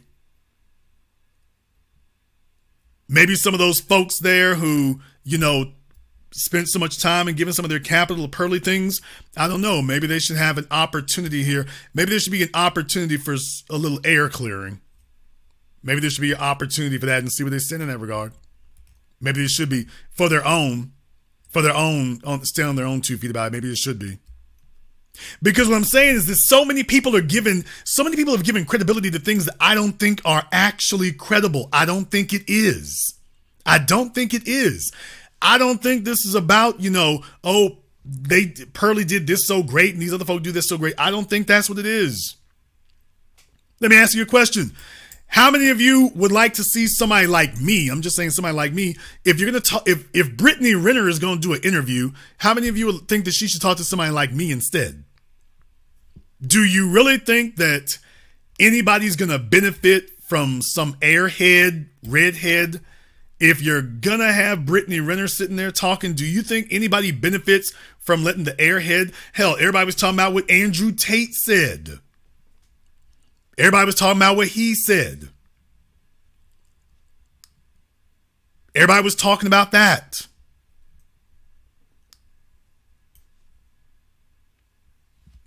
You say she might cry. Really? You think she would cry? I don't think so. I don't think so. I don't think so.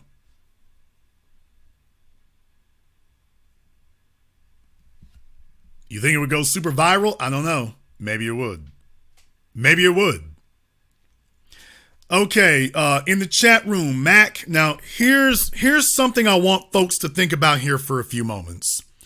I want you all to think about this, and I want to be serious here in what I'm going to say, because what I'm about to say right now, I'm kind of going to, I guess in some ways, I'm kind of going to make news here, but I haven't really been able to say exactly where my position is on these things.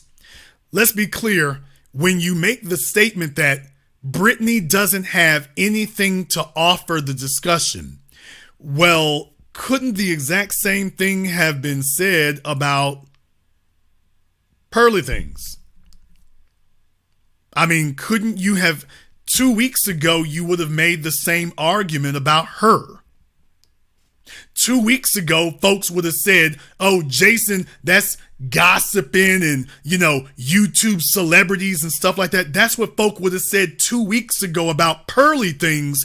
But yet when you put it in my hands, it became something of such an incredibly potent substance that it literally went thermonuclear on the internet. I elevated the conversation. So what I'm saying is you all are used to these folk that you've seen and heard. They haven't actually been in a place where somebody has a real discussion in the conversation that isn't all gossipy and isn't all, oh, what did you do Friday night? Remember, most people would have said, if I told you we're going to talk about Pearly things, most of y'all would have said, oh, do we really need to hear about some internet, influencer gossip? And yet after it was put in my hands, do you see what happened? Same thing with Erykah Badu. Well, Jason, is that gossipy? The DOC might have said that, but nobody else did. So what I'm saying is, I want you all to start considering maybe the reason why you see most of these programs as completely irrelevant and disposable is because they got bad captains at the wheel. The people leading the discussions are unqualified. Have you considered that? That the problem isn't the folks who show up. The problem is the people leading the platforms are bogus and illegitimate. They want to have some low-level world star hip-hop gossipy conversation, but when you put it in my hands, the whole internet raises the quality and raises the bar of the discussion. Y'all got to understand, before now, when people said Pearly things, they were talking about her guests and talking about how they were sniping at each other. Remember, they were talking about Andrew Tate and Brittany Renner. That wasn't a bar-raising discussion. That didn't elevate the conversation. But when you put it in my hands, it elevated the conversation. And then for everyone who came after that, Jessica X, the Manosphere, the lead attorney, Adam 22, everybody who came after that. So what I'm saying is I understand your skepticism. I understand your cynicism, damn skepticism. I understand that you're cynical, and I understand why.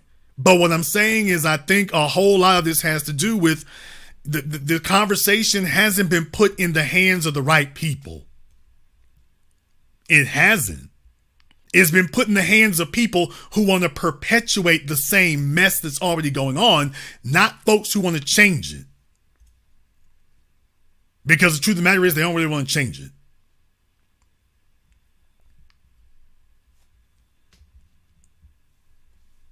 Yes, I would talk to Brittany. I sure would. I said that when she talked to Kevin. I would talk to Brittany. I'd talk to her, but I'm not going to have the kind of conversation that they were having. I'm not fresh and misfit. I'm not going to have that kind of conversation. I'll talk to you like a grown-up. I'll talk to you like an adult. We're not going to talk about Instagram teeny bopper stuff. If I'm going to have a conversation with her, I'm going to have a conversation like the one we have here. Now, I think that would be something worth people seeing. I would talk to Andrew Tate. I don't have a problem talking to Andrew Tate if you can get him on work release or whatever they got him going on right now. They got him kind of tied up right now. But I don't have a problem talking to him. But if we do talk, it's going to raise the conversation. It's going to elevate the conversation. Talk to Brittany and Andrew together.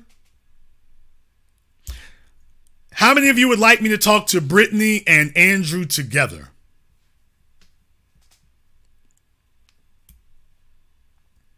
How many of you would like me to talk to Brittany and Andrew together?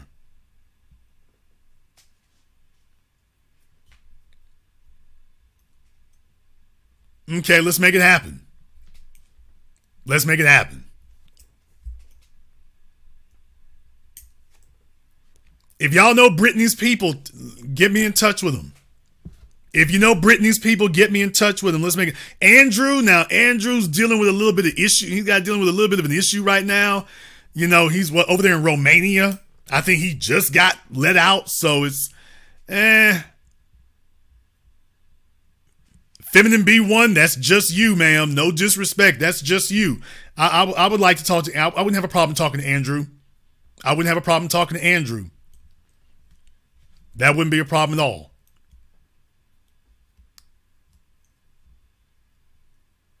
That wouldn't be a problem at all.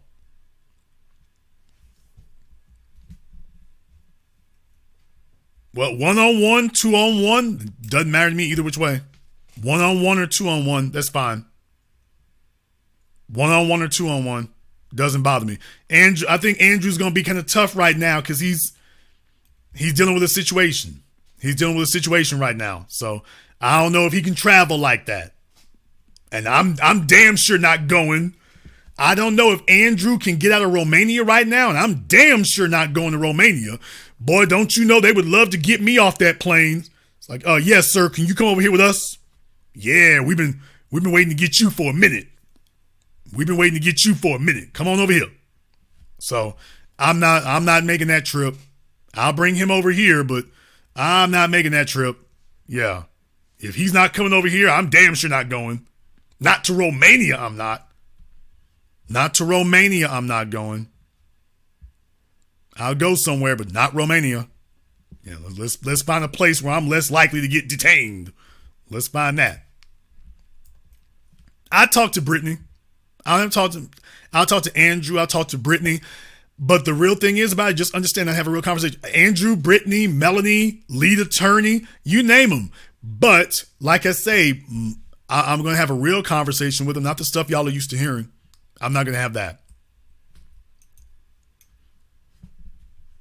No, I'm serious. No, I'm serious. No, I'm serious about it. I will. I would do that. I'm just saying, if that's what folks want to be geeked over, if folks want to be geeked over that, if that holds their interest, I'll show you all how to have an elevated conversation. Candace Owens? Man, look here. Candace Owens is not going to talk to me. Candace Owens is not going to talk to me because her management is the same as Pearly Things, and they saw what just happened to Pearly Things literally in 30 minutes. Do you think Candace Owens, if her and Pearly Things got the same management, don't you see the only thing that their management told Pearly Things to do was to hide?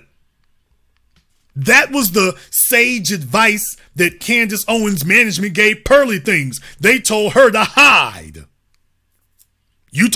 Jason talked about you? Hide. So, no, don't get me wrong. I wouldn't have a problem talking to Candace.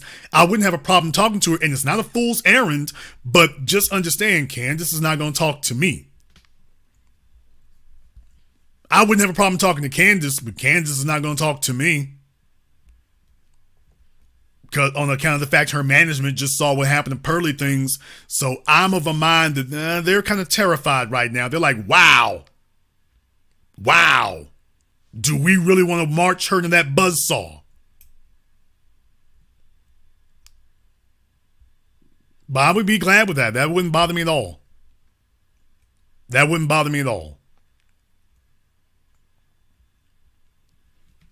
So look, I mean, those kind of things there, I don't have a problem with that.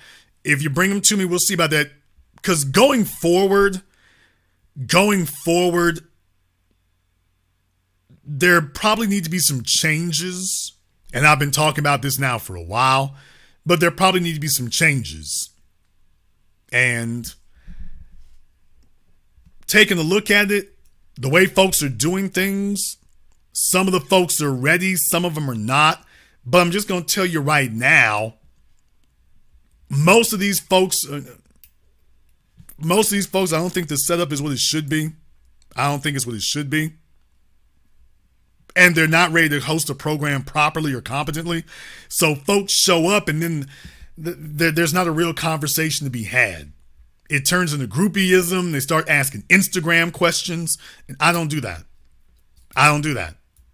If you bring me into the circle, I'm going to ask questions that are worth having. I'm going to ask questions that are worth having. Will Sinclair, this is not the place for that though, sir, so that doesn't matter.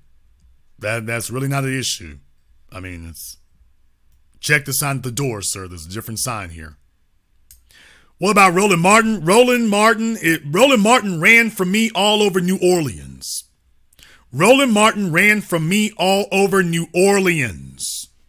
So no, Roland, that big bastard probably burned about 15,000 calories running from me all over New Orleans when I went down there. I mean, I came streaking across the country. He snuck in and all he did was run from me. That was it. So no. Roland's had years to do that. All he really did was do nothing. He didn't do anything at all. So don't look for that.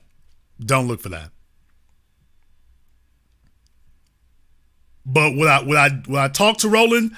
I don't know. I would have to consider that, because the real question is, he's not a stand-up guy and he's not a stand-up character. Talk to Jordan Peterson. Now, you know what? Now, that's one I would take. Now, I would take that one. I sure would. I'd take that one. Just not about the things that Jordan usually talks about. Just not that. Just not that. Nick Fuentes, the only thing that Nick was good for was blowing up Pearly Thing's career. He's not a thought leader. He's not an influencer. The only reason you would talk to him is if you're a hardcore alt-right white supremacist yourself. It's not like he's some heavy-duty influencer with some big following. He's not some heavy-duty influencer with some great following. So, no, he's only a rock star among white supremacists. He's not a rock star or a leader or anybody of any note anywhere outside of that. I had to tell you all who Nick Fuentes was. So, if you're not a white supremacist, you don't even really know who he is. You don't even really know who he is. You don't even really need to know. So, no. With that being the case, no. But all those other folk that y'all mentioned, I wouldn't have a problem with that. I wouldn't have a problem with that. Officer Tatum. I mean, what is there to be learned from that? Taking the coons for cat toys. Here's the problem. Officer Tatum hasn't demonstrated that he's got anything to say. Y'all need to know the difference between people who are actually worth talking to and class clowns. Somebody who's the class clown isn't worth talking to. Jason Whitlock is one of the class clowns. Jason's one of the class clowns. Star or Hassan Campbell. Dr. Hassan Campbell, I wouldn't have a problem talking to him. I don't know much about him. I'm just going to be totally honest with you. I don't know much about him. I've heard the name. Might have seen one video, but folk mention him a lot. So I wouldn't have an issue with it. I don't have an issue talking to him. Star, I don't know who Star is. Who's Star?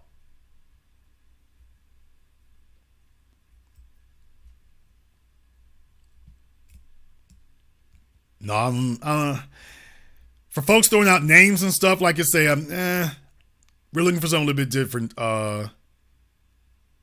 Tommy Curry. Tommy Curry. Let me see something. Tommy Curry. Let me see that. Check out something real quick here.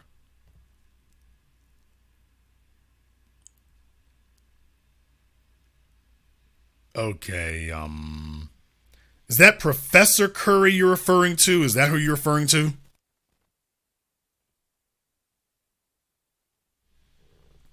Yeah, Dr. Tommy J. Curry. Yeah, I think I follow him on Twitter. I follow him on Twitter. Yeah, I wouldn't mind talking to him. I think that'd be a good one. I wouldn't mind talking to him. Hey, here's what I want y'all to do here, okay? I think that'd be a good one. You know what would be really cool? If I could get like professors, I think that's a great thing there. So Dr. Curry and Dr. Hassan. What do you all think of a program with Dr. Curry and Dr. Hassan? What do you all think about that?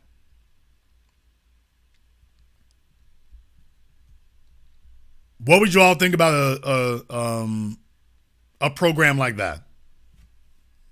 Dr. Curry and Dr. Hassan. Okay. Well, here's what you need to do here, because a lot of these folks, sometimes they're kind of scared when I show up. Some of these folks are kind of scared when I show up because they're worried. I mean, and you got to remember, take it from their point of view. All I did was talk about Pearly things for just 30 minutes and that's it. She's gone. So a lot of people are worried. A lot of folks get worried and get scared when they hear about me pulling up. Then they get worried that that's going to happen. But I'll tell you all what I'll do here. If y'all get in touch with them, tell them holler at me. Tell them holler at me. I would make that happen. I would make that happen. No, in person. I would make that happen in person. I don't even think I would want to do that online. I think I would want to do that in person. So if I were to do something like that, just to make sure there's no issues or whatever, I actually think that would be interesting to have everybody in the same room for that kind of thing. So to have some academics in the same room for that kind of thing, to talk about that kind of thing. How many of you would like to see me have that set up in person?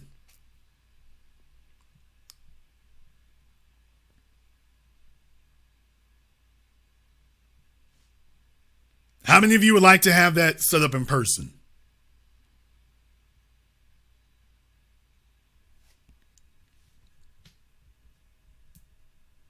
If I did do something like that, I would like to have that set up in person. That's what I would like to do. If I went forward with something like that, I would like to have that, set up in person. That's the kind of thing I would like to do here. I would like to have that kind of thing set up in person. So, yeah, I mean, if I go forward with something like that, I'm willing to put that together. I sure am.